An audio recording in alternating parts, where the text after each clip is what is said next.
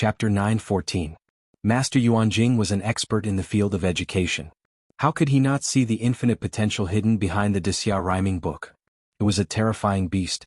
No one knew if it would promote the development of the whole civilization or devour all of them. Yu. Lanting, tell me how to pronounce these rhymes.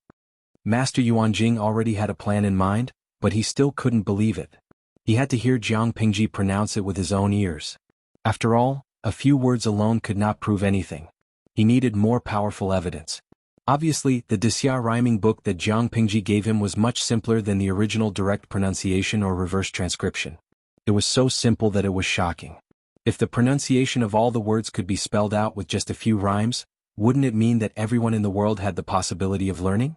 Just thinking about that scene made Yuanjing feel that his chest, which had been silent for a long time, began to heat up and his blood began to boil. Jiang Pingji didn't deliberately keep them in suspense. Instead, she taught them everything she knew. She taught them for 4 hours. It wasn't that Master Yuanjing and the others didn't have the ability to learn. They learned while learning, and it turned into another seminar. When they learned all the pinyin method that Jiang Pingji taught them, they came up with a brand new enlightenment plan. With a more convenient and efficient pinyin transcription, of course they had to give up the complicated Wuxia rhyming book. These scribbles look weird, but it's very easy to learn. Feng Ren laughed and said, if only I was born a few decades later. In order to learn the Wuxia rhyming book, I memorized it day and night. It was very hard. Jiang Pingji said, that won't do.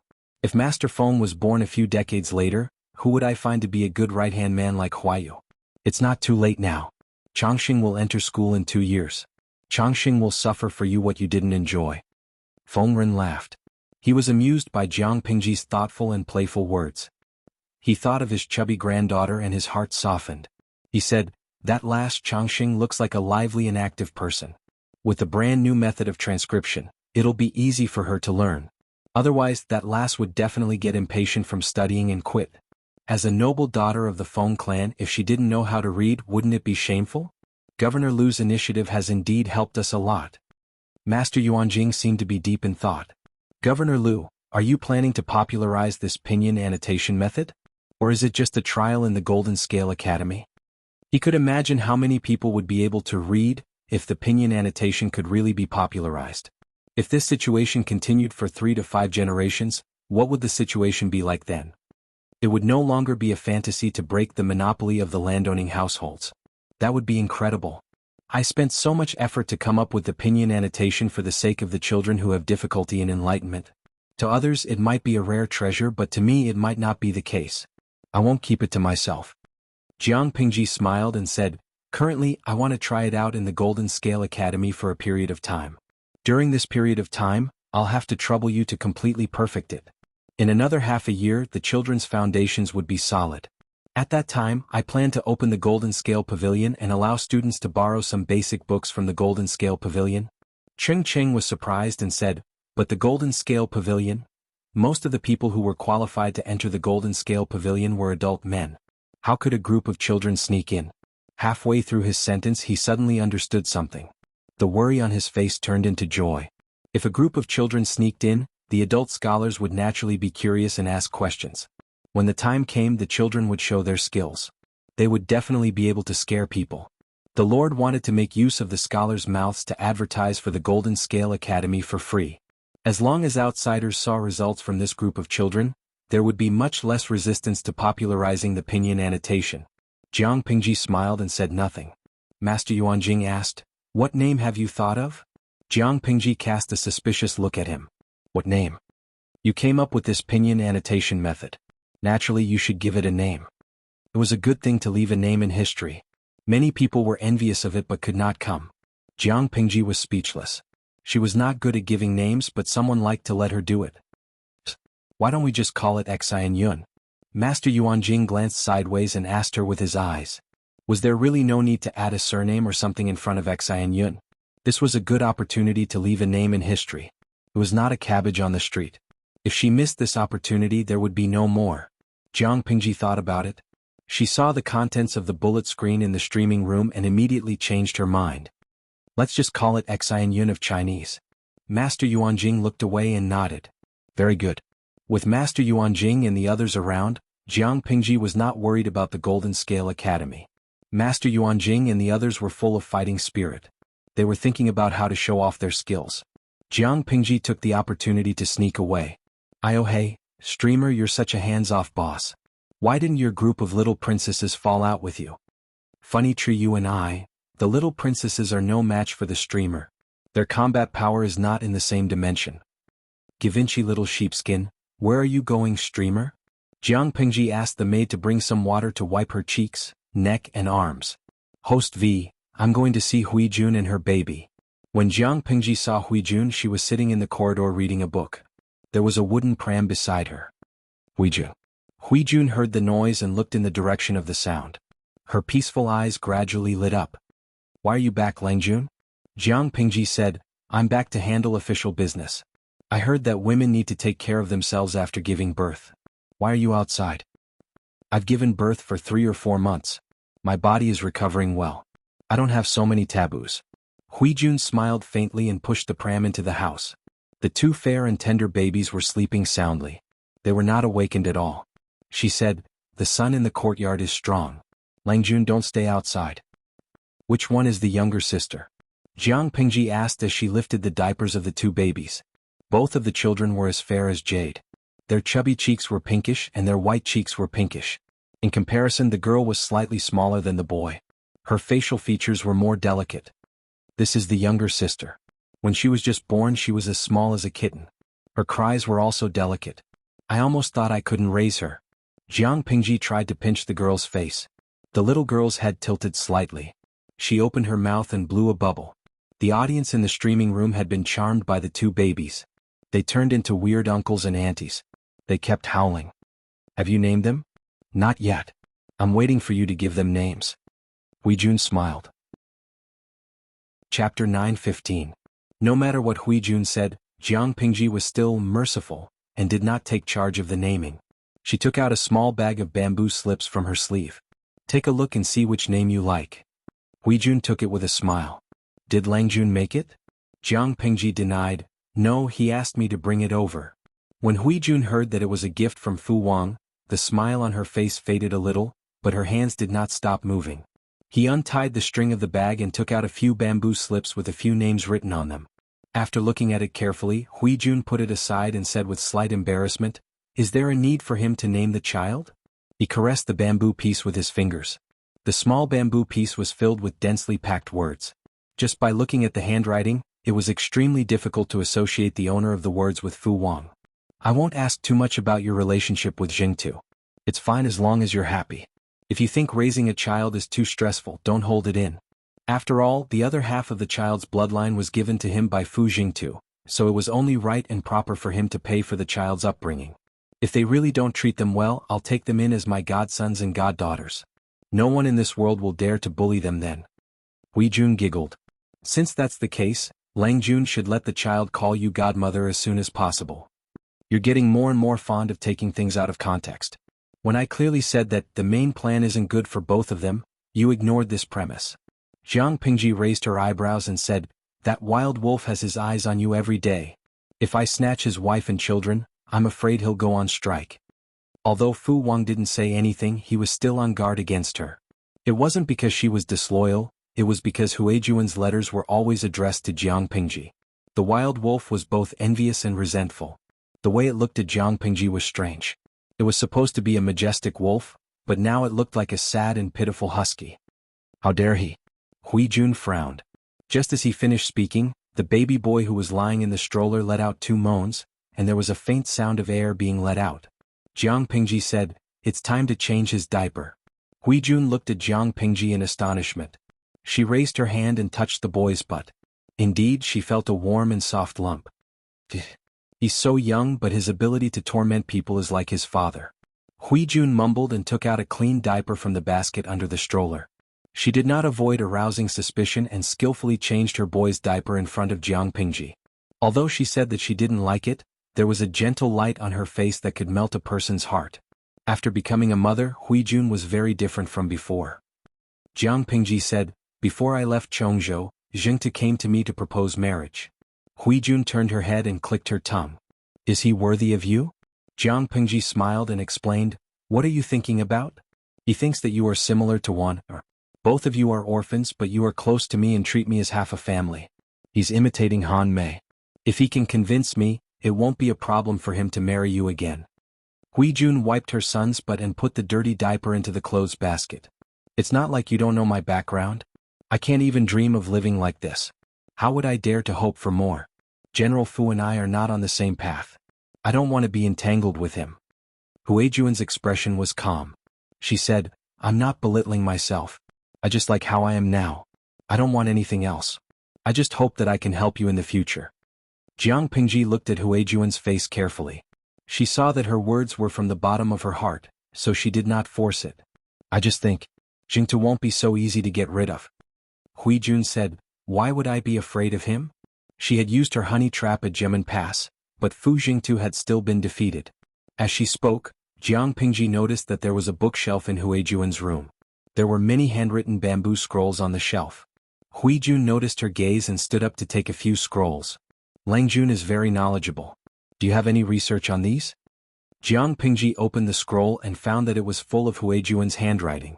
There were all kinds of documents about dyeing cloth, printing and dyeing, as well as all kinds of spices and rouge. Apart from that, Jiang Pingji also saw a drawing of a foot-spinning wheel.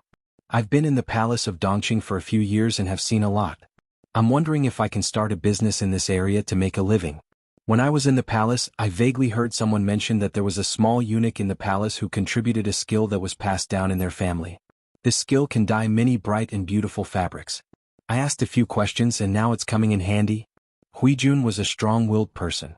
She did not want to rely on others too much, even if that person was Jiang Pingji. Jiang Pingji smiled. Although I don't have much research, all women love to look good. Rouge, cosmetics, fabrics and jewelry always cost a lot. If you do business in this area and manage it seriously, you may be able to make a lot of money. I have high hopes for you. After saying that, she asked again, I'm looking at the spinning wheel on the scroll. Did you draw it? Huijun said, yes, I learned a thing or two from the carpenters at the wood workshop.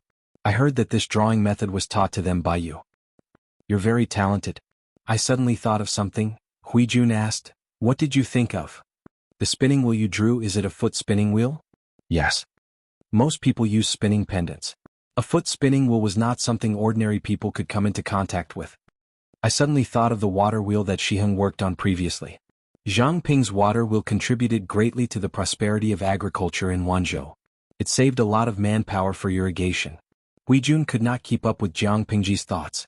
She did not understand how the topic had changed from a foot spinning wheel to a water wheel. Jiang Pingji said, I'm just a little curious. If we replace manpower with water and make the foot spinning wheel work? Huijun. Langjuan's idea is really bold. Huijun had never tried to link two completely unrelated things together. However, I think this idea is feasible. Jiang Pingji came from the future.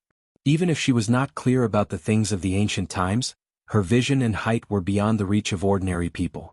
Humans had grown step by step with the help of all kinds of external forces.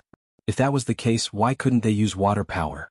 The improved water wheel could draw water from the ground to a higher place, allowing the water to flow into a tank and irrigate the farmland.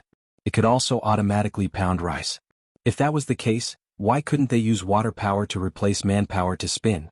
People would get tired, but if the water did not dry up, it could continue to work, right? After Jiang Pingji finished speaking, Huijuan's eyes showed that she was deep in thought.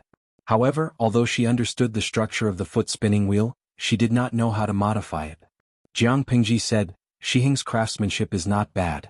Chongming studies water conservancy. If there's anything you don't understand, you can write a letter to Shangjing to ask them. If that doesn't work, the masters at the Golden Scale Academy are also knowledgeable people. Perhaps they can provide valuable advice? Chapter 9:16. Huijuan's expression showed that she was somewhat tempted, but it was unknown what she thought of, but in the end she still retreated. This isn't too good, is it?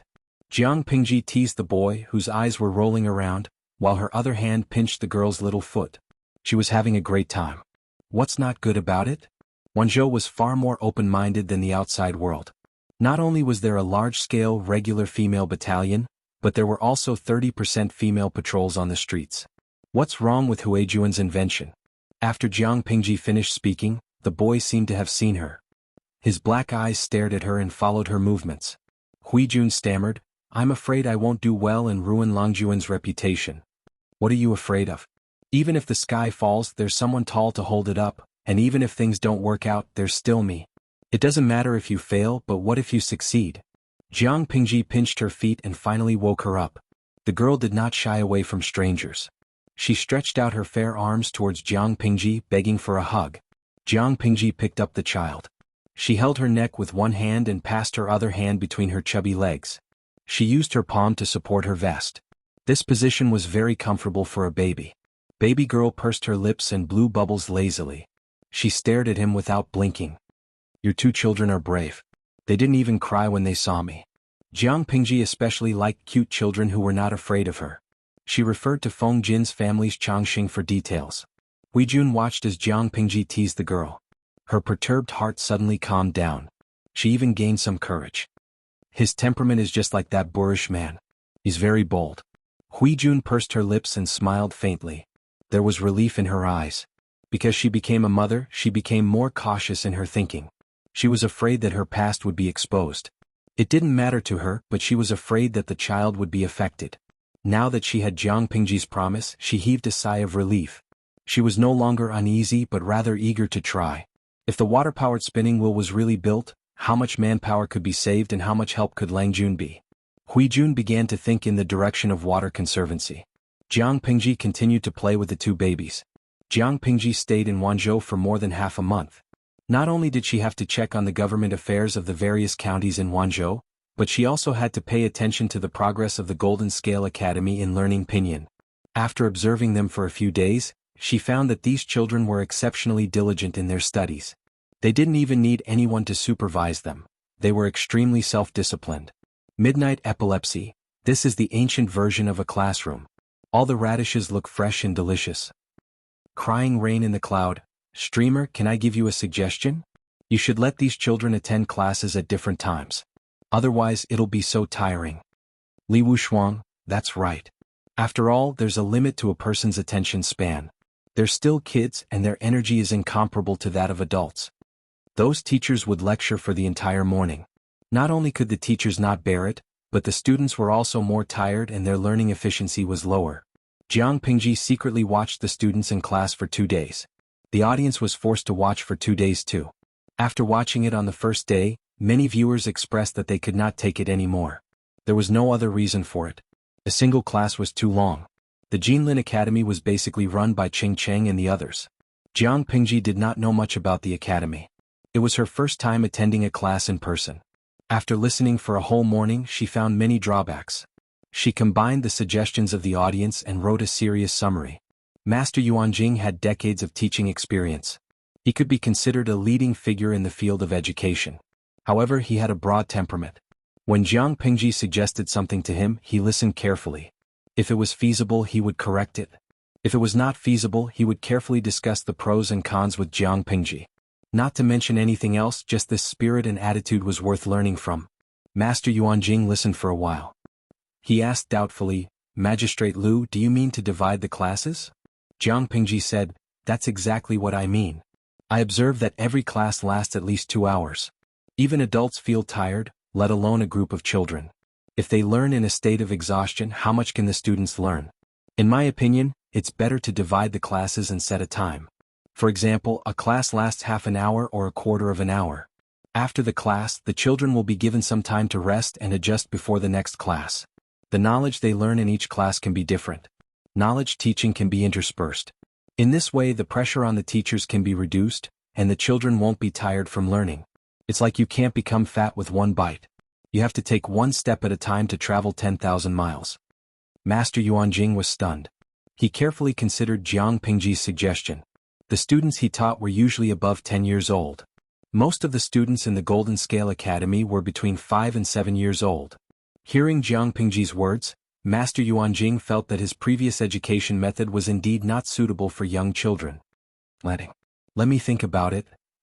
Master Yuanjing did not have the final say in the Golden Scale Academy. If he wanted to adjust the class schedule, he had to communicate with a few teachers. Watching a group of radishes reading, Jiang Pingji noticed that one of the radishes looked particularly fresh and delicious. Upon closer inspection, it was Feng Yi, the only son of Feng Zhen's family. Study hard. When you grow up, take over your father's position. Jiang Pingji called him over and took advantage of him. For example, she pinched his little face and rubbed his hair. His little face was ravaged by Jiang Pingji, but Feng Yi remained as still as a mountain. He only pursed his lips tighter. He said methodically, "I won't let you down." Jiang Pingji said, "He really doesn't look like Feng Longzi's son. He must have been blessed to have such a good boy." Feng Yi knew that Jiang Pingji was praising him. When he heard her say that his father was not good, his eyes showed disapproval. "Hey, you have a little temper." Jiang Pingji ravaged his face.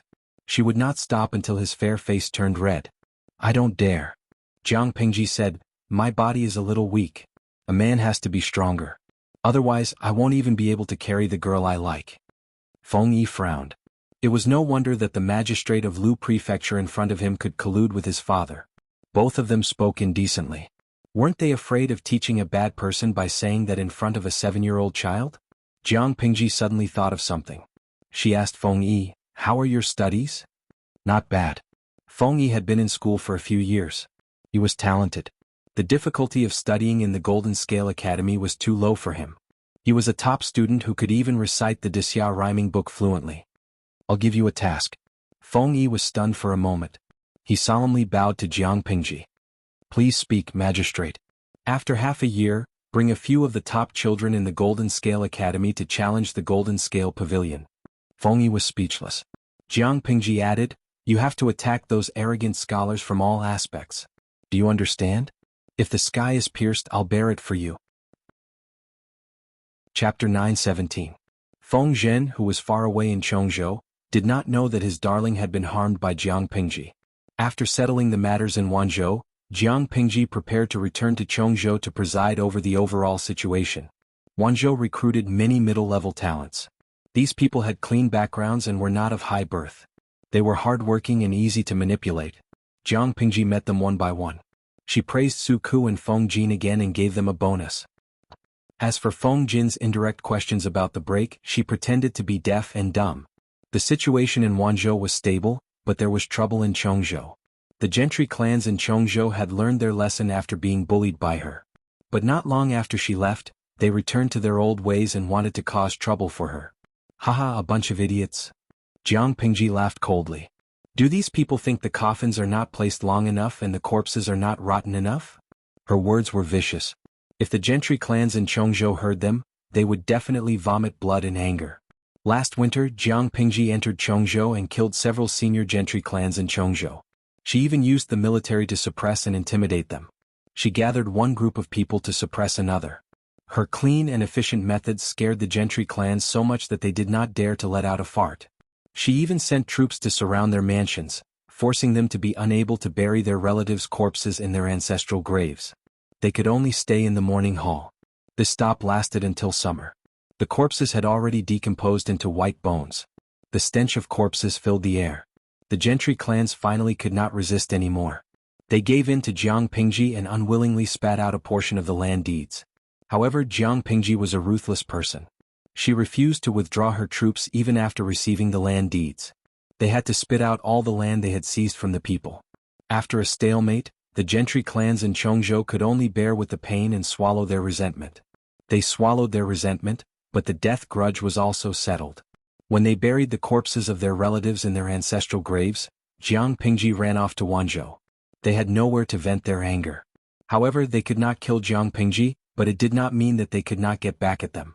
What were the gentry clans? They were a group that placed their personal and family interests above the interests of the country. As long as their families did not fall, the carnage outside had nothing to do with them. In order to take revenge on Jiang Pingji, a few families formed an alliance in private and planned to join forces with the north borderline to betray their teammates. Of course, this matter was exposed to Jiang Pingji, which showed how bad their confidentiality measures were. In fact, the ancients did not seem to have any sense of secrecy. In the history of the previous dynasty, how many coups were stifled because of leaks? Su Ku also saw the secret report and couldn't help but be speechless. These people are really, even if the Lord was too ruthless, wasn't the cause because they forcibly occupied the fertile land, oppressed the good people and trampled on the common people? They had done such a heinous thing, and now that their Lord had forced them to spit it out, did they still feel that they had been wronged? Not only did they suffer grievances, They even allied with the forces of the northern borderline and prepared to open an opening at the border to let the cavalry of the northern borderline break in? Fortunately, the northern border has yet to recover from the horse plague 2 years ago. Even if we send the cavalry to kill and pillage, there won't be many of them. Su Ku furrowed his brows and said, otherwise wouldn't we be inviting a wolf into the house? Those people actually dared to do such a thing. Jiang Pingji laughed coldly. She crushed the secret letter, her eyes filled with a cold, murderous intent. I originally wanted to keep them for a while, but I didn't expect them to be tired of living and take the initiative to hand over their weaknesses. Not to mention anything else, just the fact that they had colluded with the enemy and committed treason was enough to consign them to eternal damnation. Previously, Jiang Pingji falsely accused them of colluding with the enemy and committing treason, but she didn't have concrete evidence in her hands. She could only rely on her mouth to distort the purpose of their annexation of land. Now that she had concrete evidence in her hands, she didn't believe that she couldn't kill these vermin. Does my lord want to catch them all in one fell swoop? Jiang Pingji said, they are playthings that cause endless harm. It's better to squash them to death as soon as possible. According to the original plan, she wanted to deal with them before the war with the northern borderline. She didn't expect them to be even more anxious than she was, taking advantage of the time when she was not in Chongzhou to plot to take away her assets. These people were still too impatient. Jiang Pingji left Chongzhou, how could she not send people to keep an eye on them? At such a time they should be even more cautious, tuck their tails between their legs and not let the cat out of the bag. However, they couldn't swallow their anger and had to stir up trouble. However, they couldn't be blamed for being stupid. Jiang Pingji was really too ruthless. If they didn't take advantage of the time when Jiang Pingji was not in Chongzhou, according to the trend of her development in Chongzhou, the longer they delayed, the more powerful she would be. Their hopes of revenge would become smaller and smaller. It was a pity that they underestimated Feng Zhen and Qiguan Rang's abilities. How could the combat power of the two of them be as simple as 1 + 1? It was estimated that before Jiang Pingji reached Chongzhou, these jumping clowns would have already been caught by their inescapable net. Reality proved that Jiang Pingji's guess was not wrong. My lord, you look radiant. Wen Zheng and I, on the other hand, have been restless for more than a month. Feng Zhen had a pair of dark circles under his eyes. He looked like he had been sucked dry by a demoness. Why are you all acting like this? Jiang Pingji rushed to Chongzhou without stopping. Along the way, she didn't have time to take a detour to see Wei Ci. When she reached Chongzhou, she saw that her 2 right-hand men looked like they hadn't slept for a long time. Wen Zheng's left arm was even tied with a white cloth. Those people are planning to fight to the death. Previously, they sent men to assassinate Wen Zheng. When the assassination failed, they instigated others to cause trouble. Fortunately, Han Mei and Wen Zheng were discussing the matter of farming and recruiting soldiers. That was how I managed to survive. When Qiguan Rang was assassinated, Jiang Pingji was still on the road, so she didn't receive the news. What? Haven't these people been arrested? Jiang Pingji glanced at Qiguan Rang. When his eyes met hers, he winked. His gaze carried a hint of meaning. She was so angry that her whole body was trembling. She thought more than Feng Zhen. Why did Qiguan Rang have to be the one who was assassinated? One had to know that Qiguan Rang's position was impartial. In comparison, Feng Zhen's hatred was greater. She was afraid that someone was trying to fish in troubled waters. Jiang Pingji snorted. Feng Zhen thought she didn't understand and explained, although those people were arrested, my lord, the relationship between the aristocratic families in Chongzhou is very complicated. They are either relatives or friends, or they are students and former officials. Not only are they friends, but they are also bound by blood ties that cannot be severed. Previously, they could still bear with it when they only locked up people. Now it's different. Lives are at stake. How can they sit still? Wen Zheng's danger is just the beginning. We don't know what will happen in the future. Jiang Pingji took a deep breath. She said calmly, you're wrong. They will betray the country for their personal and family interests and collude with the northern borderline. Of course, they will also get close to me and abandon those abandoned children for the sake of making others jealous. Feng Zhen asked, then what does my lord mean? Chapter 9:18. Feng Zhen smiled bitterly. This was indeed his lord's unique style of doing things. Killing was just a matter of nodding to the ground. The most troublesome part was dealing with the aftermath. Seeing Feng Zhen's expression, Jiang Pingji furrowed her brows and asked him, Zisha doesn't agree? Feng Zhen shook his head. It wasn't that he didn't agree, he was just worried. The aristocratic families in Chongzhou weren't big, but the relationships between them were very complicated. If the lord chose to cut them all off, it would cause more trouble. But if she didn't do anything about it, where would the Lord's dignity be? Why don't we just kill the bandit leaders? Feng Jin suggested against his will. He had been with Jiang Pingji for a long time, and his preferences had changed. Compared to intricate schemes, he preferred simple and violent methods. But as a strategist, he couldn't act on impulse. He had to prioritize the Lord's interests. There's no need. Just kill them all. Jiang Pingji's eyes shone with a cold glint. Letting a tiger return to the mountains will lead to endless trouble. In a place like Chongzhou, the temple is small but the wind is strong. The relationships between them are complicated.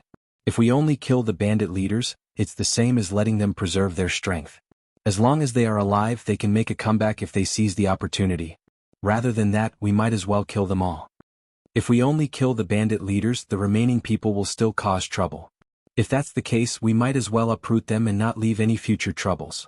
These families are a lesson to be learned from. Punish them harshly and let others see what happens when they betray the country. Since Jiang Pingji had said so, Feng Jin naturally wouldn't object.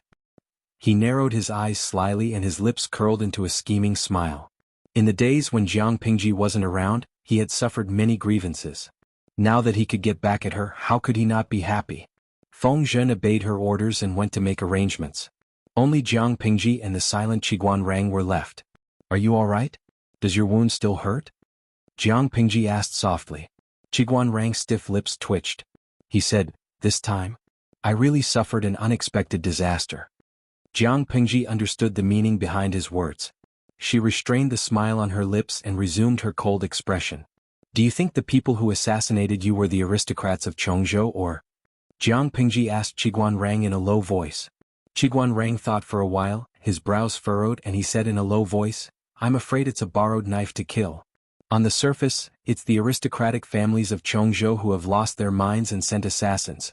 But in the dark, there's another master. That person is extremely cautious. If I didn't take precautions in advance, I'm afraid I wouldn't be able to find any clues. Jiang Pingji took a deep breath and suppressed the restlessness and anger in her heart. Qiguan Rang continued, even so, that person did not leave behind any evidence. Rang is only suspicious. Jiang Pingji furrowed her brows. Her eyes seemed to be surging with a thick and frightening fierceness. Your Highness, you must not let your guard down. Qiguan Rang clenched the feather fan in his hand and used it to knock on the table. It made a crisp sound and interrupted Jiang Pingji's train of thought. A little impatience will spoil a great plan. Let me think that the other party doesn't really want to take my life. It's most likely a test. Jiang Pingji raised her eyes and looked at Qiguan Rang. You also think that person is testing us? What was there to test? To test whether Jiang Pingji had already discovered the other party's existence. If she was discovered, the conflict between the two would definitely surface. The other party could change his plan as soon as possible. If after the test he discovered that Jiang Pingji was still ignorant, the other party could be at ease and continue to lurk behind the scenes. I'm at least 70% sure. Qiguan Rang waved his feather fan and lowered his eyes. Your Highness, you must be careful. Don't let the cat out of the bag. Jiang Pingji said, I will pretend that nothing happened. Let's see who can't hold back their anger first. Recently, the atmosphere in Chongzhou was treacherous. It was as if it was shrouded in a layer of low pressure that made it hard for people to breathe. When everyone received the news of Jiang Pingji's return to Chongzhou, another piece of news spread. How dare she? When they first heard that Jiang Pingji wanted to wipe out the aristocratic families of Chongzhou who participated in the rebellion, the entire aristocratic circle boiled over. They had more or less heard about the few families, but they never thought that Lu Shi would be so ruthless as to wipe out their entire families. Why wouldn't she dare? Those few idiots were arrogant. While Lu Shi was not in Chongzhou, they secretly contacted the northern borderline. Now that Dongqing is no longer a country, they only did it for their own future. There is nothing wrong with it. Of all the things he should not have done, he should not have been discovered by Lu Shi. Now that the evidence is in his hands, do you think Lu Shi will be merciful and let them go? Some were furious, while others looked on coldly from the sidelines. The former were filled with righteous indignation and felt sympathetic for the loss of their own kind. The latter were ultimately outsiders, calmly watching the situation in Chongzhou change. But how can we be in cahoots with such a ruthless person who massacred the aristocratic families? Do not punish the officials, do not punish the commoners. The original meaning of this sentence should be that the scholar officials should not receive preferential treatment in sentencing, and the commoners should not be excluded from etiquette. But as the times changed, this sentence became the golden medal and privilege of the aristocratic class.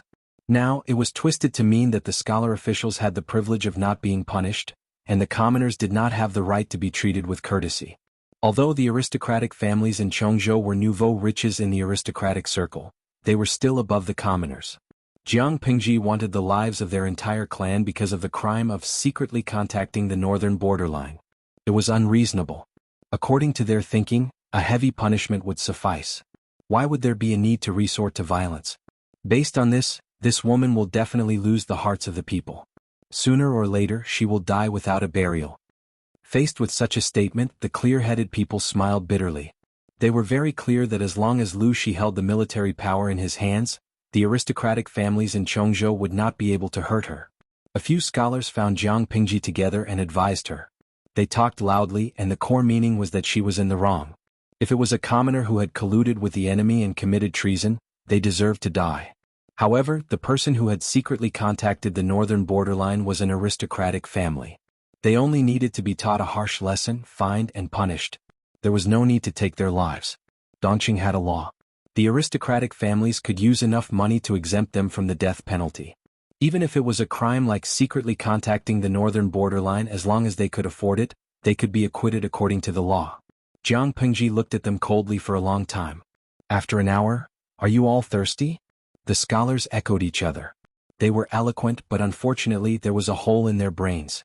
The scholars bowed to Jiang Pingji and stood proudly on the spot. They said, "Magistrate Lu, please reconsider." Jiang Pingji said coldly, "Looks like you're not thirsty. That's fine. I don't want to throw you into the well in the backyard and dirty my water. Someone throw out these fellows who have an undeserved reputation. From now on, if they dare to come to our door again, break their legs." After the scholars heard this, their faces turned ashen. Jiang Pingji narrowed her eyes dangerously. "Throw them out." The scholars wanted to say something, but when they saw the guards in armor and brandishing their blades, they were as quiet as chickens, not daring to make a sound. It was at this moment that Fu Wang and Li Yun stepped in with a bloody aura. The scholars saw them and felt uneasy. "Is it done?" Jiang Pingji asked. Chapter 9:19. Jiang Pingji was also afraid that a long delay would bring trouble. After making up her mind, she let Fu Wang and Li Yun lead the troops to confiscate the houses and arrest the people. According to Dongqing's practice, confiscating property and exterminating 3 clans meant confiscating property. Confiscating property was easy to understand. It was nothing more than confiscating all property, including land, real estate, gold and silver, slave contracts. Exterminating 3 clans referred to the paternal, maternal and wife clans. If Dongqing's imperial power was stable, something as big as confiscating property and exterminating a clan needed the permission of the court. However, Dongqing was now ruled by the emperor. It was good enough that one edict could affect the entire imperial city. Why would Jiang Pingji care about him? Confiscating property and exterminating a clan was something she could do. However, she did not go too far. According to Dongqing's current laws, exterminating a clan was a rule. The offenders and the men in the family would all be executed. The women could be exempted from the death penalty. However, they would be made prostitutes for the officials or sent to the army as camp prostitutes. This outcome was even more horrifying than death. Jiang Pingji would rather give them a quick death. She did not want to use such methods to humiliate a group of weak women. After thinking about it, Jiang Pingji said, "Get someone to register all these women and demote them to commoners. Send them back to their parents' homes in private." The atmosphere in Chongzhou was more open. Women would not crazily treat men as their sky, let alone follow the 3 obediences and 4 virtues. Jiang Pingji gave them a way out and did not take their lives. She only sent them back to their parents' homes. This was already a great kindness. When the limelight was over, they could still get married again. By doing so, she subtly pacified the women's families so that they could not vent their anger. The catastrophe in Chongzhou lasted for more than a month. From the top to the bottom, everyone was in danger. While the gentry in Chongzhou were anxious and fearful, the Cui family who had long boarded Jiang Pingji's pirate ship, were happy to see their teeth but not their eyes. The head of the Cui family, Cui Yu, even chatted with his friends in private. He said that this was the most successful business he had ever done. Although they gave up the land, they reaped even more benefits. The returns were far higher than the costs. In the blink of an eye, it was the end of the first year of Qingzong. It had been a year since Jiang Pingji took over Chongzhou. In the past year she had gone from being looked down upon to being a great demon that everyone feared. She had Chongzhou in her hands. As for Yang Si, who had been thrown to Hu County by Jiang Pingji, he was even more impressive. He took over the administrative affairs of Hu County perfectly. Of course, it would be better if he could stop complaining and focus on working overtime. There were turbulent times outside, and there were dukes fighting during the new year. Only the territory under Jiang Pingji's rule was peaceful. Well, maybe it was too peaceful, which made people envious and jealous. Over the past year, Jiang Pingji had steadily strengthened herself, and the other feudal vassal forces had not been idle either. As the end of the year approached, a secret letter was delivered to Jiang Pingji. She was so shocked that she slammed the table after reading it. Like father like son, Yang Tao has done a good job. Feng Jin almost had a heart attack because of Jiang Pingji. Next time, could he at least give him a heads up before making a fuss so that he could be mentally prepared? Yang Tao? Isn't that the son of the late Dongmen Commandant Yang Jian? Qiguan Rang frowned slightly. Seeing Jiang Pingji's face full of admiration, he thought about the situation outside and had some guesses in his heart. During the alliance meeting at Huangshui, Qiguan Rang felt that Yang Tao was not an ordinary person. It was not surprising that he had turned into a dragon after meeting water. Feng Jin said, I remember hearing news about Yang Tao a while ago. After Yang Jian died, he turned to the false emperor. However, Yang Tao is not a man without ambition. His father, Yang Jian, had a disagreement with the false emperor. According to the false emperor's temperament, he would not treat Yang Tao kindly. Jiang Pingji smiled and said, a month ago Yang Tao launched a coup. The false emperor retreated in defeat. Now he has fled to Nanxing. Coup? Even though they had expected it, Qiguan Rang and Feng Zhen were still shocked when they heard the truth. Zhangzhou was the false emperor's territory. Yang Tao's father, Yang Jian, had offended the false emperor. It was good enough that Yang Tao could keep his life. They did not expect this fellow to play the pig to eat the tiger without saying a word. He launched a coup right under the false emperor's nose and turned from guest to host?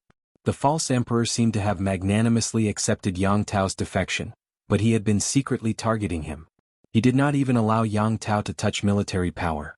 Yang Tao was aware of the situation he was in. He secretly formed an alliance with the court officials who were not loyal to the false emperor. They planned carefully and looked for a good opportunity to strike. A month ago, the false emperor brought his court officials and children to worship the heavens. Under Yan Lin's suggestion, Yang Tao claimed to be sick half a month earlier. He secretly quickened his pace. The sacrificial ceremony was solemn and grand. Elegant music was melodious and sonorous. The false emperor was immersed in his own imagination.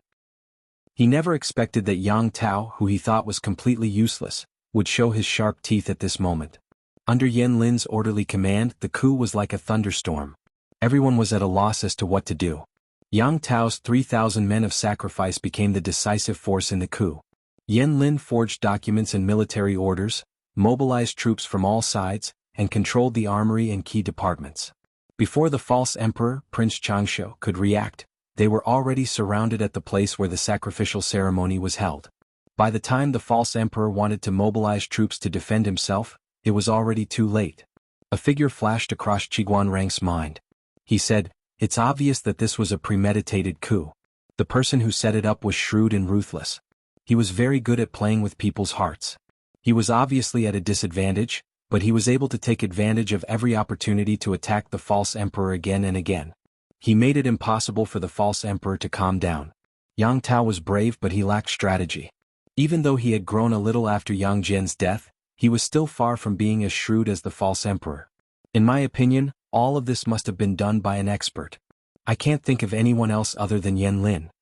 Qiguan Rang's eyes flashed with coldness as he thought about this. He knew that Yan Lin was not a simple man, but he didn't expect him to be so capable. He had helped Yang Tao turn the tables from a disadvantageous position to an advantage. Now he could control the entire Zhangzhou effortlessly. What a pity. If he had known earlier, he wouldn't have let Yan Lin live. Jiang Pingji said calmly, I also think that he was the one behind all of this. I have to say that he is indeed a meticulous and shrewd person. But he was able to help Yang Tao turn the tables. It was 50% strength and 50% luck.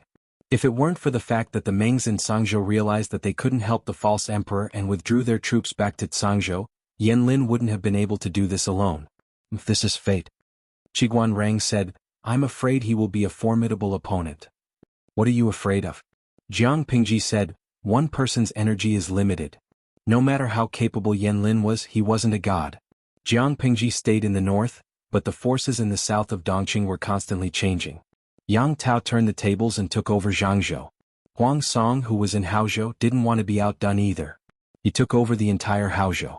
The Su brothers in Zhe County fought amongst themselves for a while. It was hard to tell who would win.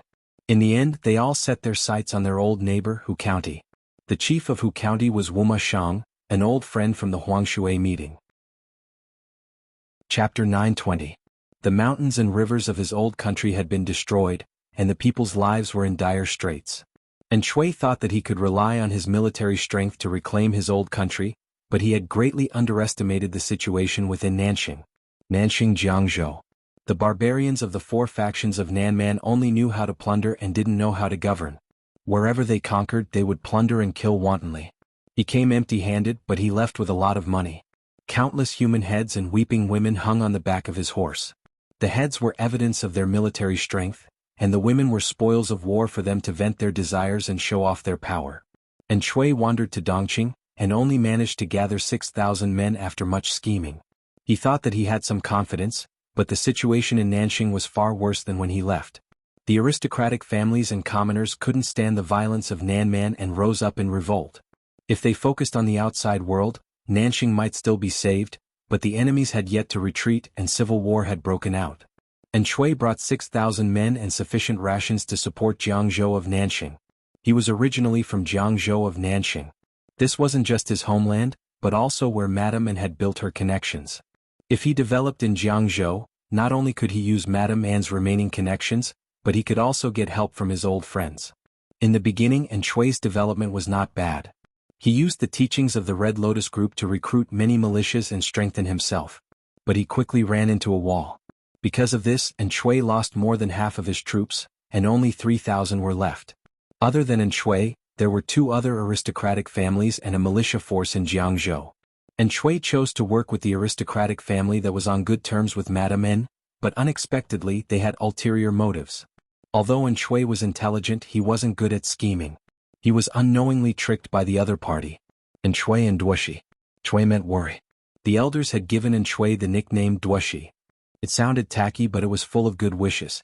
They knew that this person was destined to have a difficult life. In his previous life he had toiled for more than a decade, and in the end he had risked everything to ask Wei Ci for help. He had taken over half of Nanxing. Now he wasn't as down and out as he would be in the future, but he was still unlucky. Although he was from Nanxing, the troops he brought were all from Dongqing. In the eyes of the feudal lords in Nanxing, Shui was not on the right side. How could an outsider fight with them for power? If it wasn't a pretense, then it was the thought of using Shui to do his dirty work. He only treated Shui as a spear. At first, Shui did not realize this. When he ran into a wall and lost half of his troops, he suddenly realized. Shui had just passed the age of 30, so he could still withstand such a blow. However, his eyes couldn't help but turn red. However, after this setback he also realized his shortcomings. He couldn't outcalculate others, and he didn't have a strategist by his side. His sworn brothers were also impulsive people. Such a combination could be easily manipulated by others, and the slightest provocation could ruin the whole thing. Shui thought for a moment. He planned to use his old friendship to invite a famous scholar to help him. However, Shui had no manpower, no land, and no money. Moreover, she had just suffered a defeat. Who would be willing to assist a lord like this? Even if Shui's status was illustrious, the entire family had been wiped out by the barbarians, and Shui's wife and children had even been humiliated and killed by the barbarians. Was such a failed man worthy of the loyalty of others?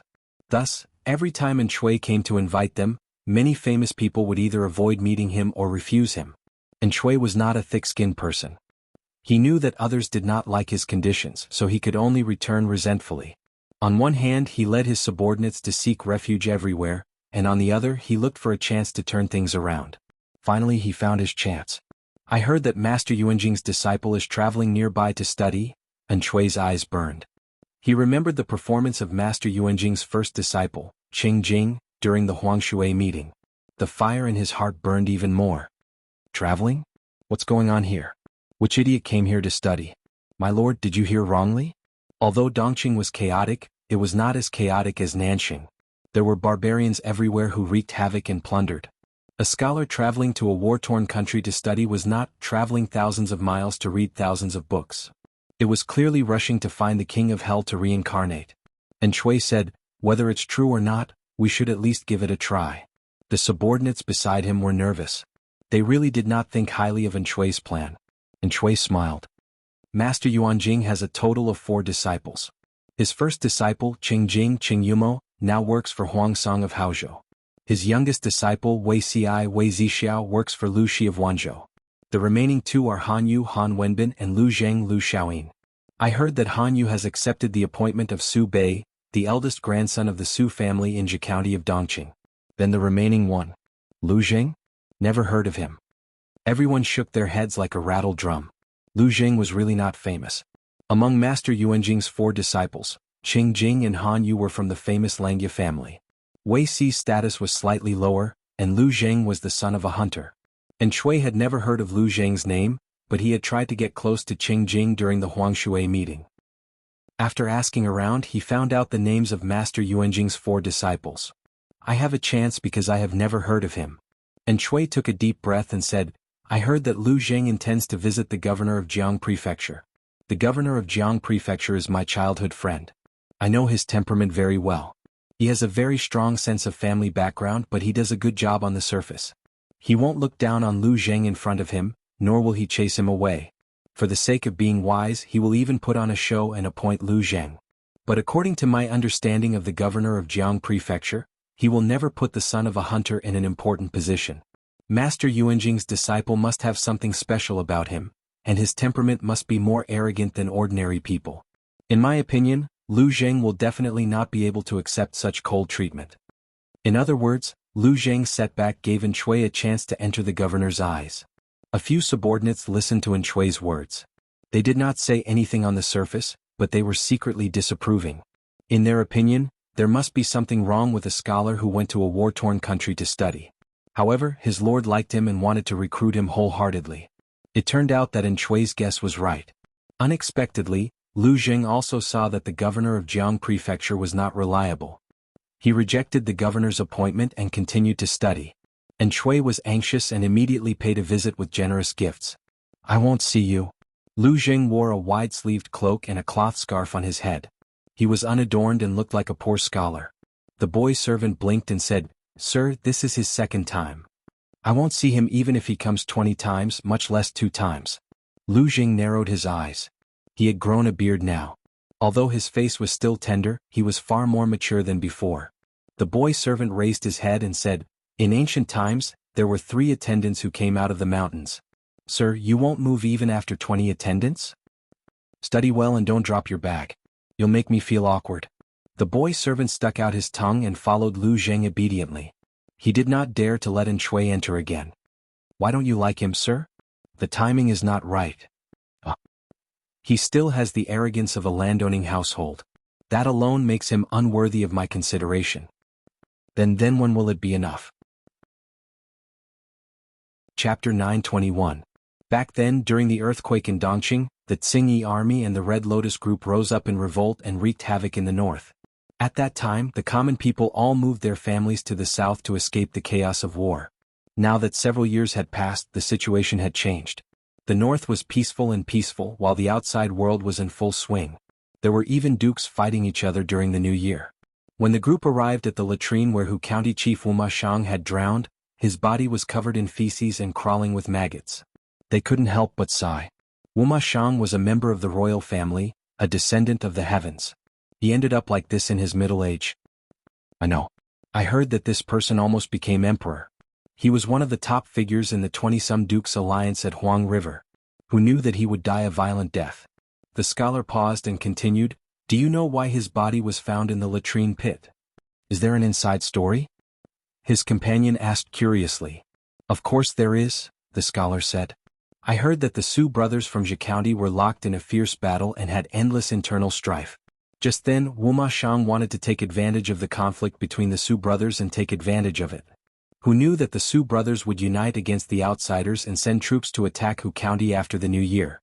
When the army attacked, Hu County Chief Wuma Shang was still doing it with his beautiful concubine. When he heard the news that the enemy had attacked, he was so scared that he lost his horse. His concubine and servants only cared about their own lives. They hurriedly threw his body into the latrine in the backyard. It was said that after losing his horse, he regained his final radiance and watched helplessly as he was thrown into the latrine and drowned. The so-called horse death, also known as sudden death during intercourse, was also known as withdrawal syndrome. It was an unexpected death caused by sexual activity.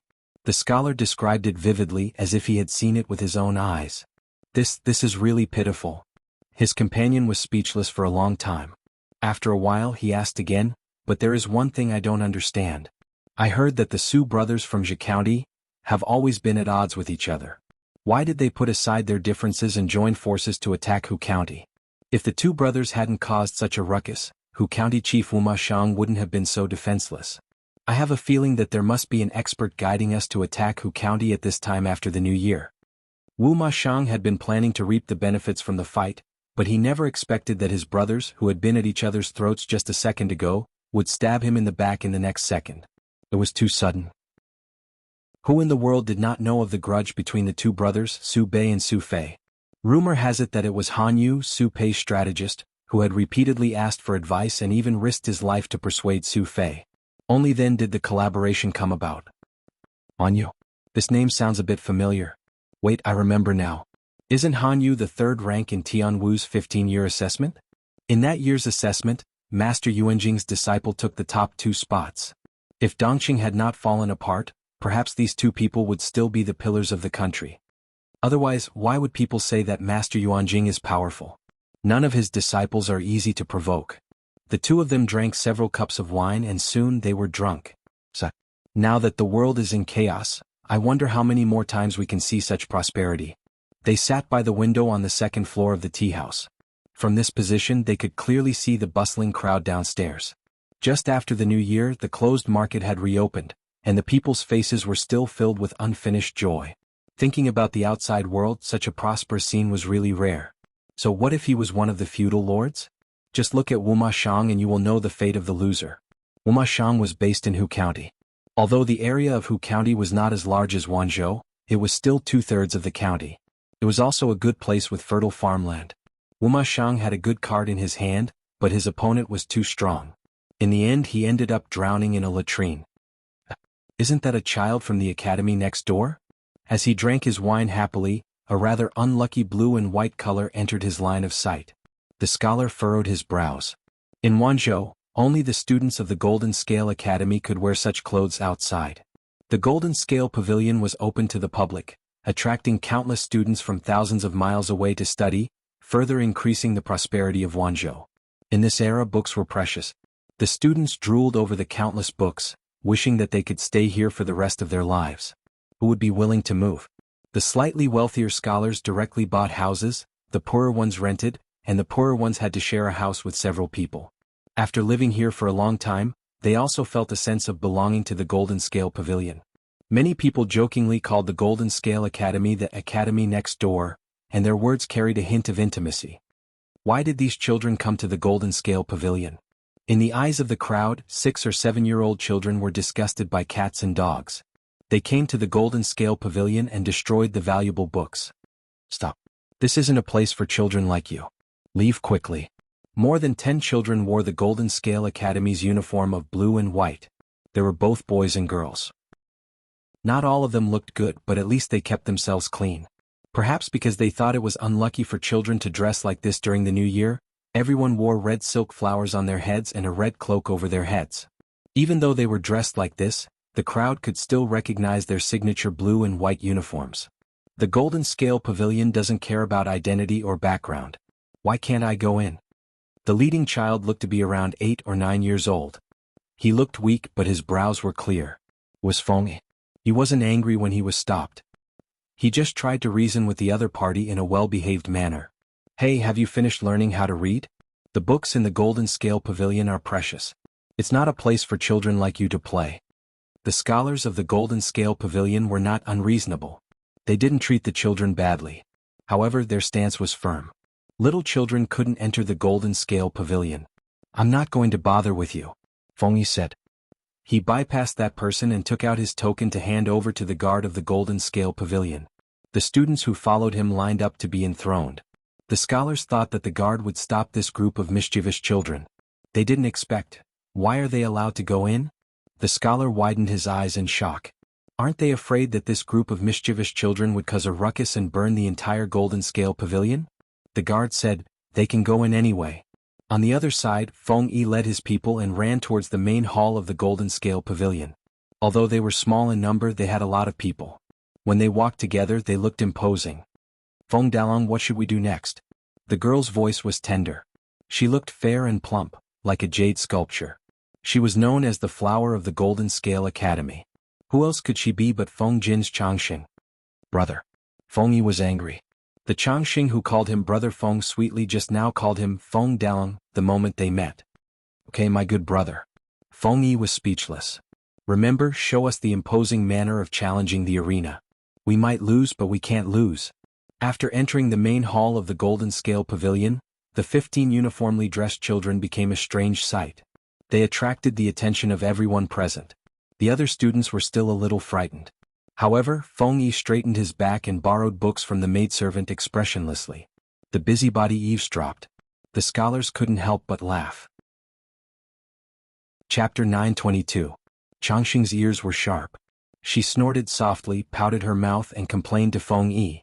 Feng Dalong, they said we can't understand. After saying that, Changxing rolled up her wide sleeves. She had just rolled up one sleeve with great effort, and the other slipped down her arm. Therefore, Changxing pouted and quietly squatted on the mat. She lowered her head and struggled to adjust her sleeves. Feng Yi's eyes slanted, and he looked down at Changxing, who was panting with anger. He felt inexplicably tired. Was this what she meant by losing but not losing the battle? Come here, I'll help you tuck it in.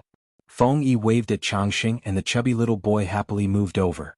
The scholars saw that the children were so friendly and they looked good. Under the double filter they could not help but like them a little. A noisy child is a little devil and a quiet child is a little angel. After watching for a while, the scholars went to do their own things, and occasionally looked at the little children. The books of Golden Scale Pavilion were all printed on shin paper or bamboo paper.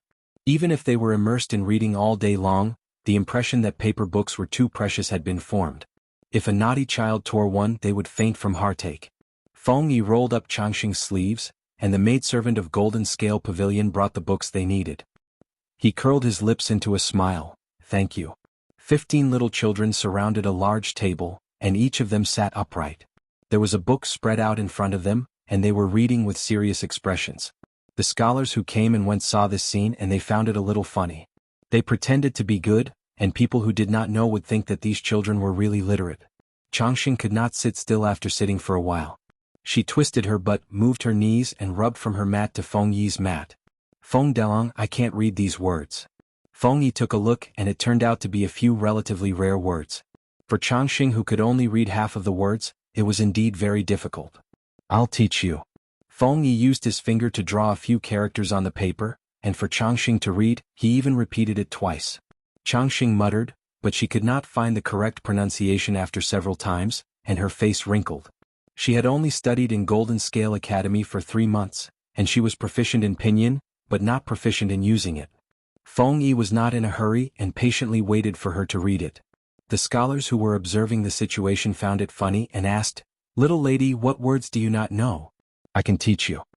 Feng Yi squinted his eyes, frivolous. Changxing raised her head. Most of her hair covered her forehead, making her little face look even rounder. The scholars laughed. Dalong is the little brother next to you? The scholar smiled and said, Feng Dalong, is this little brother beside you? He is still and does not know as. He was already so old, yet he still wanted to coax Changxing to call him brother. Shameless. And because Dalong and father. Dal and. Do you know what a challenge is? It is very powerful, 1 against 10. Dalong's father is also very powerful. Dalong will be as powerful in the future. The scholar listened to Changxing and he could not help but smile. Even though Changxing tried her best to explain, outsiders who did not understand the situation would only be confused. The only thing that could be understood was the challenge. Your Feng Dalong is still too young. The brothers here are all adults and they do not beat children. Changxing tilted her head and looked at the scholar and then at Feng Yi. Dalong was indeed not as tall as the others and not as strong. How could he beat them? Changxing looked at Feng Yi with grievance, as if he was really facing the prospect of being beaten up. Feng Yi bowed to the scholar and said politely, "I still have to learn from a few classmates, please help yourself." The scholar refused to leave. "You are only at the age of Zhangjiao, and you just finished reading Great Xia rhyming book, right?" According to the current education progress, it was already very good for a 7 or 8-year-old child to finish reading Great Xia rhyming book. "I am not talented, and I have finished reading Great Xia rhyming book. Now I am learning 300,000 from the teachers, and the Book of Songs and the Analects of Confucius in spring." The scholar said, "What is 300,000? "The texts taught by the college students." He asked Feng Yi again, "How old are you? Can you understand the Analects of Confucius? And you are learning the Book of Songs?" "Although I don't understand, I have already memorized it." As a top student, how could he not prepare in advance? The scholar was speechless. Kids nowadays were really amazing and they could boast to the sky. Which brat could be so good? "You said that you have already memorized it?" Feng Yi was silent for a moment and he said, "I have memorized the original text, but I have only read the annotations written by the teachers a few times, and I have only memorized it." The Analects of Confucius was easy to memorize, but the Book of Songs was a little difficult for Feng Yi. It was said that the art of war would be taught next semester, and Feng Yi was more interested in that. The scholar was speechless. Boast. Keep boasting. Brats nowadays did not even follow the basic rules when they boasted. How could a brat's parent not know? Did he really think that he had a genius son? "Since that is the case, let me test you." The scholar felt that bragging kids needed to be taught a lesson, or else what if they became second nature to lying in the future? "Dear brother, please give me some pointers." Feng Yi raised his hand to signal the other students to continue reading, while he faced the challenge in front of him calmly. Sage Confucius had a student named Bo Shang, and his courtesy name was Zixia. He once said, "Parents, monarch, friend, which one do you know?" Feng Yi said without hesitation, "When it comes to parents, one can do one's best. When it comes to monarch, one can do one's best. When it comes to friends, one must keep one's word." The scholar did not expect Feng Yi to be able to answer, and he made things difficult for him. "When it comes to friends, one must keep one's word. What do you mean by this?" "When it comes to friends, one must be honest and sincere, and scrupulously keep one's word." The scholar was speechless. His original intention was to use this to mock Feng Yi for boasting at such a young age, but now he felt a little embarrassed. The scholar did not believe him and he asked again. The disciple that Sage Confucius was most proud of was called Yan Zi, and his courtesy name was Xian. Sage Confucius repeatedly praised him, saying that he was studious, benevolent, and even said that he had 4 virtues. Do you know which 4 virtues it is? What is Yan Hui's lifelong desire? The 4 virtues of a gentleman are strong in doing righteousness, weak in accepting advice, fearful of salary, and cautious in governing oneself.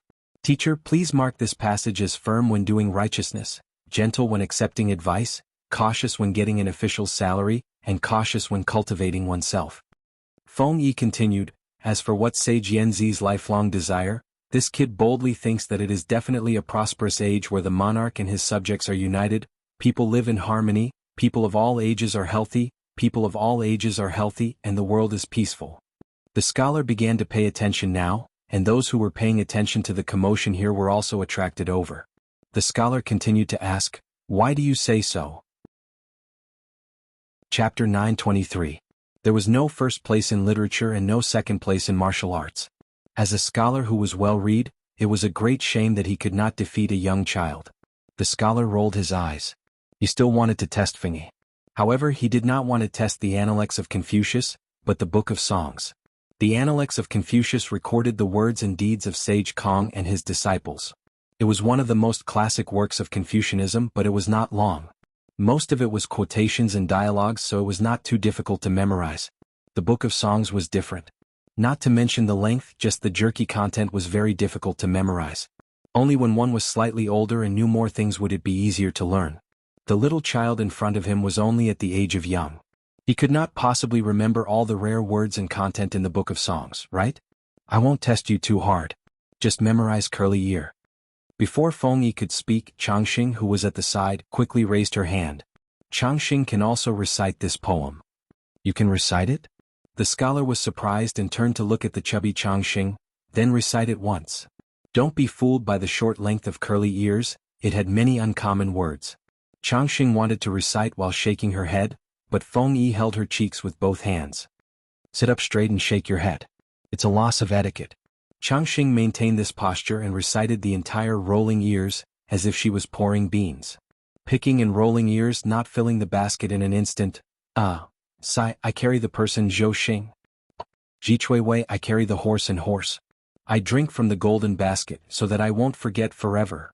The scholar's eyes widened when he heard it. He did not expect a 3- or 4-year-old girl to be able to recite the entire curly ear.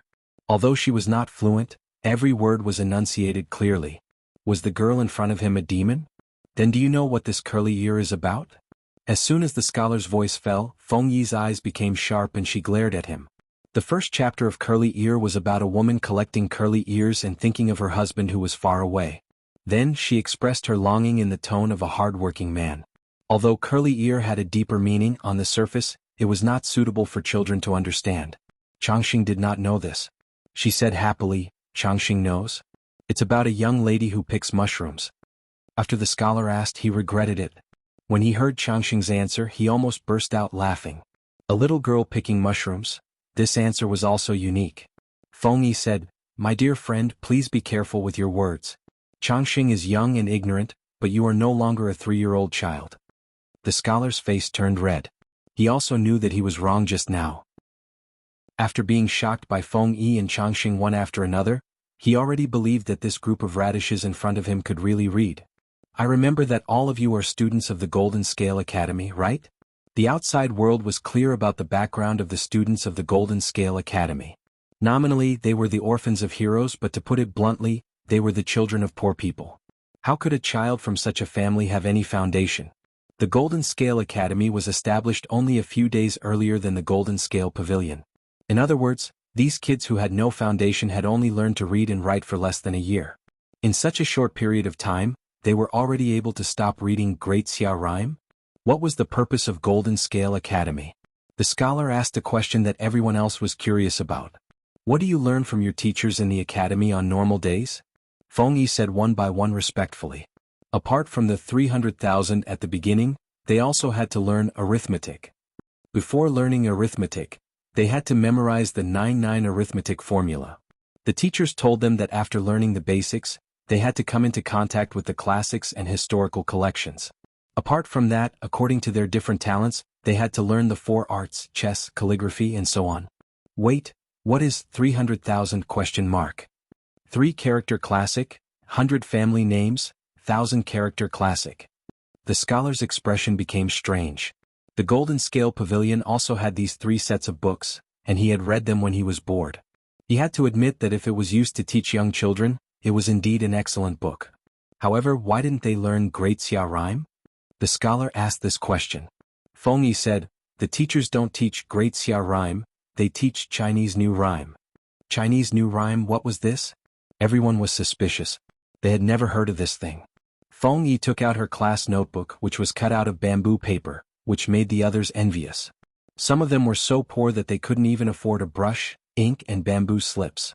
The little boy used expensive bamboo paper to make drafts and notes. The scholar took over Feng Yi's notebook and found that this boy's handwriting was very good. Every word was upright and had a strong style.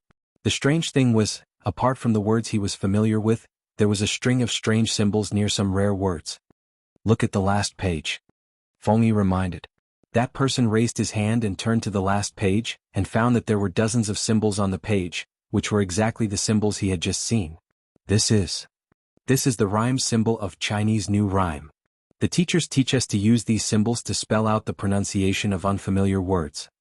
The scholar was confused. Even though he had been in the Golden Scale Pavilion for half a year, he had never seen Chinese New Rhyme, nor had he seen these symbols. What kind of scribbles are these? Changxing said in surprise. You don't understand? But didn't the teachers say that everyone has to learn it? The scholar's cheeks turned red.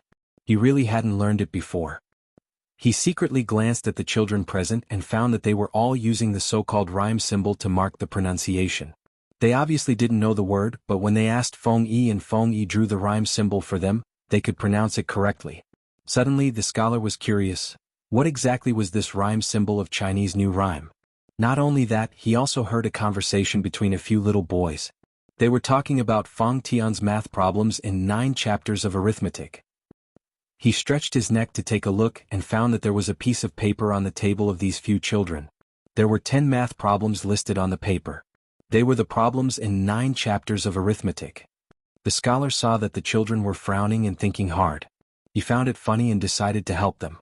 Who knew that after the children finished calculating 10 problems, he could only calculate the second one. He thought that the children were calculating blindly, so he was unconvinced and proofread the answers with the other party. They were exactly the same. The scholar was speechless. Could it be that he had been cheated? That the students of the Golden Scale Academy were actually not ordinary people, and that each of them had received enlightenment education?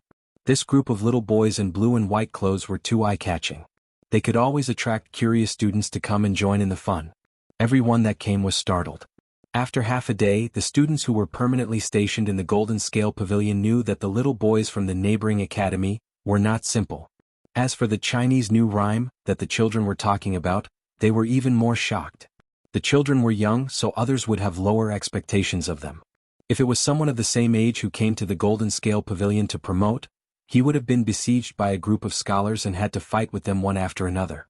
If it was this group of children with an average age of 6, not only would they not fight, but they would also put the children at the level of child prodigies. Chapter 924. I thought my lord was fooling around. I didn't expect it to be so effective. Wan Xian sighed. He thought that the implementation of new rhymes of Chinese would cause a lot of controversy. However, the students from the Golden Scale Academy went to challenge the Golden Scale Pavilion and used the practical effect to suppress the arrogant students. After the actual implementation, the effect was much better than expected. If new rhymes of Chinese can be implemented, many people in the world will benefit from it. Ching Ching smiled and stroked his beard. He also heard about the performance of the students from the Golden Scale Academy. As a teacher, he was proud of himself. Yes. Wan Xian laughed heartily and swept away the haze. He escaped from Zhongzhou to Dongqing with Xie Qian and settled down in Wanzhou. At first he was at a loss. Now he found a new goal in life and lived a fulfilling life. Although he was middle-aged, his spirit was abnormally high and did not lose to young people. The two of them joked. Ching Ching noticed that Master Yuanjing was silent and frowned as if he had encountered a problem. Master Yuanjing, what's bothering you? Wan Xian asked with concern. Feng Ren, who heard the noise, put down the book in his hand and looked up at Master Yuanjing. Master Yuanjing came back to his senses and forced a smile. I suddenly thought of something. Feng Ren asked, what is it? It was not a simple thing to make Master Yuanjing look worried. Yuanjing said, yesterday my student Tang Zuda came to ask me about something. Thinking about it, what he said made sense. New rhymes of Chinese uses rhyme marks to mark pronunciations. It is simple and easy to learn, but Zuda is worried about one thing. If all the people in the world learn simple rhyme marks and replace the existing characters with rhyme marks, I'm afraid that no one will be willing to learn Chinese. Tang Yao was not the only one who was confused about this. Many students from the Golden Scale Pavilion also questioned it. They had to admit that this question was very tricky. Everyone froze on the spot. They agreed with the rhyme marks in new rhymes of Chinese because these rhyme marks could help people read and recognize characters. But if the people were only willing to learn simple rhyme marks and gave up learning the more difficult Chinese characters, what should they do? Ching Ching and the others pondered for a while. Wan Xian seemed to have thought of something and his brows relaxed. I don't think it's possible. Wan Xian smiled and said, Chinese characters are broad and profound. It's a cultural treasure and an unparalleled wealth. There are many Chinese characters with the same sound but different characters with different meanings. How can a few rhymes replace them perfectly? When Master Yuanjing heard this, he was suddenly enlightened. He patted his forehead and laughed at himself. I'm old and my brain is useless. If not for Changzhai's guidance, I'm afraid that I would have continued to be stuck in a dead end. Everyone was talking and laughing and the atmosphere became peaceful again. Wan Xian wrote a long poem before the doubts of the outside world grew stronger. The content of the long poem used Mr. Yuanjing's doubts as an entry point. The moment it started, it caught everyone's attention. What kind of question was it that even Master Yuanjing, who was an expert in the field of education, was puzzled? As he continued to read, the entire long poem flowed smoothly like the clouds and flowing water. Reading it to one's heart's content, and in the end he still felt like he hadn't had enough. However, it also perfectly dispelled the doubts of the scholars. They happily studied the newly published New Rhymes of Chinese by Wanzhou Bookstore.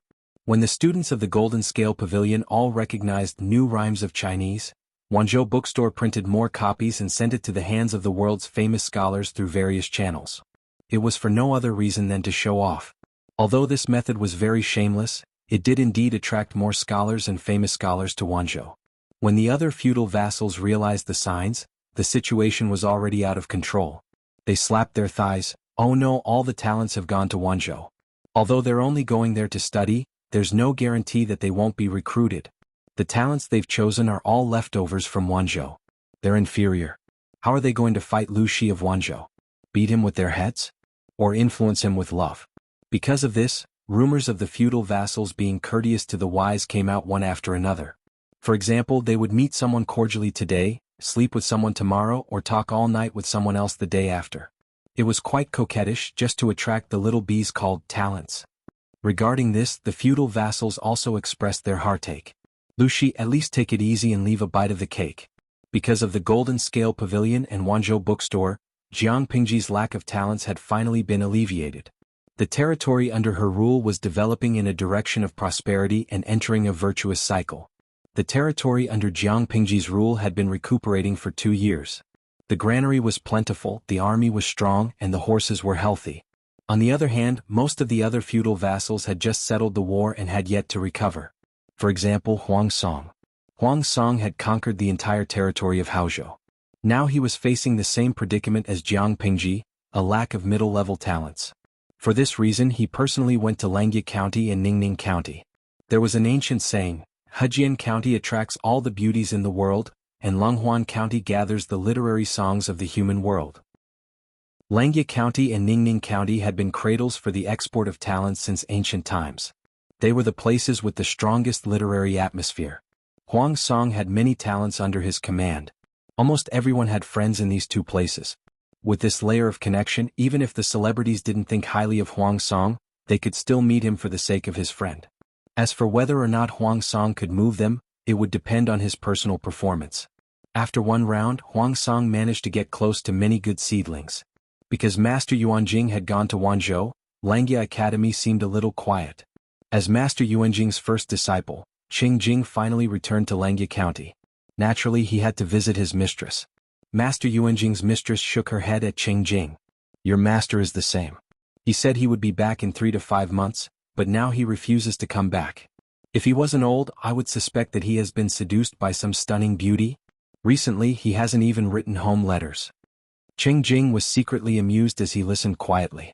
If it weren't for Wunyang and Qingyun's filial piety, I would have brought people to Wanzhou to see who has seduced your master and refuses to leave.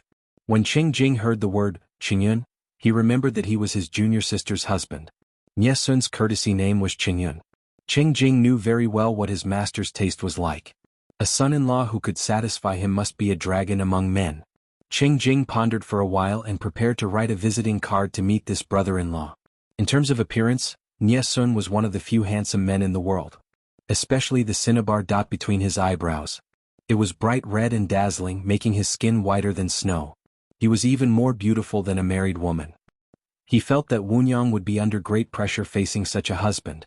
It was fine that he was beautiful, but he was also talented and had a firm character. He could be considered a gentleman. Huang Song glanced at him and whispered to Qing Jing in private.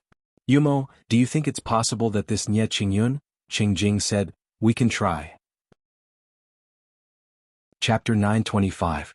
When Master Yuanjing received his wife's letter and learned that his son-in-law had been abducted by Huang Song, his heart skipped a beat.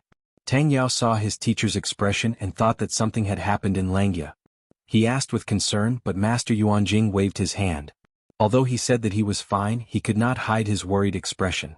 After another month, Wei Ci, who was far away in Shangjing, received the news that Nie Sun had returned to Huang Song's camp.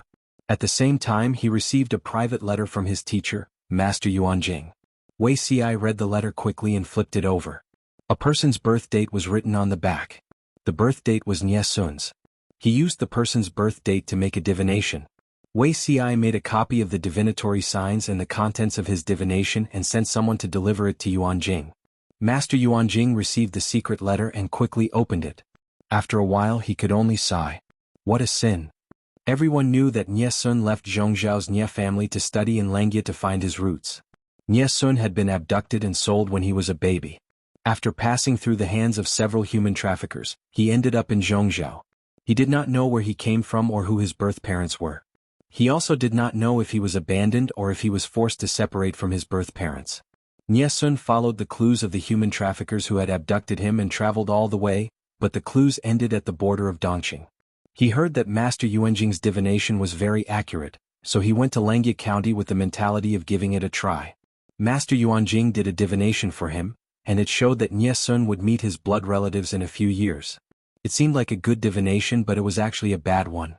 The divination showed that Nie Sun and his family would be killed. Either Nie Sun would die, or his family would die in Nie Sun's hands. Master Yuanjing asked Wei Ci to do a divination so that he could find out who Nie Sun's family member was.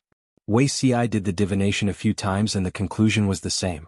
The divination showed Qian, which meant that the person who killed or was killed by Nie Sun would be Nie Sun's biological father.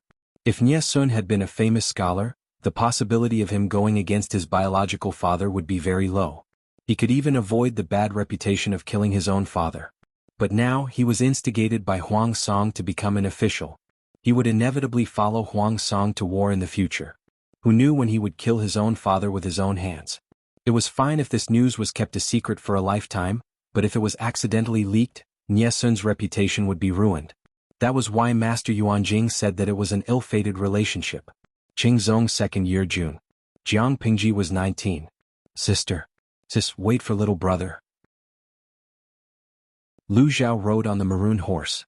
He grabbed the reins in a panic and tried to catch up with Jiang Pingji. As it turned out, he really did not have the talent to ride a horse.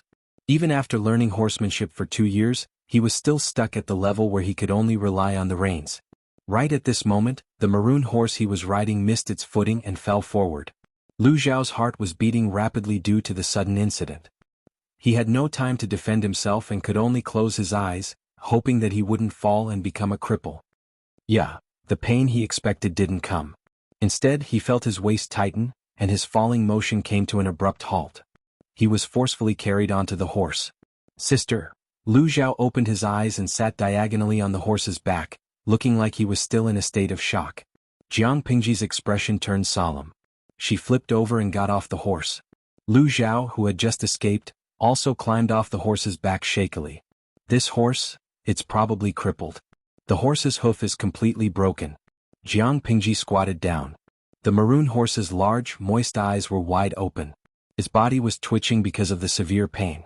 Lu Zhao went forward to take a closer look and found that the front hoof of the maroon horse was indeed bent at a twisted angle. It was quickly bleeding and swollen. Who on earth dug such a hole here? Lu Zhao's heart ached so much that he wanted to cry. He had pestered Jiang Pingji for a long time to get this maroon horse. For this, he had even agreed to many unfair terms. He had to practice hard for more than 2 months before he could barely reach the standard of the other party. He had put in so much effort to get such a good horse, but it was crippled by the hole in the ground after only a few days of riding. Jiang Pingji's expression turned solemn. She asked the guards to send the maroon horse back to the stable to see if it could be treated. This is not a hole dug by someone. Lu Zhao's expression became even more dejected. If it was not man-made, then it was naturally formed. Was his horse unlucky enough to step on it and break its hoof?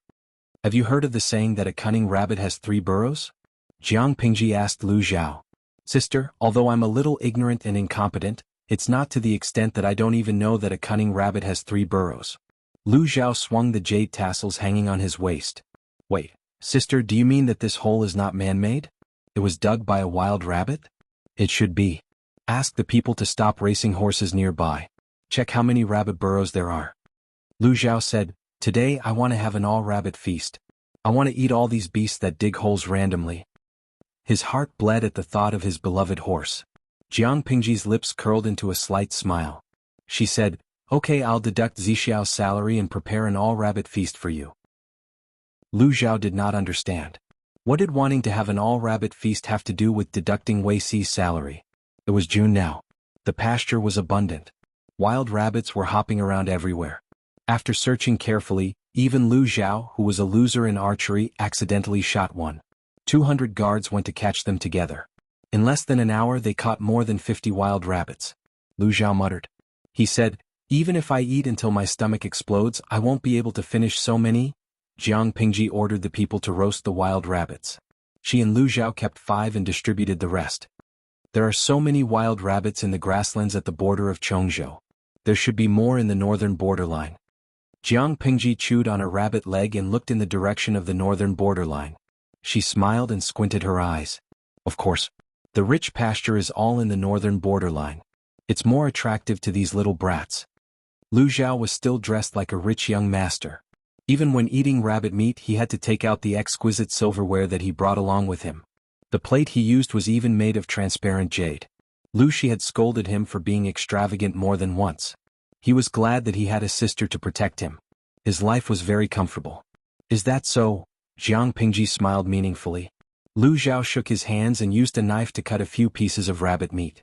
He smeared seasoning on them evenly and skewered them to roast. The aroma filled the air. "Sister, rabbit meat to show my respect to you. I didn't dote on you for nothing." After eating the roasted rabbit, Jiang Pingji and the others returned to the military camp. After 3 to 4 years of development, the northern borderline gradually recovered from the blow of the horse plague. The major horse farms also began to produce war horses. In less than 3 years, they would have the capital to command the central plains.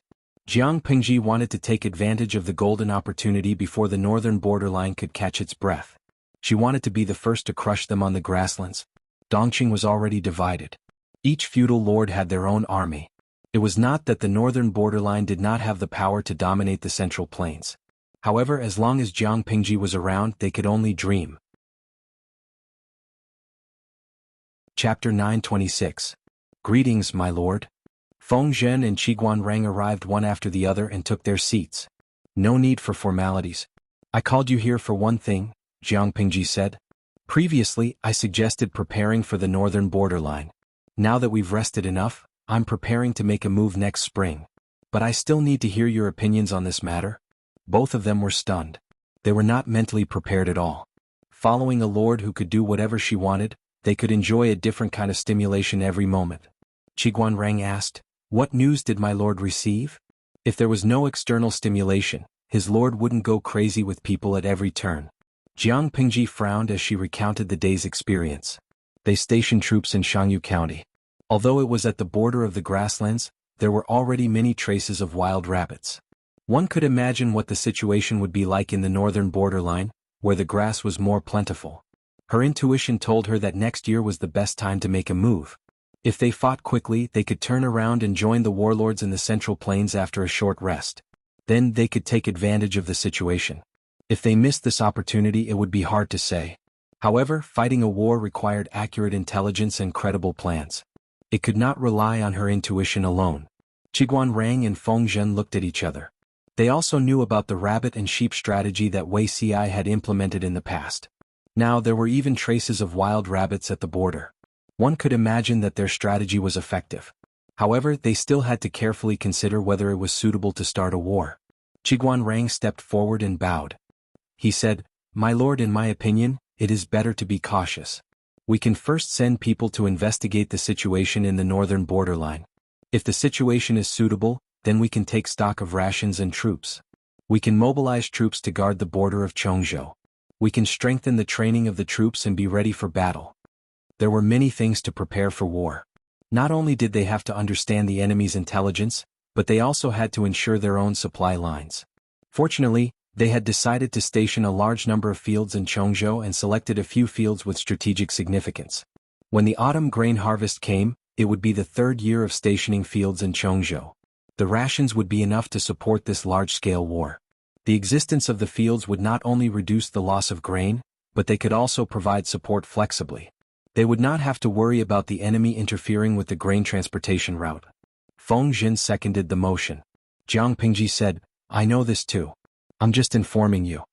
Qiguan Rang and the other two secretly heaved a sigh of relief.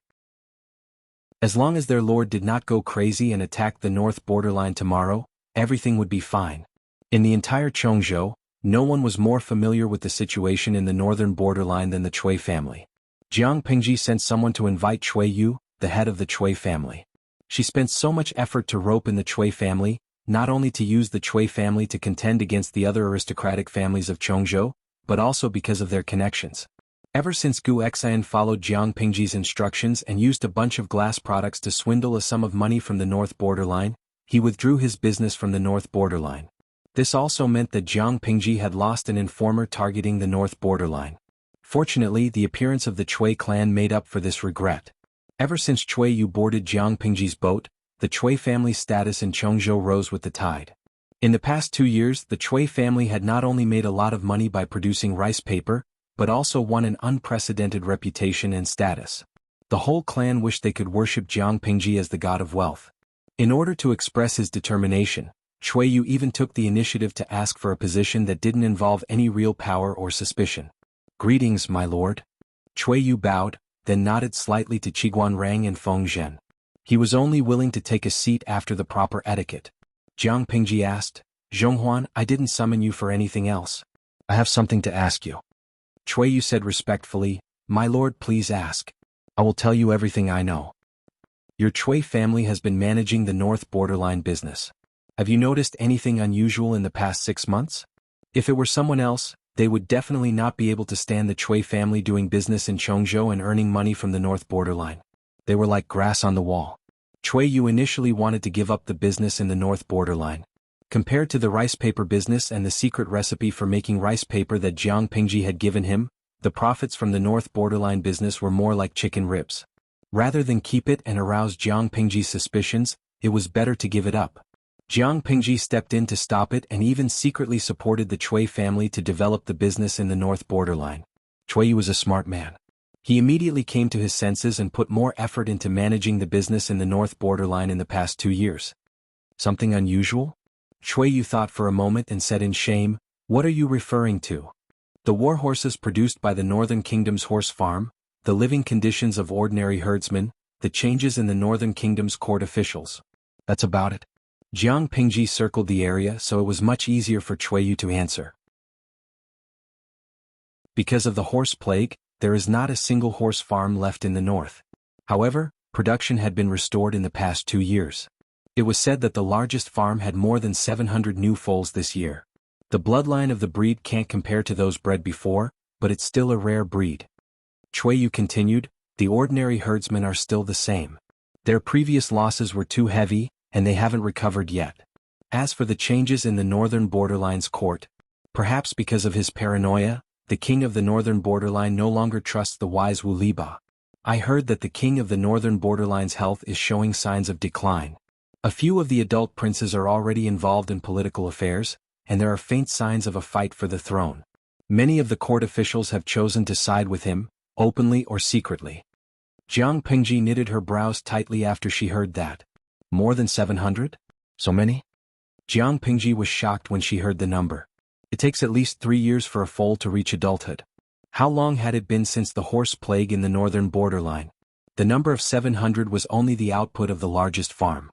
Including other farms of various sizes, the number of foals produced was at least 2,000.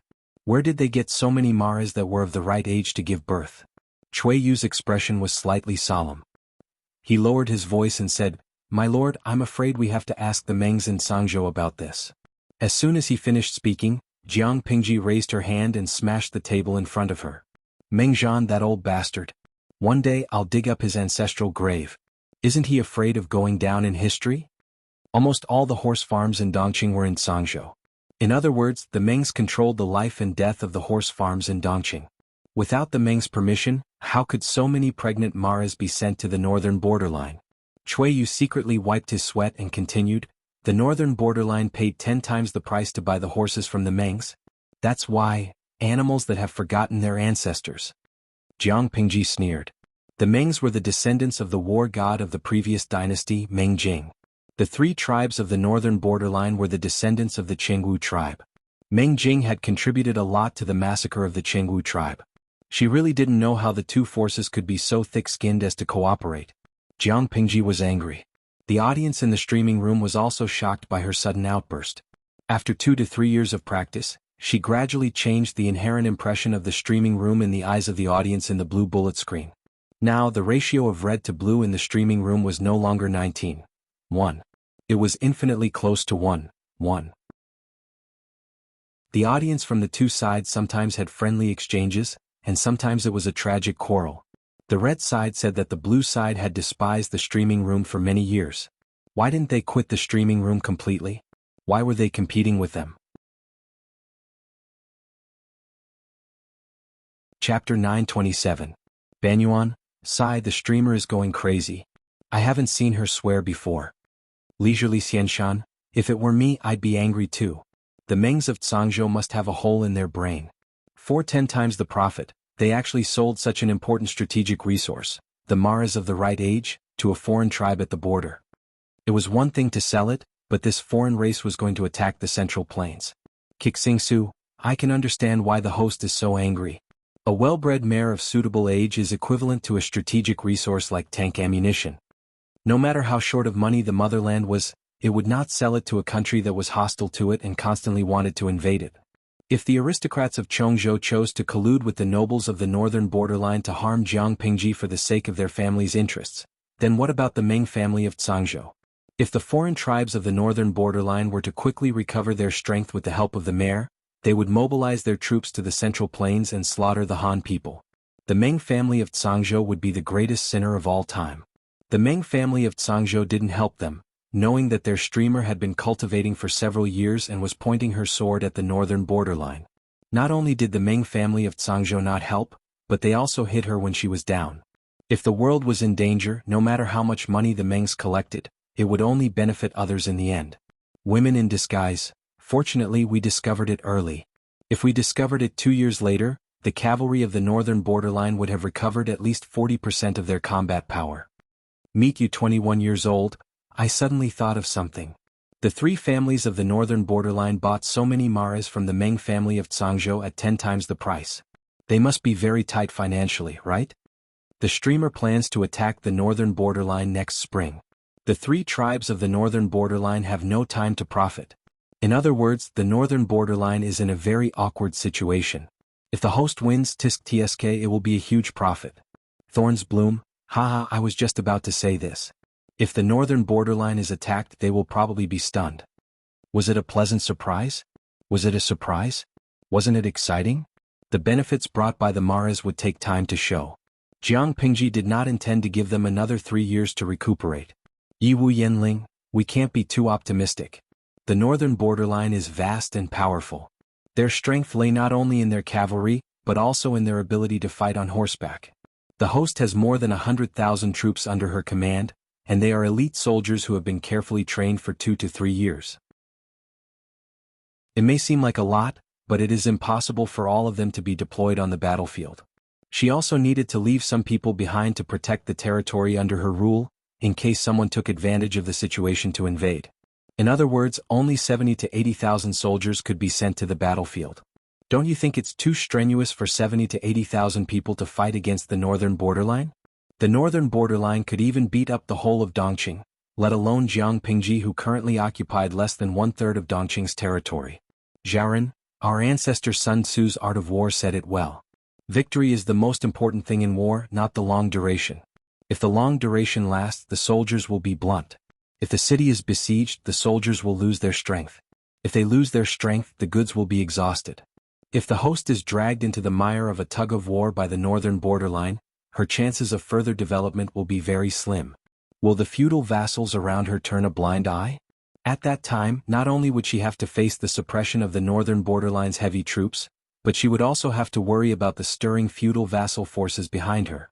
The larger the war, the more important it was to end it as quickly as possible. With every day that passed, the risks they faced would increase.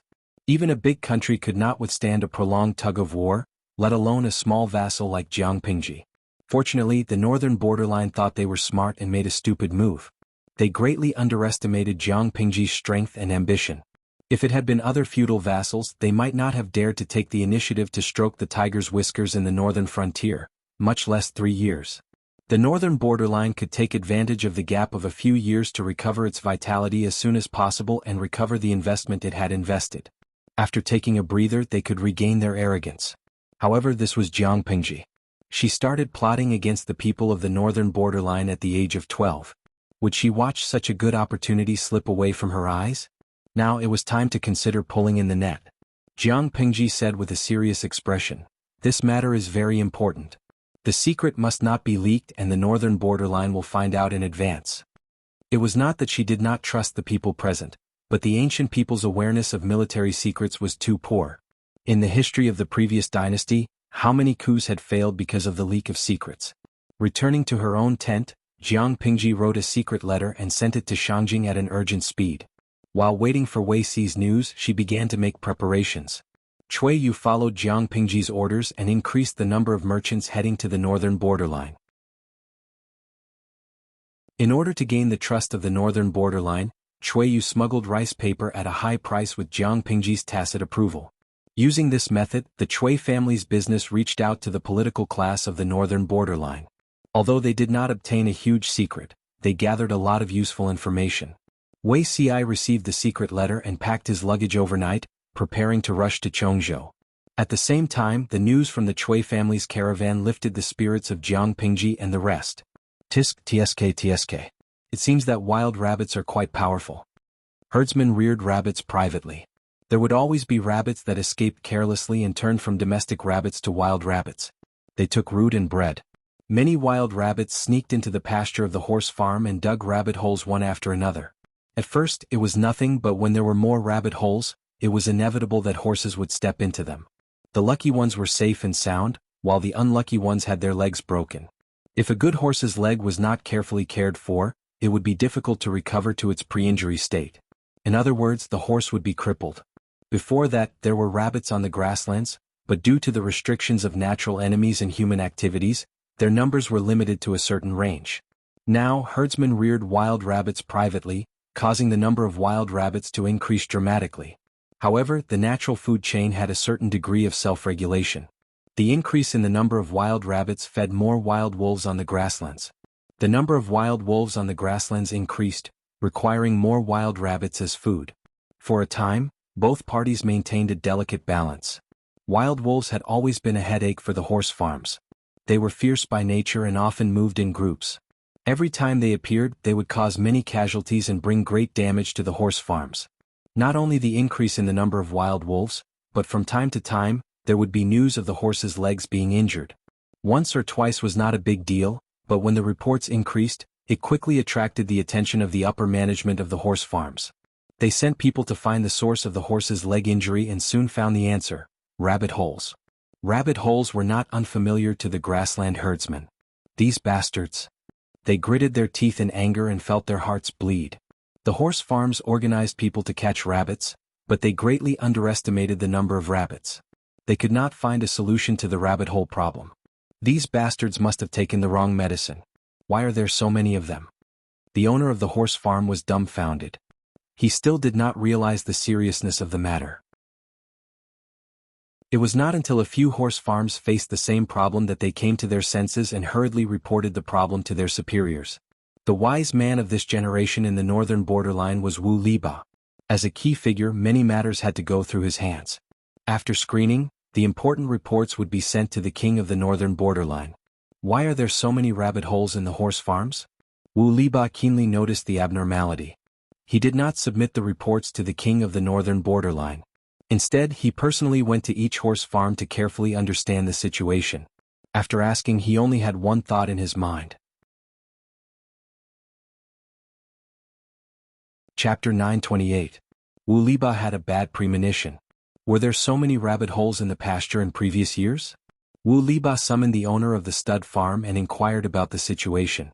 The horse farm owner shook his head.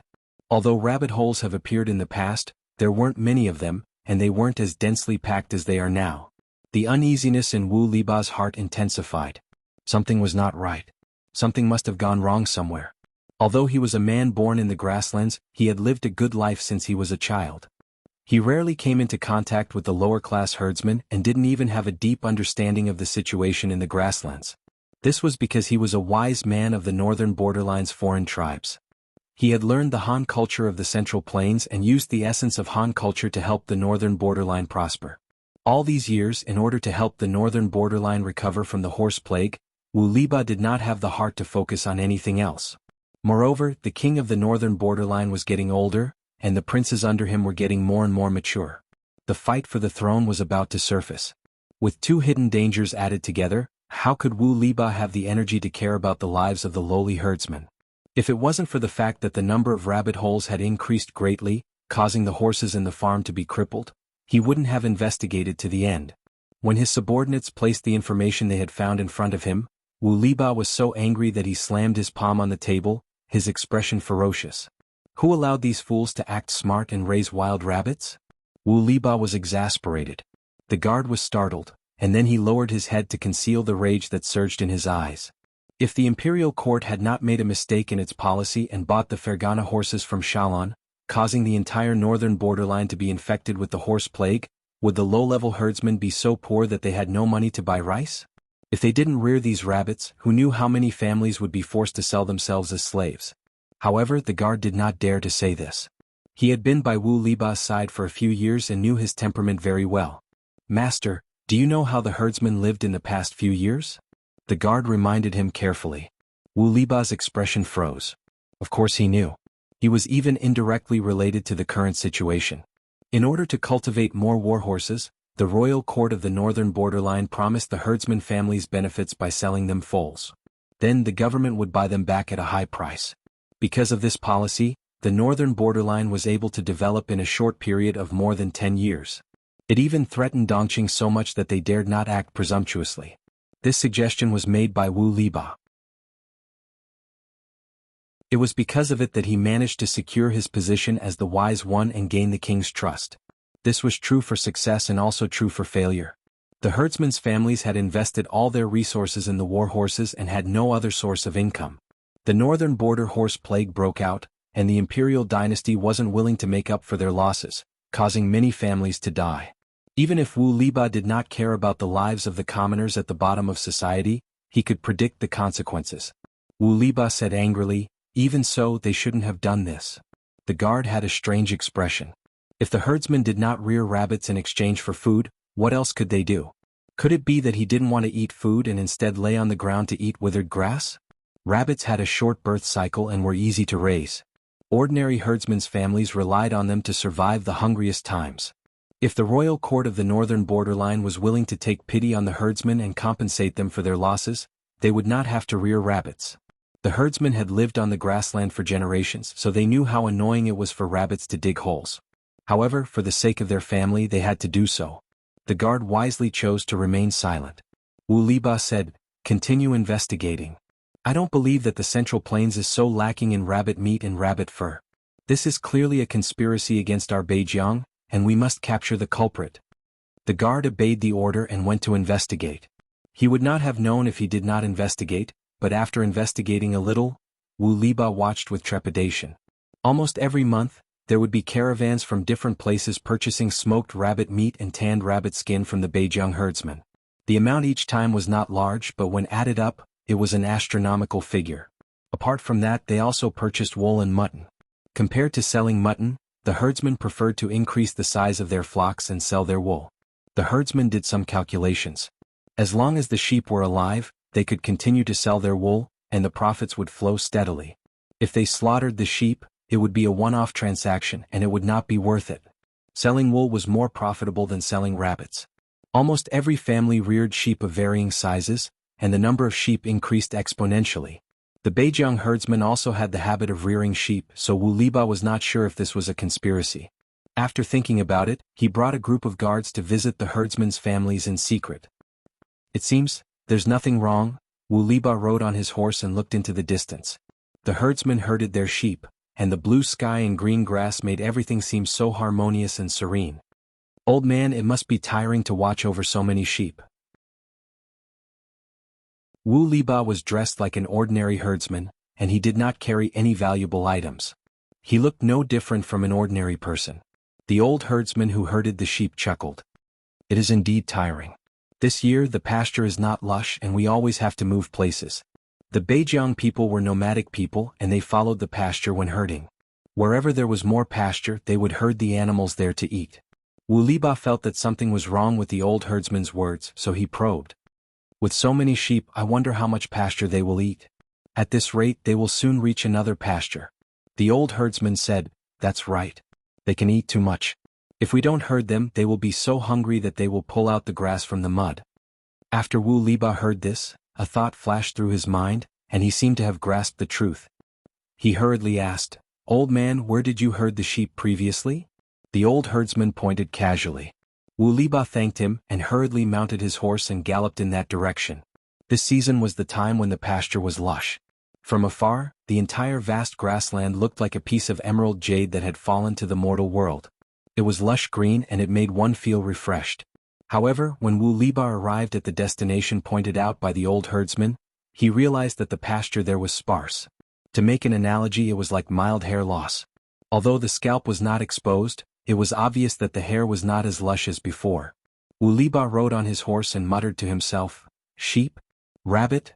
The breeze on the grassland caressed the pasture, making it sway beautifully. Could it be pasture? In an instant he understood all the details and his heart tightened. Pasture was the key to rearing warhorses.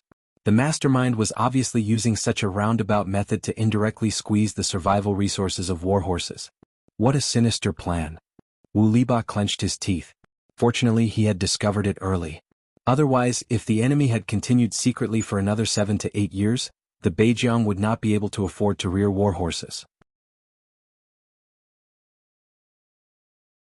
Chapter 929. The northern borderline imitated the Central Plains in many ways. Not only did they copy the harem system, but they also copied the rules of the imperial court. Court meetings were divided into large and small ones. The small ones dealt with small matters, while the big ones discussed important matters. In the big court meeting, the minister once again proposed the appointment of a crown prince. The king's expression was very ugly. His sons were in their prime, but he was beginning to slip from his peak, like the sun setting in the west. This feeling of powerlessness was unbearable for the ambitious him. At this moment he finally understood the Dongqing emperor's state of mind. He was also beginning to worry about personal gains and losses. He was afraid that his sons would take away his power and life when he was unguarded. As usual, he rejected the appointment of a crown prince. The king even reprimanded the minister and his sons who supported him. After an hour he was starting to feel a little exhausted. Rubbing his forehead tiredly, the king said, "My dear ministers, do you have anything else to report? There is nothing else, please leave." Before he could finish, Wu Liba interrupted the king. "Your Majesty, I have something to report." In recent years Wu Liba was less and less trusted by the king. Because of the horse plague he was almost convicted. After hiding his strength and biding his time for a few years, Wu Liba's presence in the imperial court gradually diminished. Thinking about it carefully, this was the first time he had made a report at the big court meeting this year. Seeing that the person who stepped out was Wu Liba, the king of the northern borderline had no choice but to endure his fatigue and continue listening. "What is it?" Wu Liba handed over the bamboo scroll that he had written. "Your Majesty, I have been visiting for a few days and found that the herdsmen are raising a large number of rabbits and sheep. If this goes on, these animals will definitely occupy the pasture, causing the war horses to have no grass to eat. Now, it is a critical time for us to recover our vitality. We must not let our guard down. The major horse farms have reported that more and more war horses have broken their legs because of the rabbit holes. This means..." The king of the northern borderline glanced at it and frowned. He suppressed the rising anger in his heart and interrupted Wu Liba. "Wu Liba, this is the court meeting, not your home. How dare you bring such a trivial matter to the court meeting?" Wu Liba was shocked. He hurriedly half-knelt on the ground and made a gesture of allegiance. He said, "Your Majesty, I'm definitely not trying to scare you. Now, all the signs show that the caravan's large-scale purchase of sheepskin rabbit meat is clearly a conspiracy against the pasture. I earnestly request your Majesty to give the order to immediately capture those traveling merchants and interrogate them to find out who the mastermind is." The king of the northern borderline was furious. Wu Liba rarely cared about the lives of the lowly herdsmen. As the ambitious king of the northern borderline, it was even more impossible for him to care about the ordinary herdsman. In his opinion, it was very normal for herdsmen to raise rabbits and goats. If there was anything abnormal, it would at most be carelessly releasing the rabbits, allowing them to breed. However, was this a big deal? As for the herd of sheep, the ancestors of the northern borderline relied on herding for a living. What was so strange about herding horses and sheep? Could it be that the old ancestor herding horses and sheep was also a conspiracy of someone with ulterior motives? The older you get, the more muddled you become. The king of the northern borderline scolded and threw the bamboo scroll with great force, hitting Wu Liba's forehead. Wu Liba did not expect to face such humiliation. He did not even have time to dodge. He was hit squarely by the bamboo scroll, causing his vision to turn black. His body, which was kneeling on one knee, swayed. The courtiers in the court were silent. They looked at Wu Liba from the corner of their eyes, as if mocking him for making a mountain out of a molehill. So what if they reared many rabbits and goats? The grasslands of the northern borderline were so big, how could they be eaten up by these two kinds of beasts? Even if they really ate them up, the grasslands would still be covered with green grass the next spring. They really did not know what was wrong with Wu Liba. It was not easy for him to have a chance to speak in the court, but he actually talked about such a trivial matter. Your Majesty. Wu Liba seemed to have aged a few years. His eyes were red as he called out loudly, "If we do not curb it now, there will be a great calamity." The king of the northern borderline laughed coldly. He asked, "Great calamity? What great calamity? The northern borderline is rich in pasture. How can mere beasts eat it up?" Another courtier chimed in, "Yes, grass is the most vigorous and unyielding existence in the grasslands. I really do not know what your excellency Wu Liba is worried about. I have not read the books of the Central Plains, but I do know that there is a saying, groundless fears. Isn't that saying referring to you? As the wise man of the northern borderline, when had Wu Liba ever been mocked like this? When the northern borderline was threatened by the Central Plains, these people had stuck close to him. Now that they had lived a comfortable life for more than 10 years, they had all forgotten their past disgraceful behavior and jumped out one by one to add insult to injury. Groundless fears? That's a clever use of the phrase. Wu Liba's political enemy stepped forward and asked sharply, "Your Excellency, Wu Liba does not know the sufferings of the human world. Do you really think that love is enough? You have captured the merchant caravan. Who are you going to sell the accumulated goods to? Sell them to you? The herdsmen rely on their meager income to feed their families. Your Excellency Wu Liba, on the other hand, wants to cut off their livelihood with just a few words." Wu Liba gritted his teeth and said, "The mutton and rabbit meat in the hands of the herdsmen can be bought at a low price as military rations." His political enemy snorted coldly and said, "Buy at a low price? What price is considered a low price? Go and ask the herdsmen if they are willing to sell? Even if they are willing to sell, do you know how much it will cost to buy them? Don't tell me you have your wife empty out her family to buy them for you." Everyone knew that Wu Liba's wife's family was the richest merchant in the northern borderline. In the past, when Wu Liba fought wars, many of the military supplies were added by this wife's family.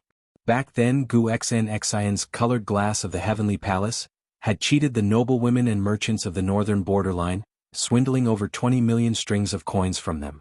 Wu Liba's wife's family was devastated by this setback. Now, not to mention funding Wu Liba, it would be good enough if they did not occasionally come to Wu Liba to ask for favors. This political enemy had purposely brought up this matter to humiliate Wu Liba. Wu Liba was choked by the other party's words and almost couldn't breathe. If this was any other time, of course he could think of a countermeasure. Now that he had suffered consecutive blows, he could not calm down at all. The political enemy sneered and bent down to whisper in Wu Liba's ear, "Even if the king does as you wish, I'm afraid he will not be able to." Wu Liba suddenly turned around and glared at him fiercely. The political enemy smiled brightly, but his words were filled with thorns. "Sir, have you forgotten that it was you who suggested that the king purchase Maras from the Tsangzhou horse farm at a high price to fill up the farm so that it can recover quickly? The imperial court's finances are already stretched thin, yet you still bring up such a suggestion to the king at this time. The northern borderline imperial court was already so poor that they did not even have much food reserves.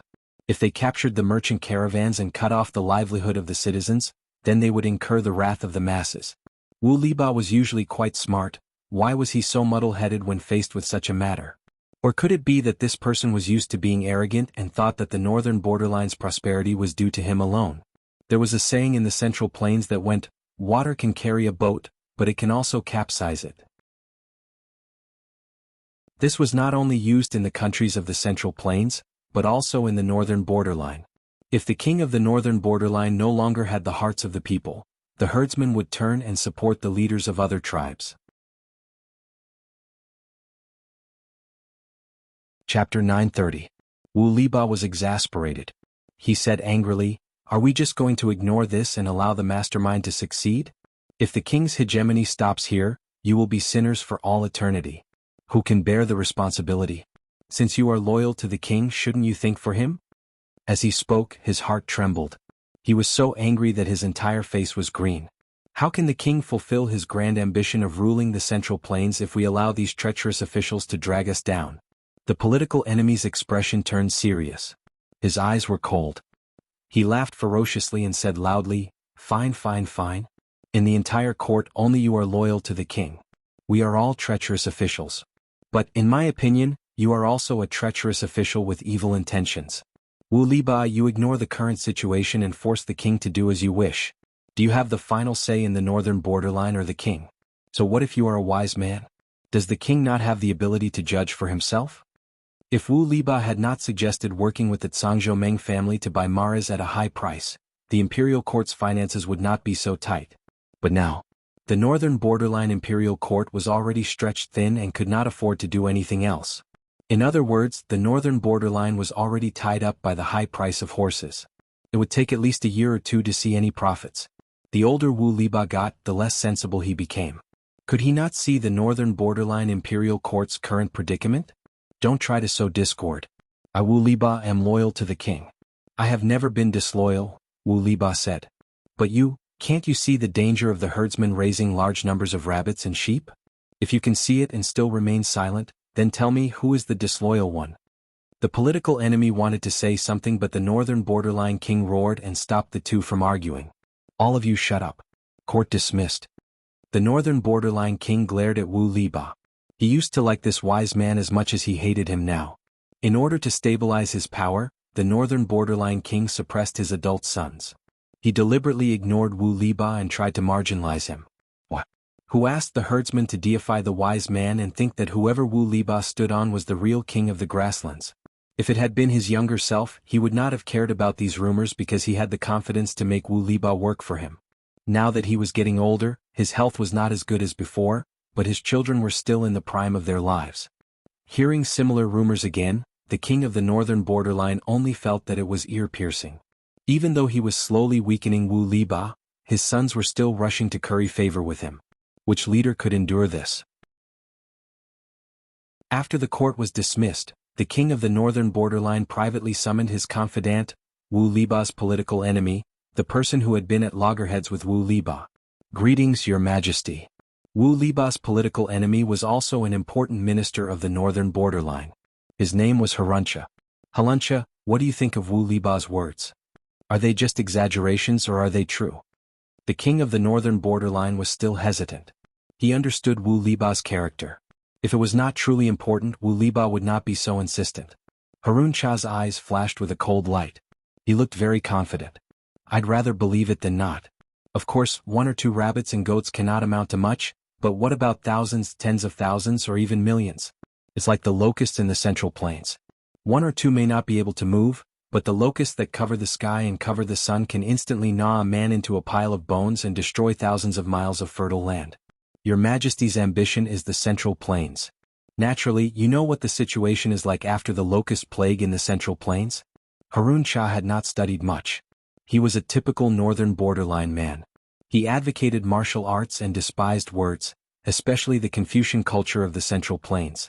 In his view, the northern borderline was a lion, and those sour Confucian words were a poison that corroded the will of the lion. That was why he especially hated Wu Liba. After all, Wu Liba had learned the culture of the Central Plains since he was young. After entering the political center of the northern borderline, he had proposed to promote the culture of the Central Plains several times. And so Wu Liba was hated by Haruncha. However, the king of the northern borderline was an ambitious man. He knew very well who would be most beneficial to him. Every time Wu Liba and Haruncha were at odds, the king of the northern borderline would choose to side with the former. Haruncha had always been suppressed by Wu Liba and could not lift his head for decades. Now the tables had turned. Haruncha learned from his painful experience and recruited his advisors to help him strategize. He had a vague posture of replacing Wu Liba. What you say makes sense. The king of the northern borderline thought of the locust plague and could not help but shiver. He then smiled bitterly. But what? But they had no money now. If they drove away the merchants with ulterior motives, What would happen to the rabbits and sheep in the hands of the northern borderline herdsmen? Wouldn't the herdsmen explode on the spot? Harun Shah sighed. If that's the case, why doesn't your majesty do the opposite? The king's eyes lit up. He asked, what do you mean by the opposite? Harun Shah said, no matter who is controlling the caravans, your majesty pretends not to know. Pretend not to know? The king of the northern borderline was stunned. He could not understand. Harun Shah was secretly pleased. It felt good to keep others in suspense. No wonder Wu Liba, that sour Confucian, liked to put on an act. Yes, pretend not to know. Harun Shah continued to act under the king's urging gaze. He said, Your Majesty, how can you treat rabbits and wild rabbits the same? Rabbits are lazy and stupid. Their meat is too fat and their fur is not bright. Wild rabbits are alert and intelligent. They run on the grasslands all year round to avoid enemies. Their meat is tender and chewy. The price of the latter is naturally higher than the former. In the past, those merchants could get away with it, but not this year. Your Majesty will send someone to hint to the merchants to increase the price of wild rabbits. This way the herdsmen will spontaneously catch wild rabbits. The herdsmen will earn a lot, and your Majesty will not have to waste extra manpower to get rid of the wild rabbits on the grasslands. The king's eyes lit up. He had not thought of this idea. Is this feasible? Harun Shah said, Of course it is feasible. Your Majesty will not have to pay to get rid of the extra wild rabbits, and the herdsmen will be grateful to you. The king was overjoyed. This is a wonderful plan. Harun Shah could not help but smile. He said a few humble words. You don't have to be so humble. The king sighed. He raised his hand and patted the other's shoulder. He said, Compared to Wu Liba, who always causes trouble for me, you are the one who is truly loyal. Not only did you offer elixirs, but you also gave me advice. Harun Shah said, This is what your subjects should do. The king of the northern borderline felt waves of fatigue. He asked the female slave to bring his medicine. After a while, the king of the northern borderline felt refreshed. His face was rosy and his eyes were bright. As expected of the secret recipe of the Xia imperial court. It is good stuff for the emperor to enjoy. It is indeed effective. He let out a long sigh. His expression was dreamy. Because of his old age, his body was not as good as before. He could not even satisfy the women in his backyard. To a proud man of the northern borderline, this was an unbearable humiliation. Fortunately, Harun Shah was loyal and gave him the elixir recipe that only the emperor had the right to use. Every time he took it, he felt refreshed and full of vitality. He was even more energetic when it came to sex. It was said that long-term use could also prolong one's life. Chapter 931. Herentia and Wu Liba had been at each other's throats for many years and had always been at a disadvantage. Now that he had the help of an advisor, he was like a tiger that had grown wings. There were signs that he would replace Wu Liba as the wise one. Speaking of advisors, Herentia's lips curled into a smug smile. He hated scholars, but he also knew that if the north borderline wanted to be strong and prosperous, the brains of those scholars were indispensable. Coincidentally, among the slaves he bought, there was a scholar who came from a poor family. Moreover, he was a talented person with the ability to rule the world. Not only did Herentia free him from his slave status, he even put him in an important position and provided him with a luxurious life. There was a saying in the Central Plains that went like this: a scholar would die for his bosom friend. Herentia felt that the fact that he had saved his advisor's life was enough for him to sacrifice his life for him. Sure enough, that advisor also had the temperament of a Confucian scholar. He wholeheartedly wanted to repay Herentia for saving his life. Ever since he received the guidance of his advisor, Herentia quickly recruited his own group of forces in the imperial court. In order to consolidate his power, the advisor also offered an elixir formula, Hanshi powder. Hanshi powder was a miraculous medicine that was highly recommended by the aristocratic families of the Central Plains. Quite a number of scholars liked to consume it during gatherings to stimulate their own inspiration. After consuming it, one's mind would be clear as if they were being assisted by God. Furthermore, it would have the miraculous effect of prolonging one's life and replenishing one's yang energy. Herentia had some doubts at first, but after careful investigation he confirmed that his advisor was not lying. Hanshi powder was indeed a good thing, only the rich and powerful aristocratic families had the right to consume it. Herentia ate the Amway. However, good things could not be enjoyed by himself. He first thought of the king of the northern borderline. By offering the prescription of the Hanshi powder, Herentia gained even more trust from the king of the northern borderline. Mister's foresight is truly divine. Your guess is indeed accurate. Herentia imitated the scholars of the Central Plains and bowed with cupped fists. Unfortunately, his movements were not standard and looked somewhat comical. The advisor said, "Congratulations, my lord. The bitterness has finally come to an end." Herentia laughed heartily, saying, "If not for Sir's help, how could Herentia be here today?" After bragging to each other, Herentia rubbed his hands and asked his advisor, "Sir, what should we do next? That old man Wu Liba is not easy to deal with. I'm afraid he will make a comeback. A centipede dies but does not fall down. No matter what, Wu Liba was a famous sage of the northern borderline." "My lord, don't panic." The advisor smiled coldly. "That Wu Liba won't be jumping around for long." Herentia felt more at ease. The two of them plotted for a while more before Herentia left the advisor's tent, satisfied. After Herentia left, the well-dressed advisor's face turned cold as he stood in the tent, deep in thought. The advisor snorted. "Wei Zixiao, what are you up to?" At the same time, Wei Xi rushed to Chongzhou. He changed horses a few times before he reached Chongzhou. Feng Zhen snorted coldly and said, "Wei Zixiao, what do you have up your sleeve?" Wei Xi said, "Panacea." Feng Zhen choked. Qiguan Rang frowned. "Does Zixiao have other plans?" They planned to evacuate the merchants from the northern borderline and stop buying wool and rabbits, allowing the northern borderline to descend into chaos. If the herdsmen could not sell their rabbits and goats, it would inevitably lead to civil unrest. Even if it couldn't shake the northern border imperial court, it could cause the tribes in the northern border to be at odds. Unexpectedly, Wei Xi refused and wanted to continue buying. Of course. Wei Xi suddenly said something shocking. He said, "The king of the northern borderline will not live for long." Everyone in the tent widened their eyes in shock and looked at Wei Xi. "When did you get the information?" Wei Xi said, "There is no information." Feng Zhen pressed his throbbing brows and said impatiently, "Say everything at once, don't say one sentence at a time." Wei Xi gave Feng Zhen a meaningful look, which made the other party feel baffled. The king of the northern borderline is addicted to hanshi powder. He takes it without restraint. His body is strong on the outside but weak on the inside. He won't live for long. Hanshi powder? Hearing these three words, Feng Zhen shuddered subconsciously. He had no choice. The experience of being forced to quit by Jiang Pingji was too deep. Occasionally he would dream about it in the middle of the night and be scared awake. "Are you sure?" Wei Xi said, "Absolutely sure." Feng Zhen's heart skipped a beat. "Wait, could it be, you are plotting something again?" Wei Xi said, "It's nothing." After saying that, he refused to continue, making Feng Zhen and Qiguan Rang so angry that they wanted to hit him. Jiang Pingji, who was sitting at the head of the table, laughed and said, "Zixiao, don't tease him in case he quits." Wei Xi nodded slightly and did not answer directly. Instead, he mentioned another matter. "I am supervising the construction of the provincial government in Shangjing. Someone came to visit me at night. This person is a slave, an old escaped slave. He said to Ci that he wants to enter the Lord's tent and serve her." Feng Zhen said in surprise, "An old escaped slave? And he wants to recommend himself? Could it be that this person has some background?" "This person does indeed have a background. He is Sun Wen of Zhongzhou. His name is Zidao."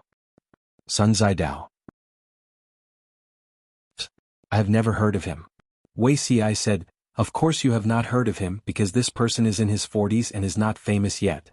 Although he was not famous, Wei Xi was very clear that Sun Zidao was a tough character to deal with.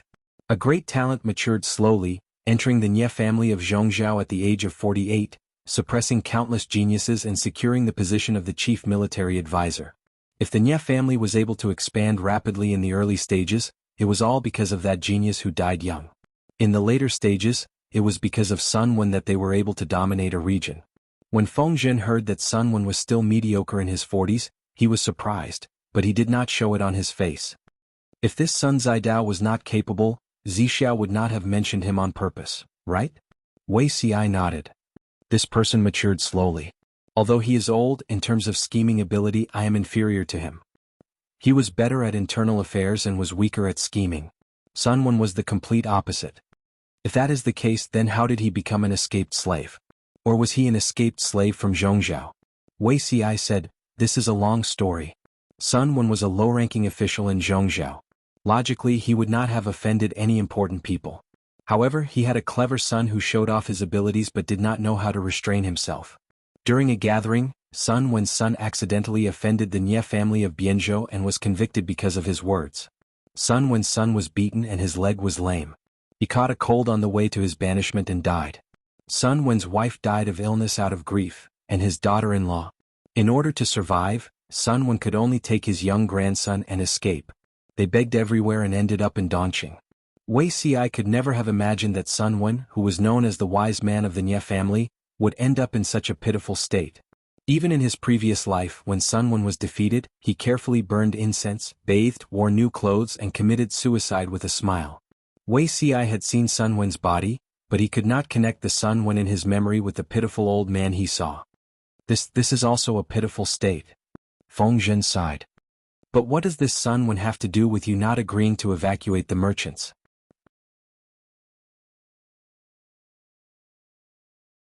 Chapter 932. The 15th of August. The moonlight shone like water and a mirror. Bianzhou of the Jiang dynasty. Bianzhou was a picturesque place with small bridges, flowing water, and houses.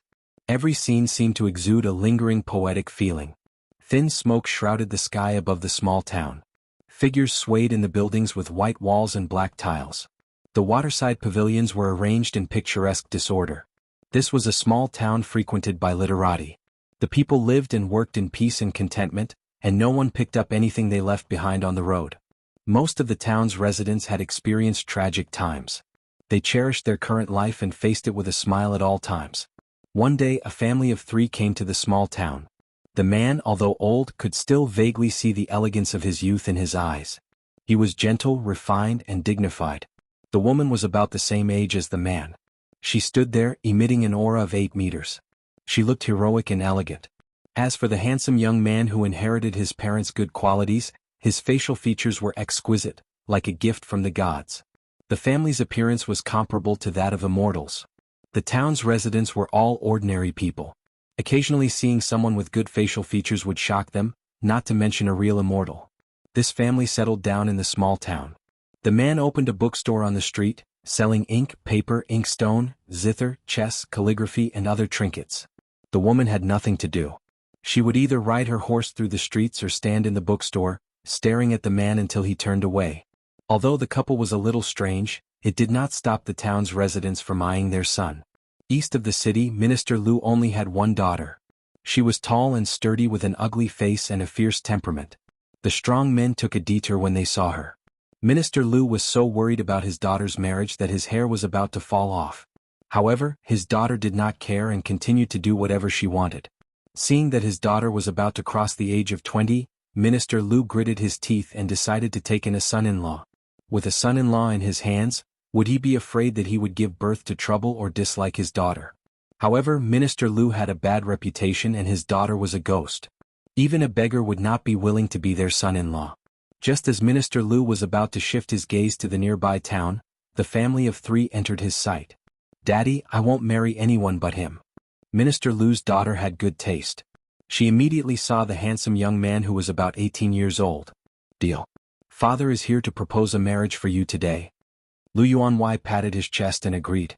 The 15th day of the 8th lunar month was the national day of reunion. Most of the people had already closed their shops, but the bookstore on the street was still open. Where did Fusho go today? When Officer Lu came to the door with Iceman to propose marriage, he heard the woman sitting on the counter from afar and turned his head to ask the man inside. The man replied with a smile, "Isn't it to avoid you?" This person was actually over 50 years old, but from his appearance he seemed to be less than 40 years old. "Why are you avoiding me?" The woman boldly propped up one leg and placed it on the counter, completely ignoring the gazes of the outside world. She said, "In the past I was too busy to look at him, so he felt sad in private. Now that I've been watching him every day, he's hiding faster than a rabbit.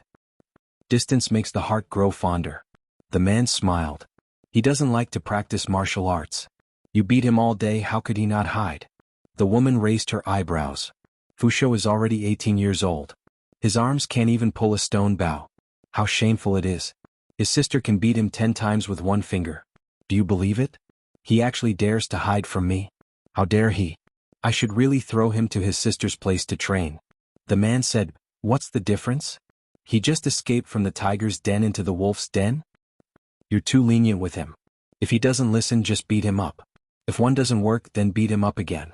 There's nothing that can't be solved with a fist. The man said faintly, if you're willing to beat him up, why would you bother me here? Now you think I'm annoying? The woman quickly changed the topic, perfectly demonstrating what it means to say wind is rain. Lanting, don't let people see you as a joke. What did you call me? Well, Ping Ping, don't make trouble. No, I want to make trouble. The man looked at Officer Lu as if he had seen his savior. Officer Lu straightened his chest and was about to walk into the bookstore when he saw the rude woman holding an abacus blocking his way. Can't you see that I'm dealing with family matters? The woman threw a look at him, her eyes brewing a frightening sharpness. Officer Lu was so scared that he took a step back. After a while, Officer Lu felt that something was wrong.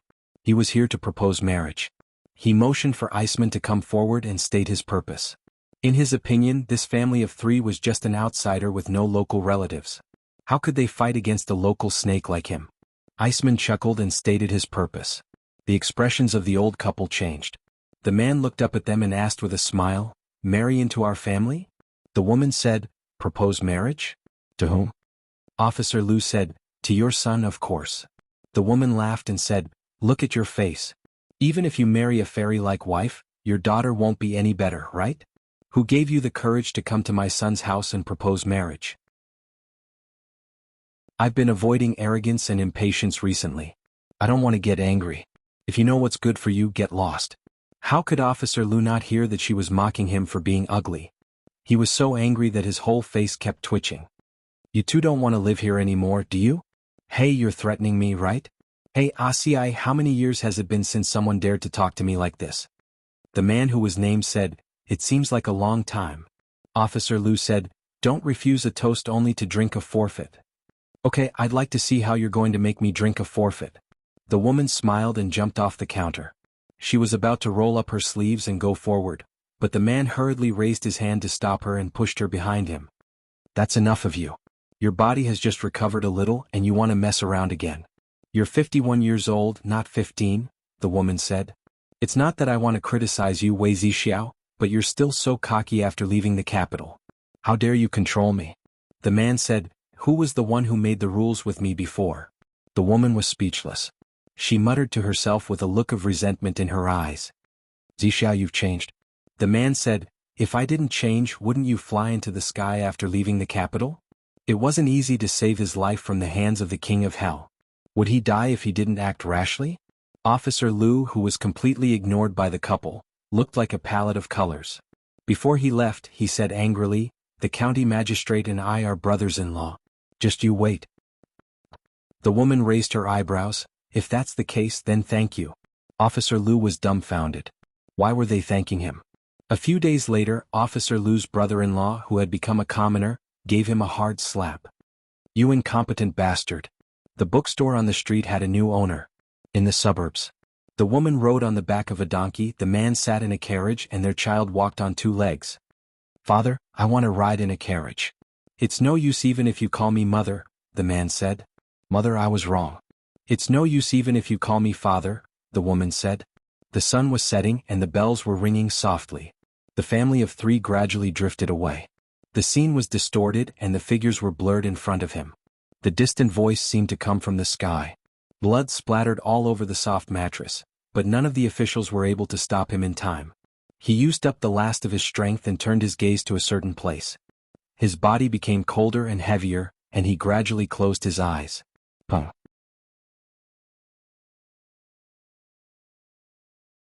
Chapter 933.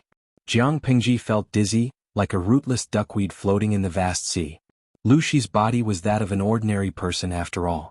He would become weak when he was old, which was something Jiang Pingji could not resist. He could almost hear Jiang Yan's cries as well as the shouts of the officials, whether sincere or not. Forget it, Jiang Pingji's consciousness was blurred. She felt endless regret and let the darkness engulf her consciousness. After some time she felt a sense of crisis. She subconsciously jumped away from the attack. Her agility surprised her. Jiang Xiaojiu, your skills have regressed by more than a little. Who was it?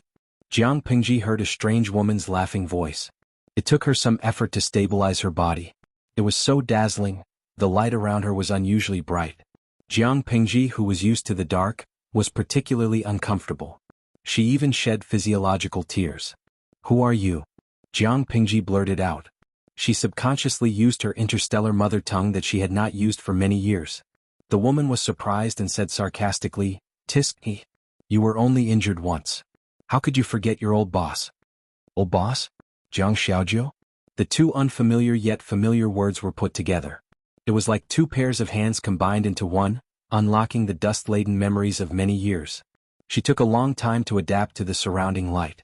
She was shocked to find that she was in the medical center of the federal military. She looked at her arm. She was also wearing the blue and white hospital gown of the medical center. What happened?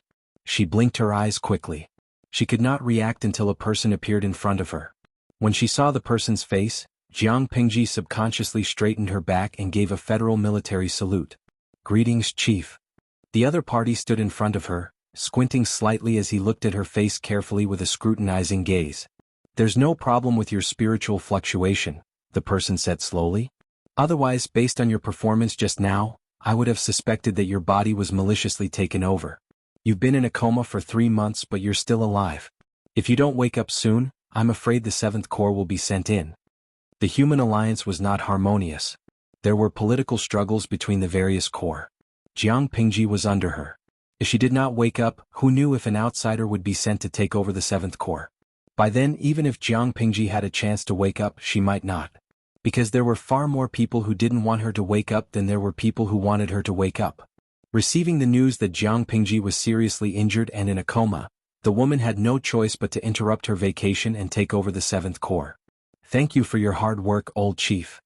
Jiang Pingji pressed her aching forehead with one hand. The memories in her mind made her unable to distinguish reality from a dream. That life was 30 to 40 years long, and it was already comparable to the previous years. After so many years, Jiang Pingji could only dig out her shallow memories and recognize that the woman in front of her was her old boss. As for more, she still needed time to dig deeper into her memories. Not at all, not at all. Cancel your sick leave as soon as possible and come back to take charge." The woman crossed her arms and leaned against the bed. She narrowed her eyes and said, "You should be more careful these days. The federal marshal election is approaching, and there are many people looking for trouble with you." "Marshal election?" Jiang Pingji was stunned. Was there such a thing? Wait, there really was such a thing. The old general in front of him had retired from the 7th Division and was originally going to enter the parliament to find a job, but who knew that the old general had contracted a genetic disease and would not live for long. For the sake of the political stability of the human alliance, the marshal election had to be held at the last minute. The old general was also on the list. As her successor, Jiang Pingji naturally belonged to her faction. Because Jiang Pingji was still in her prime and held military power, she had a lot of weight in the marshal election for the woman in front of her. As long as the marshal election was not settled, the battle surging in the dark would not come to an end. After sorting out the relevant memories, Jiang Pingji said, "Don't worry, old chief. I will recover as soon as possible and take up my post again." Her attitude was too obedient, which made the woman suspicious. Jiang Pingji had always been a thorn in the side. Back then, the woman had to bear the pressure and strongly recommend Jiang Pingji to push her to the position of the 7th Division. Even so, Jiang Pingji did not restrain herself. She was also indifferent to the old chief. What was wrong with her today? "It's good that you know." The woman shook her head and her tone softened. "Since you are awake, the pressure we face is less. There's no rush to return to your post. First, train your skills so that you don't know how you die if you are assassinated." Jiang Pingji felt that her skills had improved, but in the eyes of others she had regressed by 70 to 80%. With such weak skills, it would not be surprising if she was assassinated on the street. The old chief helped Jiang Pingji stabilize the 7th Division and bought time for her to adapt to the changes. When Jiang Pingji completely recovered to her peak state, more than a month had passed. When she was discharged from the hospital and returned to the division, she had only been away for half a year. For interstellar humans with long lifespans, half a year was no different from more than 10 days. However, Jiang Pingji's change shocked all the officers of the 7th Division. Had they ever seen a chief who quietly checked documents? In the past, they could not find anyone to sign. It depended on their mood whether they signed or not. Had they ever seen a chief who spoke calmly and without sarcasm? In the past, her subordinates would avoid her when they saw her. They were afraid that their guilty deeds would be exposed by the other party and become a topic of conversation. Had they ever seen a chief who was gentle, tolerant, and dignified? In the past, when her subordinates saw her, it was like a mouse seeing a cat. What had happened to cause such a drastic change in their chief? Is it possible that he is in love? This speculation spread like wildfire and even reached Jiang Pingji's ears. Jiang Pingji smiled. Although the news is not true, it is not groundless. The selection for the marshal was in full swing. The situation within the Federation became more and more serious. Jiang Pingji was so busy that she did not have time to think. She was like a spinning top. When the curtains fell on the election, more than half a year had passed. The Federation's military forces were purged. Fortunately, his old boss had successfully passed through all the obstacles. Otherwise, based on the old chief's voice in the election, the new marshal would not spare the officers under the old chief's faction after taking office. These days it is like a dream. Jiang Pingji blinked and looked at the old chief in the marshal's uniform. She sighed tiredly. The old boss laughed and said, "Aren't you dreaming?" Jiang Pingji was stunned. The old chief said, "You know why your immediate superior handed the 7th Division to you? It was for retirement. How could she participate in the selection for the marshal? This dream is full of flaws. I did not expect you to be willing to stay for so long." Jiang Pingji looked into his eyes, and her lazy expression became dull and insipid. "Then what is this?" The old chief laughed. "This is probably your subconscious hope before you die. You hope that everything will be perfect. What about me? I'm dead. But you still have a chance, but this is a gamble. If you win, you can be perfect. If you lose, you will have nothing." "What gamble?" "A comeback is equivalent to giving you a chance to be resurrected. However, your memory will be sealed. Everything will return to the starting point."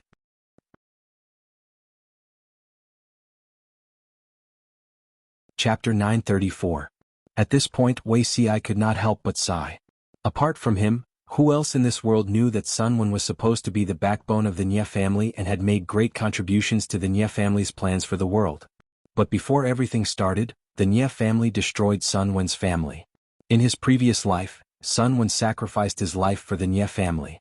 In this life, Sun Wen would probably fight to the death with the Nie family. His wife, who had been with him for a lifetime, died of illness due to a broken heart. His only son, who was smart and cute, died of illness. His filial daughter-in-law also died tragically. If it weren't for his young grandson's support, Sun Wen would have died of illness in a foreign land long ago. For the sake of his young grandson, Sun Wen, who had always been arrogant, gave up all his dignity and begged. The grandfather and grandson ended up in Dongqing. The situation in Dongqing was chaotic. There were battles everywhere.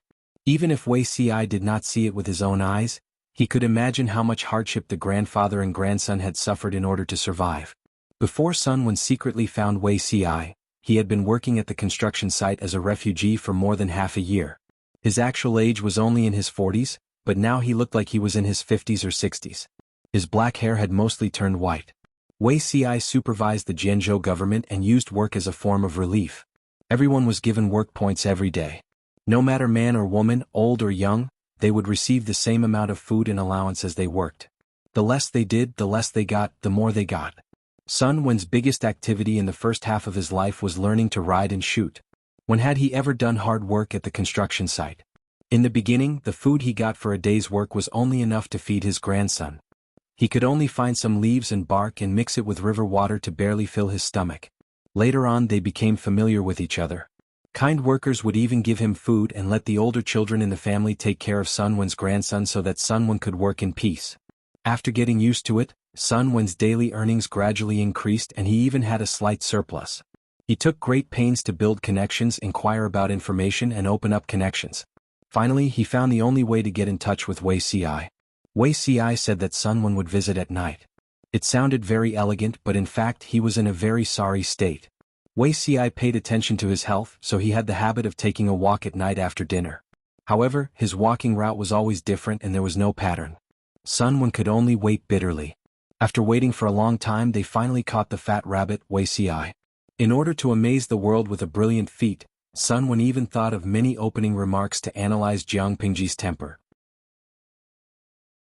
He chose the most arrogant one. King Wen of Zhou met Liu Shang, and Liu Shang helped King Wu of Zhou to wage war against the Zhou dynasty.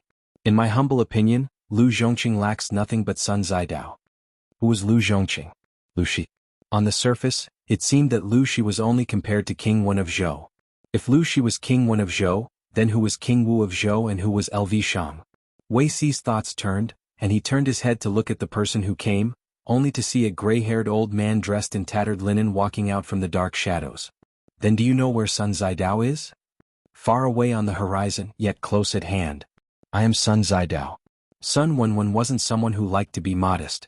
Although he was at the bottom now, he believed that he would rise again one day. This was how Wei Xi first met Sun Wen. Sun Wen had successfully attracted Wei Xi's attention, but it wasn't enough. He needed more bargaining chips to gain Wei Xi's favor. As long as Wei Xi valued him and introduced him to Lu Shi, Sun Wen believed that he had the ability to gain Lu Shi's appreciation. Sun Wen felt that he didn't have much to live for in this life, but his grandson was still young. If he didn't secure a future for his grandson, how could he meet his wife, only son and daughter-in-law in the afterlife? Therefore he could only succeed this time. Failure was not allowed. He was very lucky to have met Wei Xi. Even if Sun Wen didn't scheme, as long as Wei Xi knew his name, he would still introduce him to Lu Shi. Sun Wen offered his loyalty and entered the northern borderline as a slave to help Jiang Pingji complete her great undertaking. As for Sun Wen's grandson, Wei Xi sent him to Wanzhou to look after him and made him a transfer student to the Golden Scale Academy. Not only was he a hostage, but he also made a promise to Sun Wen. Wei Xi also promised Sun Wen that if Sun Wen unfortunately died in the northern borderline, he would adopt Sun Wen's grandson and take care of him as his own son. Without any worries, Sun Wen entered the northern borderline as a slave. In a few short months, he became the trusted advisor of the northern borderline's important minister, Huruncha. Everyone in the tent listened to Wei Xi's narration and sighed. They also admired Sun Wen a little more. He was indeed a talent. At the same time, they were even more afraid of Wei Xi. He had quietly placed such a terrifying spy in the northern borderline. It wasn't that Huruncha was stupid. It was clearly that the level of the spy that Wei Xi threw was too high. As for Hanshi powder, Feng Zhen glanced at Wei Xi. What was Hanshi powder? He had a deep understanding of it. Killing someone was just a matter of nodding one's head to the ground. Wei Xi actually used Hanshi powder to trick people. It was really well done. Zixiao usually looks like a decent person, but I didn't expect him to be a passionate person. Feng Zhen raised the wine cup on the table. Let's drink a big white wine. Jiang Pingji exposed Feng Zhen without holding back. If you are greedy and want a drink, just say so. Why drag Zixiao down? Zixiao's body is weak and he shouldn't drink. Prepare goat's milk that has the smell removed. Remember to make it warm. Feng Zhen mocked, my lord is biased. Zixiao is weak too. How can you allow him to drink? After saying that, he threw a meaningful look at Wei Xi. When he saw Wei Xi's treasured painting scroll, Feng Zhen knew what this fellow was thinking. Now that the Lord was taking extra care of him, Wei Xi should be overjoyed, right? Hypocrite. Unexpectedly, Jiang Pingji smiled guiltily and blamed herself. It was indeed my negligence. Someone change all the military advisor's wine into goat's milk. Feng Zhen was speechless. He wasn't a child who hadn't weaned off his mother's milk. Why would he drink goat's milk? Wei Xi, who was sitting opposite, took a sip of the sweet goat's milk. He threw a mocking look at Feng Zhen, who had fallen into his own trap. Serves you right. Who asked you to cause trouble? Go and drink your goat's milk. Qiguan Rang was the only one who put on a posture of watching from the sidelines. His eyes were slightly closed as if he was taking a nap. Feng Zhen concluded that Wei Xi was lusting after his lord. Qiguan Rang was the opposite. He felt that his lord was drooling over Wei Xi's beauty. And it was the kind of drooling. After this little interlude, everyone turned their attention back to the main matter. Knowing that Sun Wen was a spy in the north borderline, and a very powerful one at that, they could change their plans. Qiguan Rang asked, what's Zixiao's plan? Even smart people had different ways of thinking. They needed to exchange information and unify their standpoint and opinions so that they wouldn't drag each other down at critical moments.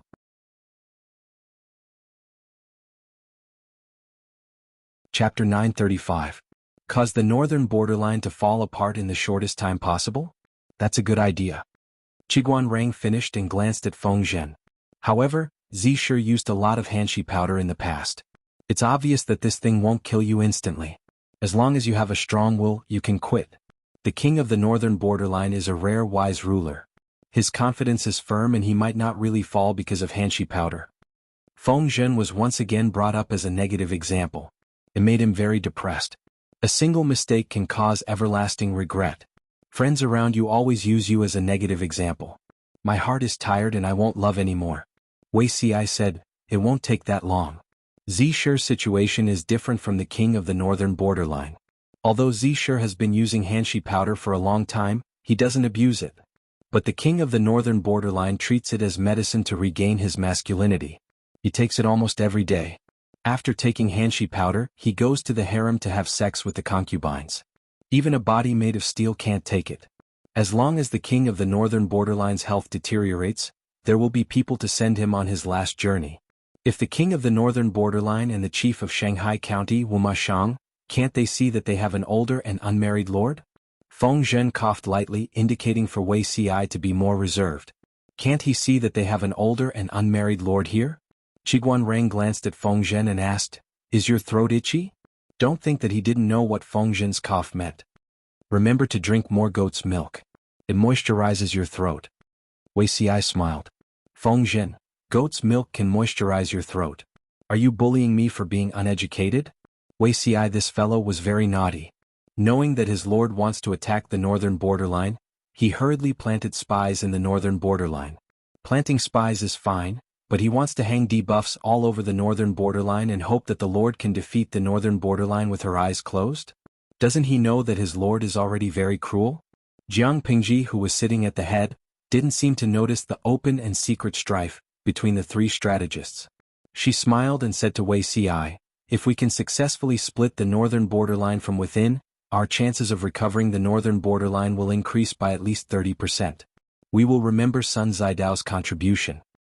Wei Xi stepped out and thanked Jiang Pingji on behalf of Sun Wen. Qiguan Rang gently waved his fan, his beard and hair fluttering slightly. He said, my lord, the most important thing now is to investigate the details of the various tribes in the north borderline. If it's feasible, we can secretly support the weakest prince of the northern borderline so that they can fight evenly. The more evenly matched they were, the longer the civil strife in the northern borderline would last, and the more benefits they would get.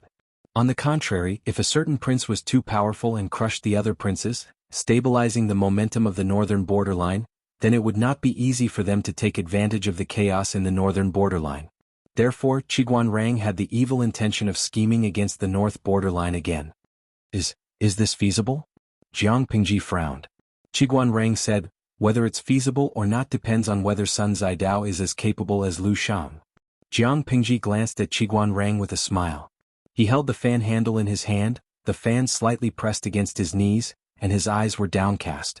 Lia's hoodie, guessed the conversation between our streamer and little Rang Rang through their eyes? Fukadujuo, the host said, I know you're jealous. Ziwen Dai, little Rang Rang said, humph, I'm angry, I'm going to ignore you. Yongye Tianxin, Simi said, didn't we agree to cook this little frog? Why has the lord fallen in love with someone else? Bo Xiaoyin, Feng Tian said, it's supposed to be a two-person show, but I've become the fourth person. The audience in the streaming room expressed that the drama queen's performance was more exciting than the streamers. Of course, it was fortunate that there were many people in the streaming room. Apart from the drama queen, there were also big shots from different industries. Jun Shuang, I feel sorry for the northern borderline for a second. According to the streamer's rhythm, it's only a matter of time before the northern borderline is conquered. Gui Kai Guo Fengxiu? Isn't that so? Sunwen sounds pretty awesome. Have you guys realized that anyone who has been stamped by Simi is not simple? If Sun Wen really has Lu Shang's ability, the northern borderline is destined to be torn apart. Moreover, the northern borderline is still a tribal nation. There is no concept of a big family among them. They are used to fighting for themselves. If even the northern borderline's royal court, which connects the forces, is destroyed, wouldn't they be scattered like sand? Qiguan Rang is even more ruthless. He wants the northern borderline to die of internal strife. Baihe Dewang, if I say that this situation reminds me of the 8 Princes Rebellion and the 5 Barbarians Luanhua, will you guys scold me? Lao Ciji Lianming, in addition to these schemes, the streamer is also ruthless in farming and training her troops. She is completely aiming at the northern borderline. In ancient times, 3 months of training was already considered elite. How long did the streamer's troops train for? 3 to 5 years, right? She still uses modern advanced training methods. Individual combat is not weak, but group combat is even more terrifying. This is the absolute confidence that they have in defeating the northern borderline. It is undeniable that sometimes conspiracies and overt schemes can indeed play a miraculous role, but the root of the war is the confrontation of the military strength of the two sides. Not to mention other things, the troops under Jiang Pingji are definitely considered the world's elite. If it was the northern borderline in its heyday, it would indeed be difficult for Jiang Pingji to fight. The current northern borderline is just a seriously ill tiger.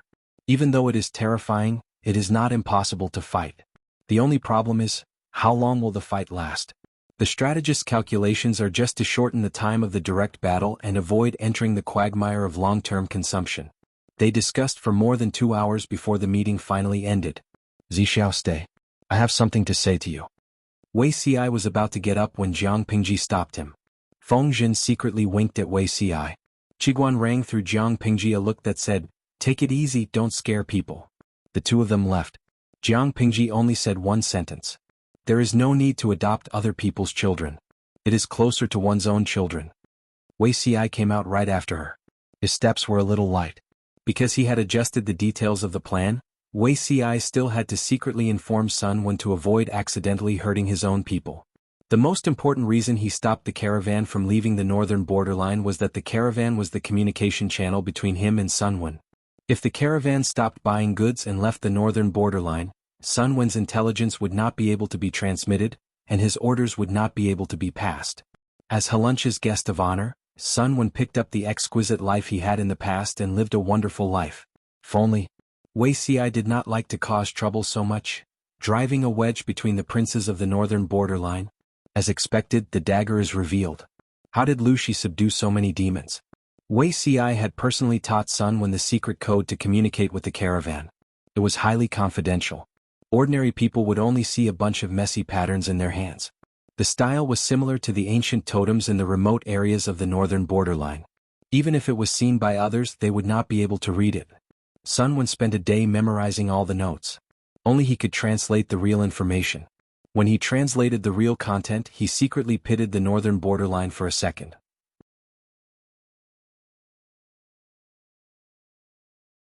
Chapter 936. Now Sun Wen and Jiang Pingji were two grasshoppers on the same rope. He would only be happy if the other party was happy. Putting all this aside, the tribes of the north borderline were still tribes after all.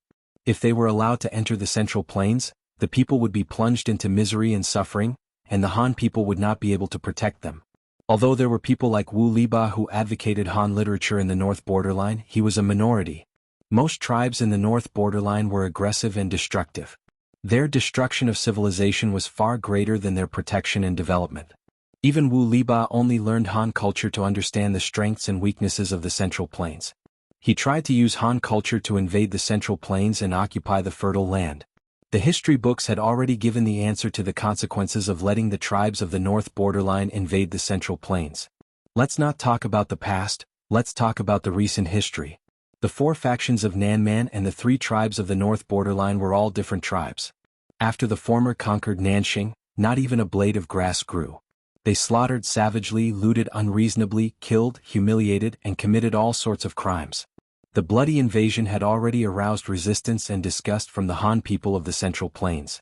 The 4 factions of Nanman were a lesson that must not be repeated in Dongqing. Sun Wen lowered his eyelids, hiding the glint in his eyes and his deep thoughts. Wei Ci told him what to do next but did not tell him the detailed steps. He still had to plan everything himself. The king of the north borderline has 9 sons. Which one should I choose? It was not difficult to choose.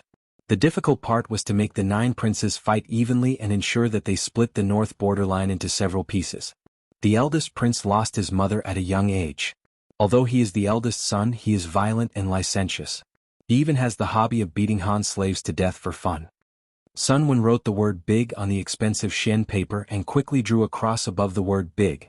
If he encouraged Haruncha to assist the eldest prince, he would not do so even if he was a fool. After all, the eldest prince was a pile of mud that could not be helped. Although he was wise and far-sighted when he was young, he had been too stupid in recent years. The second prince is brave and good at fighting, but his mother's tribe is too powerful. If he assists him, I'm afraid it will backfire. It's not appropriate. Sun Wen wrote the word second again, roughly listing the second prince's strengths and weaknesses, then crossed it out without hesitation.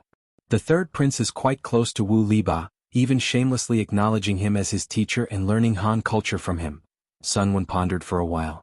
He had seen the third prince from afar. He looked gentle, but there was no lack of ambition between his brows. If he assisted this fellow, wouldn't he create a second troublesome Wu Liba and make things more difficult for his lord? Therefore this fellow was also inappropriate. The fourth prince was born to a female slave. His status was low and his bloodline was inferior. However, he was adopted by the queen of the northern borderline who was unable to conceive him. His mother's family was powerful. However, the Empress's sister had given birth to the sixth prince, so the fourth prince would definitely be a stepping stone for the sixth prince. This could be considered. At the very least, he could instigate a fight between him and the sixth prince. We can think about it later. Sun Wen rejected 3 princes in a row, but he was barely interested in the fourth prince. He continued to count down. The fifth prince and the third prince were biological brothers, but the 2 brothers were obviously not of one mind and were hindering each other behind their backs. The sixth prince was the son of the current empress's younger sister, and his status was the most distinguished among the 9 princes. In other words, apart from the second prince who held the military power, the sixth prince was the most likely to compete for the king of the northern borderline. The seventh prince was very close to the northern borderline trading company. Because of his mother's tribe, he had a lot of dividends in the trading company and earned a lot of money. The seventh prince was not a concern, because this fellow was very close to the eighth prince and the ninth prince. Although they were not biological brothers, the seventh prince treated the eighth prince wholeheartedly. If he wanted money he would give money, and if he wanted people he would give them. At present, it seemed that these 2 princes could be divided into the same camp. As for the ninth prince, he and the fourth prince had the same mother, but he was not adopted by the Empress, so his status was very low. Sun Wen simply analyzed the situation of the 9 princes under the king of the northern borderline, and a general plan had already appeared in his mind. To be on the safe side, he planned to use a scheme within a scheme. On the surface he supported the fourth prince, but behind the ninth prince he would use the fourth prince to get rid of the other princes one by one, and then use the ninth prince to get rid of the fourth prince. As for how to get rid of the northern borderline princes, he needed to think carefully. It was best to kill several birds with one stone. He would not directly kill a few northern borderline princes, but he could further stimulate the conflict between them and the king of the northern borderline. At that time, then there will be a good show to watch. Sun Wen's face was expressionless. He placed the expensive but already ruined rice paper on the candle and burned it, erasing all traces. Wei Zixiao, oh Wei Zixiao. You must remember your promise. Only then can you live up to this old man's plan. Sun Wen's entry into the industry was a little awkward. If it had been earlier, he and his lord would have been able to nurture a friendship in times of adversity. If it was a little later, it would be the icing on the cake. Even if he couldn't make it to the top, Sun Wen didn't have much ambition. All he wanted was a place to stay. It just had to be at this time of year. The lord was preparing for battle in the north borderline. Although the chances of winning the former were quite high, it wasn't 100%. What if he lost? His grandson was still in Wanzhou. Sun Wen couldn't afford to gamble. Therefore he could only do his best and risk his life to help Jiang Pingji. The image of his grandson's young and adorable face appeared in Sun Wen's mind. His cold and hard heart softened a little, but it soon became even harder and colder. Beijiang must die. While Sun Wen was stirring up trouble in the north borderline, Jiang Pingji and the others were eating melons in the military tent. She was not eating watermelon. She was roasting sweet potatoes and sweet potatoes. Where has Uncle Gu been doing business all these years? Jiang Pingji followed the instructions of the viewers in the streaming room and threw the sweet potatoes into the fire. At the same time she turned her head to ask Gu Xin, whose face was full of vicissitudes. Gu Xin traveled north and south to do business. He often only replied to a letter once every 6 months. Jiang Pingji had no idea where he had gone. Gu Xin smiled and said, he went to Beiyuan, Xichang and Shalan. The sweet potatoes were discovered at the border of Xichang, and the sweet potatoes were taken from Shalan. I asked the locals for advice and brought their seedlings all the way back with great difficulty. I just want you to have a taste. Wei Xi was silent and didn't speak. In his previous life, when the Jiang dynasty was established, the country was strong and prosperous. In order to please the emperor, the surrounding small countries always brought all kinds of things from their own countries. The officials of the Jiang dynasty didn't want to be outdone. The sweet potatoes and sweet potatoes were presented at that time. However, these two small things almost caused a bloody massacre. Sweet potatoes were grown at the border of Xichang. The locals chopped them up and fed them to pigs. No one had personally tasted them. In the eyes of the locals, they were not food for humans at all. They were only fit to be fed to livestock. In Shalan, sweet potatoes were also eaten by the poor. They were lowly food in the wild. Yet these two lowly foods were served to the emperor's table as dishes for a state banquet. After she ate a few mouthfuls with relish, someone actually stood up and pointed out the truth. To this day, Wuxia could still remember the silence in the hall. Everyone was sweating and trembling all over. Who served the emperor's table food that only domestic pigs and untouchables ate?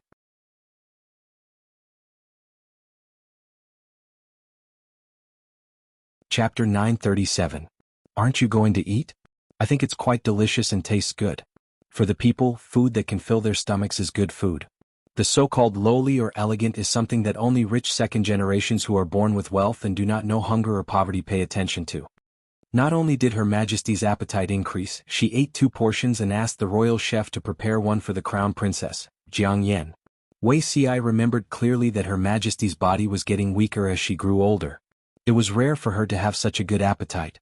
The world is peaceful now, but I, Yener, cannot forget the sufferings my ancestors suffered in this chaotic world. I must always be grateful and put the people's livelihood in the first place. Only then will I not let down the blood and sacrifice of my ancestors. There is no distinction between high and low food. Are you saying that if I throw all the delicacies at the state banquet to the pigs in the pigsty, they are lowly food and not worthy of being eaten by all of you here? With just a few words, she not only smoothed out the malicious humiliation, but also showed her love for the people. At the same time, she handled it gently and avoided a bloody massacre. If she didn't say that, anyone who handled sweet potatoes and sweet potatoes, regardless of whether they were foreign ministers, servants, royal chefs or officials of the dynasty, could easily be accused of a groundless crime and could not escape the death penalty. If the purge was carried out, at least 2,000 lives would be lost. The majesty of the emperor could not be challenged by anyone. Her Majesty chose to handle it gently and even generously accepted sweet potatoes and sweet potatoes.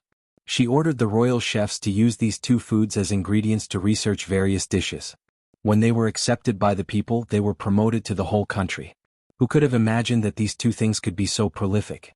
Because of them, the Jiang dynasty did not have a large-scale food shortage. After being reborn and seeing these 2 little things again, Wuxi's heart was filled with emotions. Before he could come back to his senses, he heard Gu Xian's words. However, they are not popular locally. People won't eat them unless they are extremely hungry. They are usually fed to domestic pigs. Jiang Pingji's expression did not change at all. She smiled and said, "They taste good. It's good that they are edible." Wuxi's expression became gentler and the smile on his lips became wider. Her Majesty was indeed the emperor. No matter when she was, her pure and innocent nature had never changed. Gu Xian smiled bitterly. Little master is still so open-minded. This old servant hasn't finished speaking. Jiang Pingji was drooling over the taste of the roasted sweet potatoes that the audience was talking about. She asked, "Is there anything else you want to say?" This old servant naturally has a reason for bringing them back. If it wasn't for this old servant wouldn't have dared to send such unpresentable food to little master. Gu Xian's way of thinking was still very conservative. Humans shouldn't fight over food with animals, it would be shameful to say it out loud. "Uncle Gu, I'm listening." Gu Xian said carefully, "They have a high yield and are easy to grow. They are not afraid of drought and people can eat them to fill their stomachs. They are suitable for farmers." However, this old servant carefully inquired about it. According to the old farmer, eating them together with a few kinds of food will counteract each other. In serious cases it can even cause death, so it's better to be cautious. For example, persimmons, eggs, river crabs, and so on. If it's light, it can cause unbearable abdominal pain. If it's serious, it can cause the intestines to rot. Jiang Pingji said, "Uncle Gu is really meticulous. If it were me, I'm afraid I wouldn't have noticed it." Gu Xian smiled, "Little boss is too humble." By the time they finished talking, the sweet potatoes and sweet potatoes were almost cooked. Jiang Pingji found a stick and prodded them out of the fire. Hot, hot, hot. Her fingertips were scalded and she raised her hand to pinch her ear. Only then did she feel better. When she peeled off the scorched surface and revealed the golden and fragrant melon flesh, she salivated even faster. She divided the roasted sweet potatoes into several portions and sent someone to deliver them to Feng Zhen and Qiguan Rang. The remaining portion was divided among the three of them in the tent. Uncle Gu, you're getting old. Why don't you settle down and stop personally running around for business? Jiang Pingji sighed. Gu Xian traveled north and south for business. It wasn't that he hadn't encountered danger. There were a few times when he almost lost all his belongings. He thought about the current situation of the 5 countries in the Central Plains and had no choice but to nod in agreement. He was old and it was time for him to stop and retire. Jiang Pingji said, I'll take care of you when you're old. This old servant also has filial sons and daughters. Little boss, you can't deprive them of their desire to be filial to their father. Gu Xen laughed heartily, his eyes full of sincerity. This old servant has no regrets in this life to be able to hear you say this. No, there is one thing. What is it? Little boss, you're already 19 years old. When spring comes you'll be 20. Forgive this old servant for overstepping his bounds, but you should also consider your own affairs. His little boss was definitely the best. No man in the world was worthy of her. However, if the little boss didn't get married, how would she have children? If she didn't have any descendants, Gu Xen wouldn't be able to rest in peace even if he closed his eyes. This matter isn't urgent. Jiang Pingji smiled. Didn't I previously stipulate that female soldiers in the female battalion can only be discharged and married at the age of 25? I'm their lord. Every word and action is their role model. As their lord, I can't take the lead in breaking the rules. It's still early. Jiang Pingji's tone left no room for doubt. Gu Xian could only give up. The sky gradually darkened.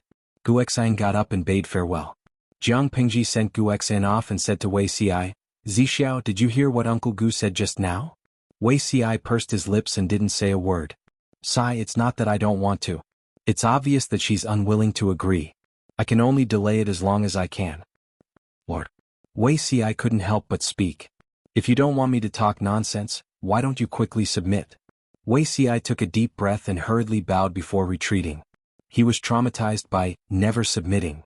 He would be safe if he left early. Jiang Pingji stood on the spot and shrugged at the audience in the streaming room. Streamer V, look, you scared people away by playing straight. It's better to cook slowly.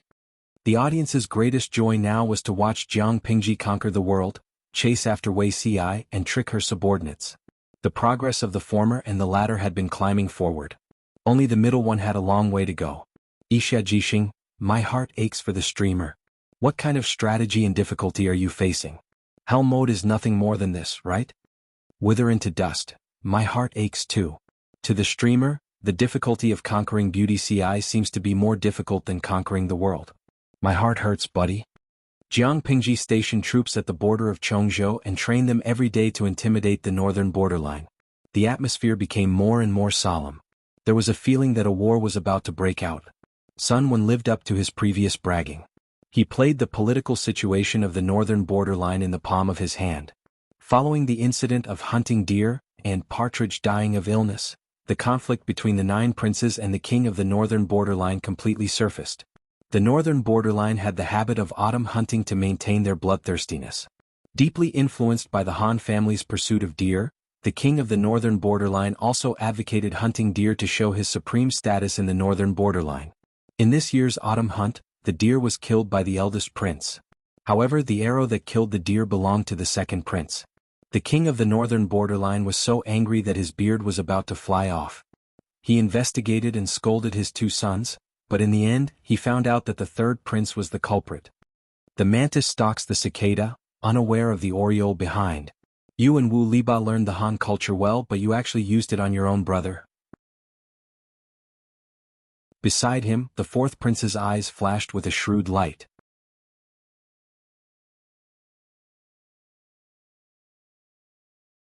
Chapter 938. This year's autumn hunt was destined to be an eventful one. First, hunting deer dragged the first prince, second prince and third prince into the water. Following that, Partridge died of illness dragged the rest of the princes into the water. Partridge was the most revered divine eagle by the 3 tribes of the northern borderline, and was also the totem symbol of the northern borderline royal family. 7th prince obtained a very majestic partridge from the trading company. He liked it very much, but in the end he reluctantly gave it to his favorite 8th prince. 8th prince was naturally attracted by the partridge. But when he thought of the king of the northern borderline's violent and suspicious nature, how would he dare to keep such a good partridge in his hands? He and seventh prince discussed and prepared to present the partridge during the autumn hunt. If they could gain the approval of the king of the northern borderline during the autumn hunt, their status in the imperial court would rise. To maintain the partridge in its most perfect state, they spent a lot of effort. The day before the offering, seventh prince and eighth prince even personally went to see the partridge, and its condition was very good. Unexpectedly, the partridge died of illness. Eighth prince and seventh prince presented the partridge together, and when everyone carried it up, they found out that the partridge was already on its last breath and did not have long to live. The smile on the king of the northern borderline's face froze, and immediately turned into anger. He stood up and pulled out a knife from the rack, and acted like he was going to hack his two sons to death.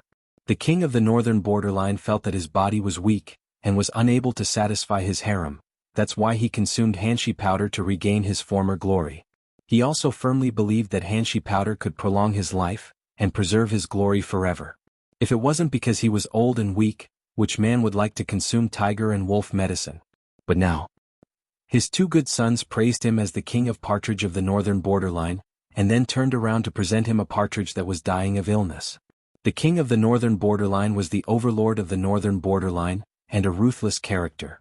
For power and status, he stepped on the corpses of his brothers and father, and led the northern borderline from a weak state to a strong state. To him, status and power were the most important. If his sons wanted to touch him, he would kill them. In such a short period of time, the king of the northern borderline was enraged, and the fingers on his right hand trembled uncontrollably. He thought that he would kill his two sons on the spot, but unexpectedly, his eyes rolled back and he fainted from anger. When the king of the northern borderline woke up, his anger was not as strong as before. Investigate. Investigate clearly for this solitude just who is playing tricks behind the scenes. No matter how stupid the seventh and eighth princes were, they wouldn't dare to give him a dying gonging and curse him in public. The only possibility was that the two of them had been schemed against. He wouldn't have known if he hadn't checked, but the moment he did, he was shocked. Many princes were involved in this, but the circumstances varied. Some were intentional while others were unintentional. Now, all 9 of his sons were reprimanded by the king of the northern borderline. The fourth prince knelt for 2 whole days before he was released. He went back to pack up, burned some incense and took a bath. Then he solemnly and secretly met with Sunwon. "Mr. is an extraordinary talent, please accept this humble king's bow." The fourth prince did not like the Han culture, but he was good at pretending and observing people's expressions. He could often poke at the itch of others and win their favor. "Fourth prince, you don't have to do this. One is just acting on my master's orders." Sunwon dodged and raised his hand to help the fourth prince, who was still bowing to the ground, up. After the fourth prince heard this, a fierce look flashed across his eyes. He admired Sunwon because Sunwon only had brains but no power and he could control him. However, the fourth prince hated Herentia very much and even wanted him to die. Because Herentia was an important minister of the northern borderline, but now he was toying with the prince of the northern borderline. When he inherited the throne of the northern borderline, the fourth prince would put him in an important position, but Sunwon would not tolerate Herentia. This was also Sunwon's goal. He wanted to use the fourth prince to eliminate the other princes, and then provoke the conflict between the fourth prince and Herentia. Before the fourth prince's power grew, he would first urge Herentia and the ninth prince to join forces and get rid of the fourth prince. In the end, only Herentia and the ninth prince were left. When the time came, Sunwon had other arrangements. He would ensure that the northern borderline's royal family would be completely extinct. Thinking of this, Sunwon's old face raised a somewhat detached smile, just in time to meet the situation. "This time, thank you for your guidance, mister, but this humble king does not understand one thing." The fourth prince secretly rubbed his knees. Bursts of pain spread throughout his body, making it impossible for him to kneel, so he could only sit on a small stool. Sunwon asked, "Fourth prince, please speak." The fourth prince said, "Mister, you have the talent to rule the world. You can remove this humble king from this matter. Why make this humble king suffer like this?" After kneeling for 2 days and 2 nights, not to mention his knees, just holding in his urine for 2 days made him extremely uncomfortable. Self-degradation is also a form of self-protection. Sunwon smiled. "You should learn this from your eldest brother. If everyone is involved and only you are aloof, won't the target be too obvious? At that time, You will become the target of public criticism. Therefore you can only suffer. The fourth prince sighed inwardly. It was not that he did not know this, but he could not blame Sunwen for not doing a good job. You mean, eldest brother used self-degradation to protect himself? The fourth prince's eyes widened in surprise. The Han family pays particular attention to the eldest son. The first prince's biological mother is the first wife of the king. He is both the eldest son and the eldest son. Not only is he the oldest, but he has also been running his forces for the longest time. His mother's family is low-key and has not declined. Although the Han family's rules are not popular in the northern borderline, there are still important ministers in the court who like to follow this rule. At this time, the first prince is the target of public criticism. If he performs slightly better, not to mention the other princes, even the king will not tolerate him. In order to protect himself and plan for the future, he can only pollute himself and retreat in order to advance. The fourth prince did not agree, but Sunwen's words were clear and logical, so he had to believe him. He remembered that the first prince was indeed outstanding when he was young. Thank you for your guidance, sir. In this case he had to be wary of this eldest brother. The fourth prince consulted Sunwen for an hour, as if he had obtained a treasure. Little did he know that Sunwen, who was scheming for him, was a four-way spy. He was truly loyal to Lu Shi. On the surface he submitted to Herentia, but he secretly hooked up with the fourth prince. Deeper down he was in cahoots with the ninth prince. How could he not be talented if he could have a foot in four boats with ease? When the atmosphere was almost ready, the two of them talked from the internal affairs of the northern borderline to the border.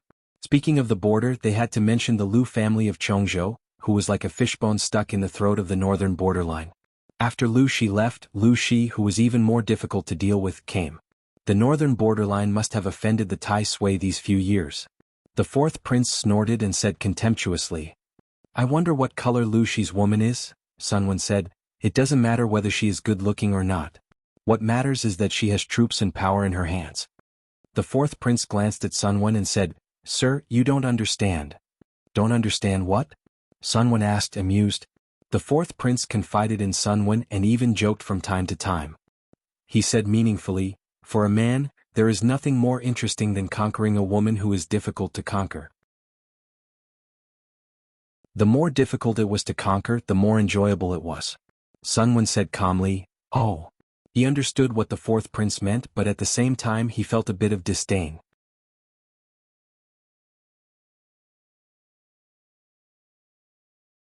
Chapter 939. Sunwen despised the fourth prince in his heart, but his expression remained calm and composed. It was as if he would remain unfazed even if Mount Tai collapsed in front of him. The fourth prince seemed to have realized that he should not speak in front of Sunwen and leave a frivolous impression, so he quickly changed the topic. However, Sunwen controlled the tempo and successfully led the topic to the border. "Master Sun, in your opinion, how should we deal with the Lu family of Chongzhou?" The fourth prince coveted Jiang Pingji, but he wanted to use his male identity to gain a sense of superiority and boost his confidence. Returning to reality, he was only the son of a female slave. He had no right to speak to Jiang Pingji as an equal. Sunwen raised his eyelids and said calmly, "Does the fourth prince think that the most important thing now is to deal with the Lu family?" The fourth prince's expression froze and he looked puzzled. "The Lu family has stationed troops at the border and looks like they're going to attack.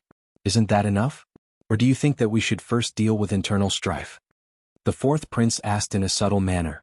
Was it more important to deal with Lu Shi or to get rid of his brother who was competing with him? Sunwen smiled and asked the fourth prince, "If the Lu family sends troops now, how will the northern borderline respond?" The fourth prince was speechless. "She won't do that. Even if the northern borderline was a starving camel, it was still much bigger than a horse like Lu Shi. She was just a small duke and she dared to attack the northern borderline? Who gave her the courage?" Sunwen asked again, "What if the Lu family does?"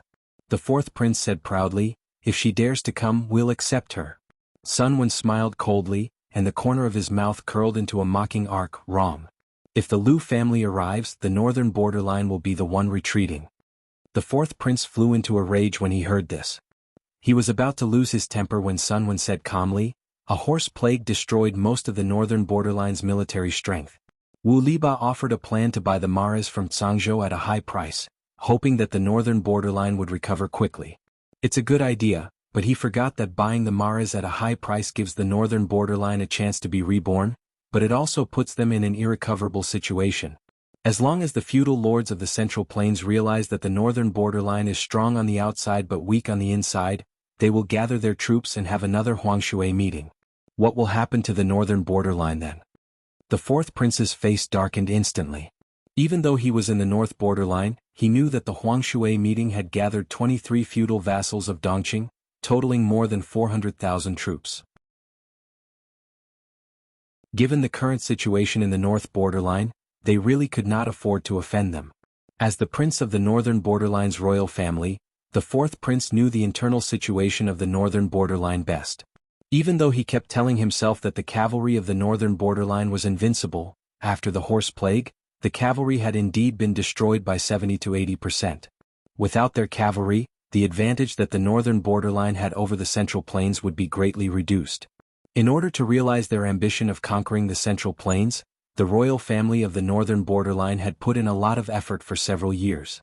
Now that he was at a critical juncture of recovering his vitality, he could not afford to make any mistakes. If word gets out at this time?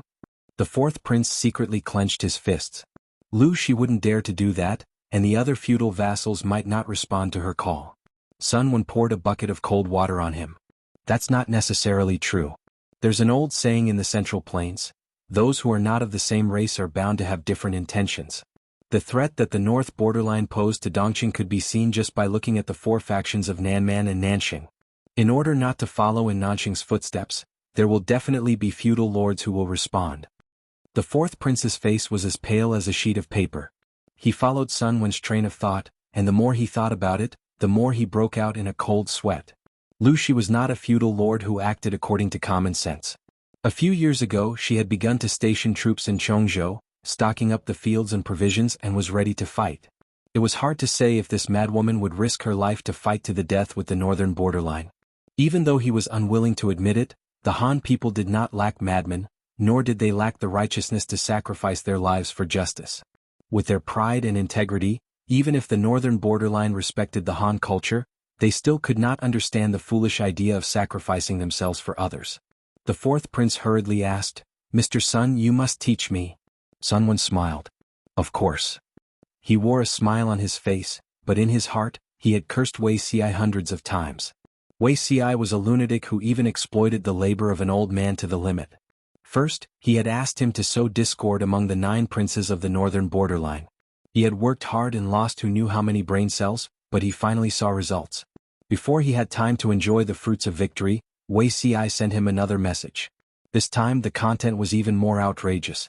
He was asked to help Shi recapture more than half of Shangyu County, which had been occupied by the northern frontier for more than 20 years.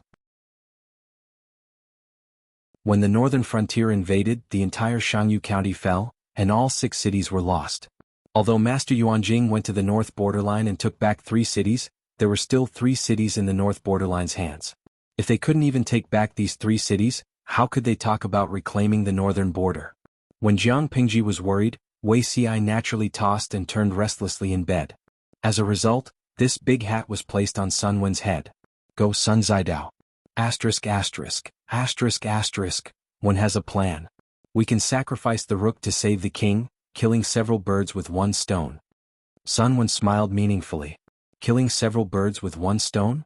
Fourth prince bowed deeply and said, "Please enlighten me, Mr. Sunday." After listening to Sun Wen's analysis, the fourth prince felt as if he had seen the sun. Chongzhou had many soldiers and generals, and every one of them was an elite. There was even a rumor that this batch of elite soldiers had been trained for more than 3 years. What did 3 years mean? Regardless of whether it was the Central Plains or the northern borderline, soldiers who had been carefully trained for 3 months could be considered elite soldiers. Soldiers who had been trained for more than 3 years, what should they be called? The Lu family of Chongzhou was indeed a troublesome enemy. If they were not eliminated, it would be difficult to rest easy. Fourth prince, you also know that it is not advisable to start a war in the northern borderline now, but we cannot let Chongzhou see any clues. Sun Wen's deep voice traveled into his ears, like a teacher of an academy teaching earnestly. The fourth prince subconsciously straightened his back and listened attentively. If that is the case, we might as well take another path and sacrifice the rook to save the king. Aren't the 3 cities of Chongzhou and Shangyu County the best candidates to be discarded? After hearing this, the fourth prince felt a wave of displeasure. He looked at Sun Wen with a suspicious gaze. This Sun Wen before him was also a citizen of the Han family. Are you saying that we should abandon the 3 cities? Sun Wen acted as if he did not see the 4th prince's suspicion and wariness. He smiled mysteriously and said, "No." The 4th prince's heart sank. He pestered him and said, "Please don't tease me. Just say what you have to say." To the northern borderline, the 3 cities are not even of any value. The 4th prince interrupted him. "How dare you say that?" A murderous intent emerged in his heart. Sun Wen said, "I'm afraid the 4th prince doesn't know the situation in the 3 cities? The Han people have either escaped or died. At the very least, they have been captured and sold as slaves. The fertile fields are idle and no one cultivates them. The houses leak and no one repairs them. The city walls are deserted and no one guards them. Among the people in the city, how many Han people are doing business properly? To the northern borderline, how is such a place different from the slums? The 3 cities were already deserted and had no value. Even their strategic value was greatly reduced. The once prosperous cities were now just places where the northern borderline's horse bandits or criminals hid. The northern borderline was the same as the southern barbarians. Their nature of destruction and plundering was far superior to governance. They would rob, kill, and plunder. The only thing they would not do was run properly.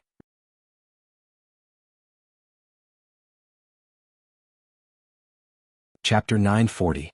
Even so, the 4th prince still threatened him with a sentence. "Mr. Sun, aren't you afraid that I will punish you or even kill you for saying this in front of me?" As soon as he finished speaking, the 4th prince's eyes emitted a terrifying killing intent, and the scimitar at his waist was already unsheathed. "Of course I'm afraid. Who wouldn't be afraid of death? Although this old man is 46 this year, I haven't lived long enough." Sun Wen was calm and composed. He looked at Prince Roland with a faint smile, his eyes shining with wisdom and confidence. His eyes clearly conveyed a message. He was not afraid. He was not afraid of the threat of death from Prince Roland. He did not even think that Prince Roland would really punish him. The 2 of them stared at each other for a long time. The 4th prince gasped for breath, with beads of sweat dripping from his forehead. He raised his hand and sheathed his scimitar. "Forget it. If Mr. Sun has anything to say, just say it. I will listen." After saying that, he sat back down unwillingly. How could the 4th prince be a match for Sun Wen when it came to scheming? In terms of mental fortitude, Sun Wen had attained the transcendent realm of being able to remain unfazed even if Mount Tai were to collapse in front of him. In the end, Sun Wen won, completely dispelling the 4th prince's suspicions. Sun Wen said with a smile, "The 3 cities of Shangyu County are tasteless, but it's not a pity to abandon them. It's better to make good use of them. If we use it as bait, we can injure Lu Shi and prevent her from sending troops to threaten the northern borderline for a year or 2. At the same time, we can also help His Highness get rid of his greatest threat." The 4th prince's eyes flashed fiercely as he said, "My mortal enemy?" Sun Wen said, "The northern borderline has always been particular about choosing talents and talents. Regardless of one's background, the 4th prince is naturally qualified to ascend to the throne. According to the inheritance system of the Han family, even if all his brothers died, the 4th prince would not have the right to inherit the throne. Who asked his mother to be a female slave for others to play with? However, the customs of Beijiang were different from those of the Central Plains.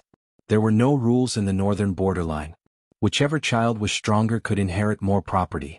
Even if Prince Roland was just the son of a slave girl, he was still qualified to inherit the throne as long as he was strong enough. Sun Wen's short sentence quickly and accurately poked the 4th prince's weak spot. Prince Roland's hand that was holding the machete trembled, and even his breathing stopped suspiciously. Of course, he knew that he was qualified, but being qualified did not mean that he had hope. His mother's clan was too weak and barren. His starting point was the lowest among his brothers.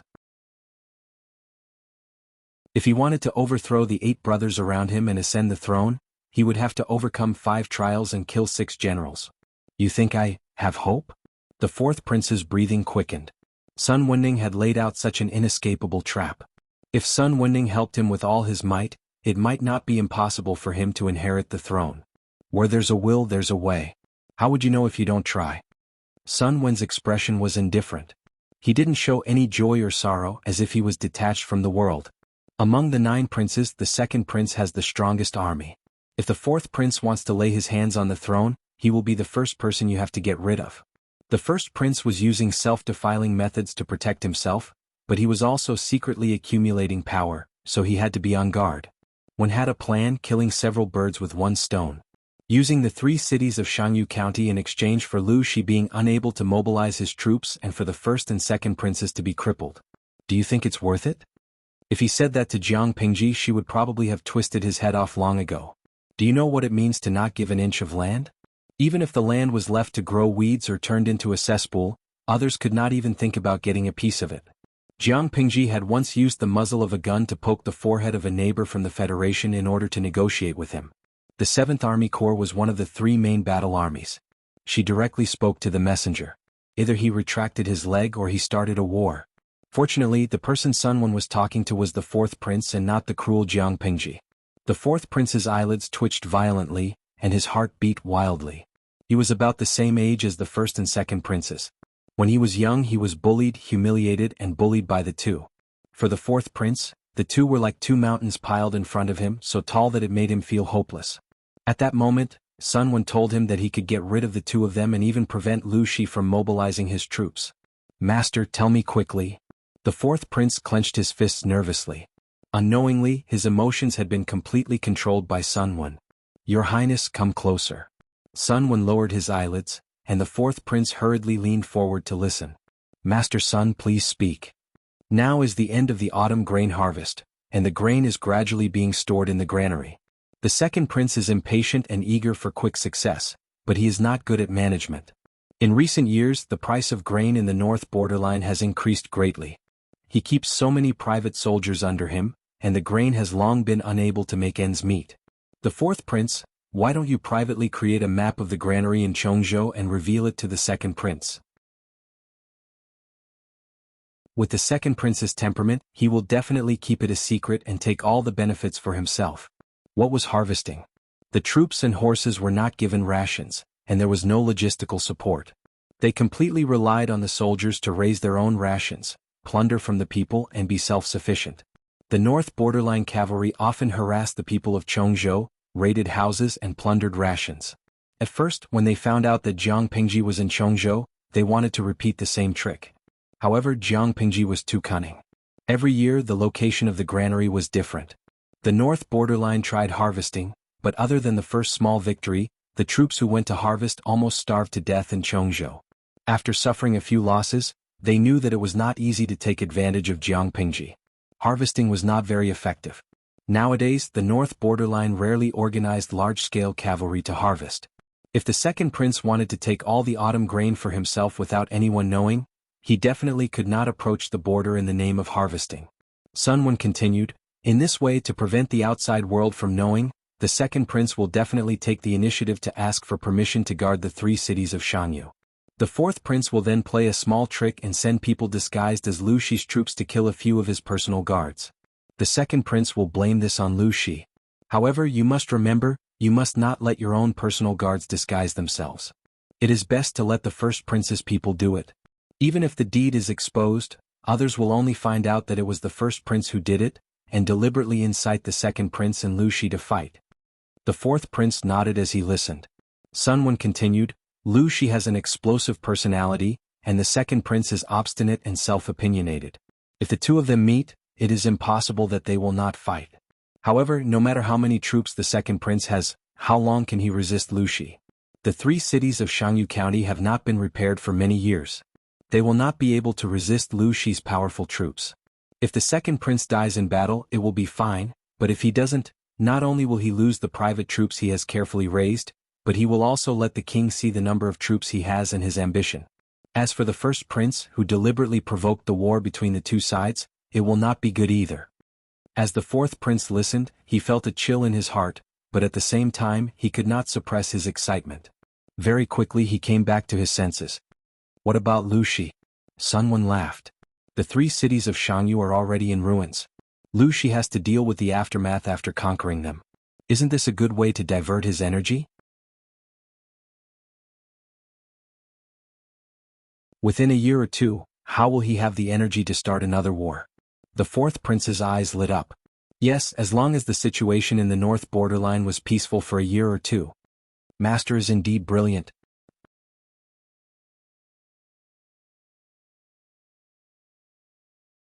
Chapter 941. Sun Wen was stirring up trouble in the northern borderline. He was full of conspiracies and tricks. Jiang Pingji was also ready for war. It was the autumn harvest.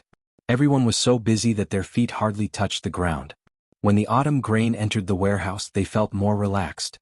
This year's batch of autumn grain has entered the warehouse. Qiguan Rang presented a thick account book. Every grain collected was recorded in the book. Jiang Pingji flipped through it carefully. With this batch of grain we have the confidence to fight a war. Is there any news from Zixiao? Qiguan Rang held his hands by his sides and said expressionlessly, "There's no news yet, but it should be soon." Jiang Pingji nodded and did not respond. Qiguan Rang endured for a while and had to take the initiative to speak. "My lord has never seen Sun Wen. How do you know that he's as capable as Lu Shang? You trust him so easily. If he covets the power of the northern borderline?" Qiguan Rang did not finish his sentence, but he believed that Jiang Pingji knew what he meant. "We have to guard against him." Jiang Pingji said with a smile, "I don't know if Sun Wen is as capable as Lu Shang, but it's enough for Zixiao to know." Qiguan Rang showed an expression that said, "I knew it." He sighed and said, "My lord has grown up." A cabbage had grown up and finally knew how to feed a pig. Look at what you're saying. It's as if the cabbage you painstakingly raised has been fed by a pig. Jiang Pingji teased, "You're so jealous." Qiguan Rang secretly rolled his eyes and added in his heart, "Isn't it the other way around?" He trusted Wei Xi's judgment because he trusted him. If not for some kind of honey filter, he believed that his lord would not be so rash. He frowned and said, "My lord, when did you have such thoughts?" After all, she was a female lord and was often criticized. If she could not maintain a clear relationship with her subordinates, her reputation might be tarnished. "When did it happen?" "I can't remember. But when Zheng, you can rest assured that Zixiao will not affect my ambitions." Qiguan Rang had been observing the surrounding situation as an outsider. He saw the situation more clearly than the people involved. "I'm not worried about my lord but about Zixiao." Qiguan Rang frowned. Wei Ci did not deliberately steal the limelight. He did not have a strong presence, but after thinking about what he had done, no one could say that he was not a pillar. Such a talent shouldn't be buried, nor should he be confined in a cage like a canary. If he didn't do that and allowed him to show off his talent, he would definitely die. Even if the Lord did not mind, would the other officials not have any thoughts about it? The most important thing for a faction was harmony and unity. "Does it really have to be him?" asked Qiguan Rang. "It has to be him. The more I get to know him, the more I feel that he's the one I want," Jiang Pingji said with certainty. "Ambitious man who wants to be a canary. If he doesn't want to live an ignoble life, I'm afraid my lord won't bear to let him suffer." If his identity was revealed, Wei Ci would have to stay away from the center of power. It wasn't that they didn't trust him, but it was for the sake of unity within the faction so that others wouldn't feel unbalanced or have negative emotions. If Jiang Pingji insisted on having her own way, she might harm her and Wei Ci. Then, what does Wenjing think? Qiguan Rang said, "It's better to keep it a secret. Rang can pretend that he doesn't know anything." "Keep it a secret?" Jiang Pingji murmured repeatedly. "As long as it's the Lord's child, it will definitely be your blood. It doesn't matter who the father is." Qiguan Rang said, "You can say that you got pregnant because of feelings or that you got married and had a child in your dream. As long as you have a child, you can keep the father's identity a secret. As long as others don't know who the father is, Zixiao can also continue to realize his ambitions and aspirations. But in this way my lord and Zixiao will have to suffer." Jiang Pingji thought about it for a long time and laughed bitterly after a while. "Wenjing, you're thinking too far ahead. We'll have to face it sooner or later." Qiguan Rang took over the account book that Jiang Pingji had finished reviewing and said expressionlessly, "You should also pay attention to your emotions. What happens in private is none of my business. In daily life, you should at least control your emotions." Just like the previous time, she looked at Wei Ci as if she wanted to skin him alive. It was always like that. Even the slow-witted generals could notice the clues. Qiguan Rang also reminded her in private to prevent his lord from doing something that she would regret for the rest of her life in the heat of youth. "Wenjing, I'll think about it." Although she didn't want to admit it, Qiguan Rang's solution was considered the best of both worlds. It's still troubled times now. It's not suitable to think about these matters. We'd better get down to business. Jiang Pingji changed the topic stiffly. Qiguan Rang could only roll his eyes helplessly. As they were talking, Wei Ci was summoned from outside the tent. "Greetings, my lord." Wei Ci first bowed, then nodded to Qiguan Rang who was sitting next to Jiang Pingji. He took the initiative to sit on the other side. This is the tip-off I just received. The big fish has taken the bait. Wuxia handed over the booklet with both hands. Jiang Pingji took it and glanced at it. This Sun Wen is truly capable. This trick within a trick is truly beautiful. The letter said that Sun Wen had secretly plotted and successfully made the second prince of the northern borderline volunteer to take the order to be stationed in the 3 cities of Shangyu. The 3 cities of Shangyu were not the same as before. There was no profit to be made. They were almost treated as a place of exile by the nobles of the northern borderline. The second prince wanted to gild himself. Why did he have to go to the 3 cities of Shangyu? Self-exile? When the other princes received the news, they all had the same thought. But when they thought of the second prince's usual arrogance, they felt that it was unlikely. But other than that, they could not think of a reason why the second prince would take the initiative to go to the 3 cities of Shangyu. The princes of the northern borderline discussed in private. Does the second prince think that the 3 cities of Shangyu can still recruit soldiers and buy horses? He might really think so. But there is no profit to be made in the 3 cities of Shangyu. He will only be disappointed if he goes. Maybe he's advancing by retreating? Using this to gain father's favor? If that's the case, this move is too lame. These people would not be able to figure it out even if they racked their brains. The second prince had a detailed distribution map of Chongzhou's granaries. According to reliable sources, the granaries stored Chongzhou's savings over the years. As long as the grain was taken away, Lu Shi would probably suffer a great loss. The second prince thought proudly. It was as if he could already see himself bringing back a huge amount of grain and being rewarded by the king. He had more soldiers in his hands than his other brothers. If he made a great contribution, he would not be far from the throne of the king of the northern borderline. Of course, the second prince was not stupid. He had already sent people to check the marked places in the granary beforehand. The news was true. Apart from that, this map was sent by his most trusted confidant, his mother's brother, his uncle. He trusted it so much because of all these reasons. Because of the huge amount of grain, the second prince made up his mind and pulled out all his private soldiers. Let's go.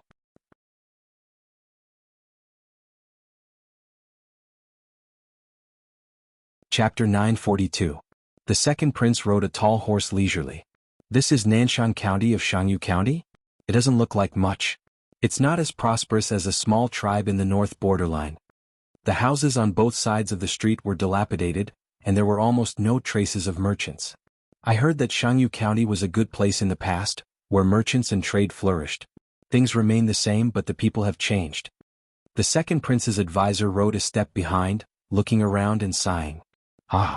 It's just a small town at the border of the Central Plains. How prosperous can it be? The second prince laughed disdainfully. He brought 20,000 private troops to camp outside the city, while he brought 1,000 elites into the city. He spent all his fortune to train these 20,000 elites, and he loved them as if they were his eyes. In order to keep the benefits to himself, he gritted his teeth, made up his mind, and took out all his belongings. He volunteered to the king of the north borderline to take over the 3 cities of Shangyu. The original guards were sent elsewhere. The second prince sat down boldly. The official registrar of Nanshan County trembled in front of him, waiting for orders. Report how many soldiers are left in the city. The official registrar trembled and said, there are 6,700 guards in the city. The second prince turned his head and sneered at the advisor. There are only 6,700 people in Nanshan County. What can such a small number of guards do? Lu Shi of Chongzhou is also a good-for-nothing. I heard that the pedantic Confucian scholars of Dongqing always talk about taking back their territory. Nanshan County's defense is so weak, yet Lu Shi doesn't send troops to fight back? It seems that the cowards of Dongqing are just shouting slogans when they take back their territory. The advisor smiled and flattered the second prince, saying a lot of good things, making the second prince feel comfortable. The second prince was full of confidence and spoke with fervor. Although Lu Shi is a bit of a coward, she's a girl after all. It's normal that she's not as courageous as a man. Although there are only 6,700 guards in Nanshan County, every one of them is an elite of the north borderline. They can fight against 10 men on the battlefield. Lu Shi is flattered by the outside world, but she's still a timid girl. She won't amount to much. The advisor's smile was a little awkward, but he still catered to the second prince and praised him. Compared to the second prince's blind arrogance, the advisor was somewhat clear-headed. Apart from anything else, he could understand why Jiang Pingji had not mobilized her troops to recapture the 3 cities of Shangyu. First of all, fighting a war was not something that could be fought just because one wanted to. No matter how resentful the people of Dongqing were, the 3 cities of Shangyu had been ceded by Dongqing to the northern borderline. This was the territory of the northern borderline. If they rashly sent their troops back, it would mean that they would completely fall out with the northern borderline and officially declare war on the northern borderline. Secondly, fighting a war would consume too much energy, and the preparation would take a long time. If they were to start a war without any preparation, how was that any different from courting death? Thirdly, since the 3 cities of Shangyu had been ruined by the northern frontier, it would not make much difference whether they were recaptured 2 years earlier or 2 years later. He did not dare to say these words to the second prince, lest he spoil his mood. Your Highness is right. The second prince laughed heartily and said to his advisor, You know me best. Overjoyed, the second prince feasted for 2 days and made friends with the local nobles. Although these nobles stayed in the 3 cities of Shangyu as if they had been exiled, they were local tyrants who had been operating for many years. The 3 cities of Shangyu could be considered as a buffer zone between the northern borderline and Dongqing. At the same time, it was also a lawless area where many smuggled goods were the most rampant. Most of these goods were war resources and the profits were huge. Even the second prince could not help but be tempted by them. However, the happy time did not pass for long. An urgent message came to his ears. Report. The loud and urgent voice of the messenger came from outside the room. The second prince was holding a wine bottle and drinking with someone. When he heard the voice, his dashing eyebrows knitted together in displeasure. What happened? How dare you disturb my mood? The messenger's breathing was rapid, and there was a hint of nervousness in his voice. Your Highness, the patrolling cavalry found the corpses of our soldiers outside Nanshan County, a total of 25 people. What? The strong smell of alcohol came out of his nostrils. The second prince slammed the wine bottle on the table, and a deafening bang was heard. The advisor beside him stopped smiling and asked the messenger before the second prince lost his temper. Who killed them? How did the 25 people die? The messenger told him everything in detail. Last night, during the handover of the patrol, a team of cavalry did not return. The next day, the patrolling cavalry found the corpses of the missing people not far from their post. There were signs of a struggle near the corpses. When the advisor heard this, his heart skipped a beat. Not good. Where are the corpses now? Outside the hall. Bring them up. The second prince's chest surged with anger. He lifted his leg and flipped the wine table. I want to see who dares to do this. The loud bang shocked the singers and dancers in the hall, and they did not dare to move. They trembled like quails. After a series of footsteps, the soldiers of the northern borderline carried the corpses into the hall. Other than the corpses, there were many clues found at the scene. The most important of them was a token. This token was none other than the token of a Chongzhou soldier. The weapons left behind and the words carved on the weapons all pointed to Chongzhou. After seeing this solid evidence, the second prince clenched his fists in anger and gritted his teeth. Lu Shi, I haven't found trouble with her and she's already stirring up trouble. The second prince's anger soared. The advisor beside him groaned. Your Highness, we still need to investigate further. To conclude that Chongzhou's Lu Shi provoked us so hastily, what if it's not? Before the advisor could finish, the second prince interrupted him. What's so hasty about this? Besides Lu Shi, who else would do such a thing? Besides, even if Lu Shi didn't do it, so what? Sooner or later, I and Lu Shi will have to fight. The second prince volunteered to come to the 3 cities of Shangyu. He wanted to use the 3 cities as a springboard to sneak attack Jiang Pingji's granary. He wanted to rest for 2 days before making a move. Now that Chongzhou could not sit still and test them, how could the second prince tolerate it? The advisor was speechless. For some reason he felt that this matter was unreliable. The second prince said, Lu Shi killed 25 of my men. I will repay him tenfold. The advisor's eyelids twitched violently. He watched as the second prince sent someone to invite the soldiers to discuss military matters. When I take over her granary, Lu Shi will have no more grain. Let's see how arrogant she can be then. According to the map, there were a total of 3 granaries. The second prince had already sent people to check these 3 places. Almost all of them had stored 2 million dong of military rations. What did this mean? 300,000 dong was enough for 100,000 soldiers to eat for more than a month. The grain that Lu Shi had accumulated over the years was enough for 100,000 soldiers to fight for 2 years.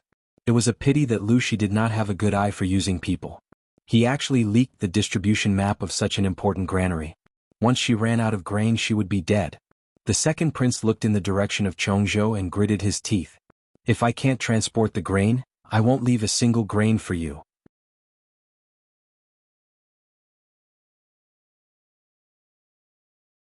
Chapter 943. Jiang Pingji had planted informants in the 3 cities of Shangyu early in the morning. She received the news as soon as the second prince's army entered the city. Finally, there's a battle to fight. If I don't fight, the weapons in my hands are going to rust. When Fu Wang received the news, he didn't even have time to change his armor before hurrying to the main tent. Li Yun, who was passing by with him, saw this and laughed helplessly as he shook his head. These few years of training have really stifled General Fu. Fu Wang had a warlike gene in his bones, so he couldn't settle down at all. After training for a few years and living a comfortable life, he felt uncomfortable all over. Usually he could only rely on a lot of exercise and training soldiers to vent his excess energy. Because the training was too heavy, Fu Wang's soldiers complained incessantly. If it wasn't for Jiang Pingji, who couldn't stand it anymore and lightened the training load of the troops, someone might have died. Fu Wang walked briskly and said as he walked, "As a soldier, of course, we have to see blood often to maintain our sharpness." Why did he have to put on an act all day? No matter how well he acted, it was still fake.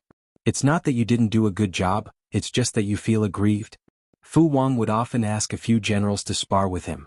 Other than Li Yun, who could exchange over 100 moves with him without being at a disadvantage, the others could not withstand his blows. Of course, the Wanzhou group had many generals who could fight, but people like Dian Yin and Meng Hun were not in Chongzhou. It was always Li Yun who was fighting. After a while, Fu Wang also felt bored. "General Fu, if you really want to fight to your heart's content, why don't you just look for my lord?" It would have been better if Li Yun had not mentioned it, but once he did, Fu Wang could not help but twitch the corner of his mouth. If he fought with Li Yun, he had an 80% chance of winning, but if he fought with his lord, he basically had no chance of winning. He really didn't know what this woman ate growing up to be so good at fighting. When they arrived at the main tent, the strategists were already sitting in their seats. Jiang Pingji saw that everyone was present. She glanced at Qiguan Rang. He understood her intention and took out a declaration of war. "The barbarians slandered us for launching a sneak attack. In order to retaliate, they sent several teams of cavalry to harass the innocent civilians at the border. They massacred the villages there, burned, killed, and looted. Such vile and provocative behavior cannot be tolerated." Jiang Pingji said, "Do you have any opinions?" Feng Jin said, "I believe that we should attack with a large force to show our military might." Wei Xi seconded. Fu Wang had long been looking forward to fighting, so of course he wouldn't disagree. He wanted nothing more than to raise his hands and feet high. Li Yun also knew that the upcoming battle was to prepare for the northern expedition next year. His blood was boiling. How could he not respond? Very well. Everyone in the tent was her confidant, so it was impossible for them to raise any objections. Jiang Pingji said to Qiguan Rang, "I'll have to trouble Wenjing to announce this declaration to the world, so that the world knows that it's not us who want to fight, it's the barbarians of the northern borderline who have gone too far." Qiguan Rang bowed to the end and said, "Yes." After going through the formalities, the next step was the crucial strategic deployment. The barbarians of the northern borderline have a set of fake maps of granaries. They are in Sangimo, Lijiang and Chaowu. The person leading the troops was the second prince of the northern borderline. This person was greedy and self-opinionated. He definitely wanted to eat up the 3 granaries worth of grain. However, the granary was huge, so this person would definitely mobilize a large number of troops, and even a large portion of the garrison. In this way, the defense of the 3 cities would be quite weak. "Jingtu, I'll give you 10,000 troops. Can you conquer the 3 cities in 2 days?" Jiang Pingji raised her head and called Fu Wang's name. Fu Wang had been tense all along. When he heard his name, he immediately stepped forward. "Yes, General." Using 10,000 troops to conquer the 3 cities of Shangyu, which Dongqing had been longing for more than a decade, in 2 days? If this was in the past, it would definitely be a fantasy. But now it was different. Jiang Pingji had calculated. According to the various conditions she had created today, it might not be impossible. The second prince of the northern borderline was too greedy. He had the idea of eating up the 3 granaries. It was impossible for him to rely on the 20,000 private troops that he had brought. In order to gather enough manpower, this person had to transfer the garrison of the 3 cities. Before the second prince's arrival, The average garrison of the three cities was about 10,000 people. After transferring a portion, how many people would be left? The three fake granaries had attracted most of the garrison forces, causing the three cities to be empty and weak. The 10,000 troops that she had allocated to Fu Wang were all elites who had been carefully trained for several years and were well equipped. They could definitely withstand such a concentrated battle. Not to mention 1 against 5, but 1 against 3 would not be a problem. If Fu Wang still could not conquer the three cities of Shangyu County before the reinforcements from the northern borderline arrived, it would be a disgrace to his reputation. Han Mei. Li Yun stepped forward and quietly waited for orders. Jiang Pingji said, I order you to lead 6,000 troops to ambush Li Jiang. You must annihilate the enemy and not leave any loose ends. Yes. I plan to lead 6,000 troops to ambush Sangamo. After the enemy is annihilated, Han Mei and I will meet up and cut off the enemy's main force. There were 3 fake granaries, Sangamo, Li Jiang and Chao Wu. Among them Chao Wu's was the largest. It was almost the sum of the reserves of the other 2 granaries. After discussing with a few strategists, Jiang Pingji unanimously believed that the headstrong second prince would personally lead the troops to ambush Chao Wu. After all, there was the most food there. The evacuation route was the smoothest. The second prince had a penchant for doing things himself and showing off his military strength. In conclusion, it was most likely that the enemy would lead the main force to ambush Chao Wu. In order to delay time and confuse the second prince's judgment, Jiang Pingji placed a lot of food in Chao Wu. Transporting the food would delay their marching speed. When Jiang Pingji and Li Yun waited and devoured the enemy's forces, they could take a shortcut to intercept and ambush the second prince's main force. It would be best if they could capture the second prince alive. If not, they would just kill him. They had to meet up with Fu Wang before the reinforcements at the borders of the north borderline could react. To prevent any accidents, Jiang Pingji ordered the remaining troops to stand guard. After assigning tasks to the generals, Jiang Pingji swiftly and decisively assigned tasks to the strategists. At that moment, the whole main tent was filled with a tense atmosphere. It even affected the viewers in the streaming room. Lao Ciji Lianming, after so many years, I finally see the streamer's handsome side. Marin Wei Zixiao, hello everyone. Let me introduce you. This is my boyfriend Lord Jiang Pingji. Zhugonggong Jiang Pingji, oh my, click. Beauty Wei Zixiao Mulan Denguzi, to the person above, are you trying to stir up trouble? Please respect such a hot-blooded scene. Gui Kai Guo Fengxiao, high energy warning ahead. Friends on the blue bullet screen, if you're not used to blood, you'd better leave the streaming room quickly. Let me say this in advance. Our streamer is very cruel. The content of her streaming would scare the timid people out of their wits. The viewers on the red bullet screen were delighted to see this. The viewers on the blue bullet screen were not to be outdone. Although they did not understand, they felt that it was awesome. How could they leave the streaming room and fulfill the wishes of the viewers on the red bullet screen? No, they would not leave. Finally, I've been preparing for more than 3 years. Everyone, it's all up to you. It was time to let the north borderline see her fangs. You're tuning in to the Han Li's Wuxia Adventures YouTube channel. We're so grateful for your support, and don't forget to subscribe to join us on this incredible journey through captivating stories. Your generosity through donations truly makes a world of difference, as it's the primary source of revenue that allows me to expand and enhance this channel for you. Thank you from the bottom of my heart for being a part of this adventure.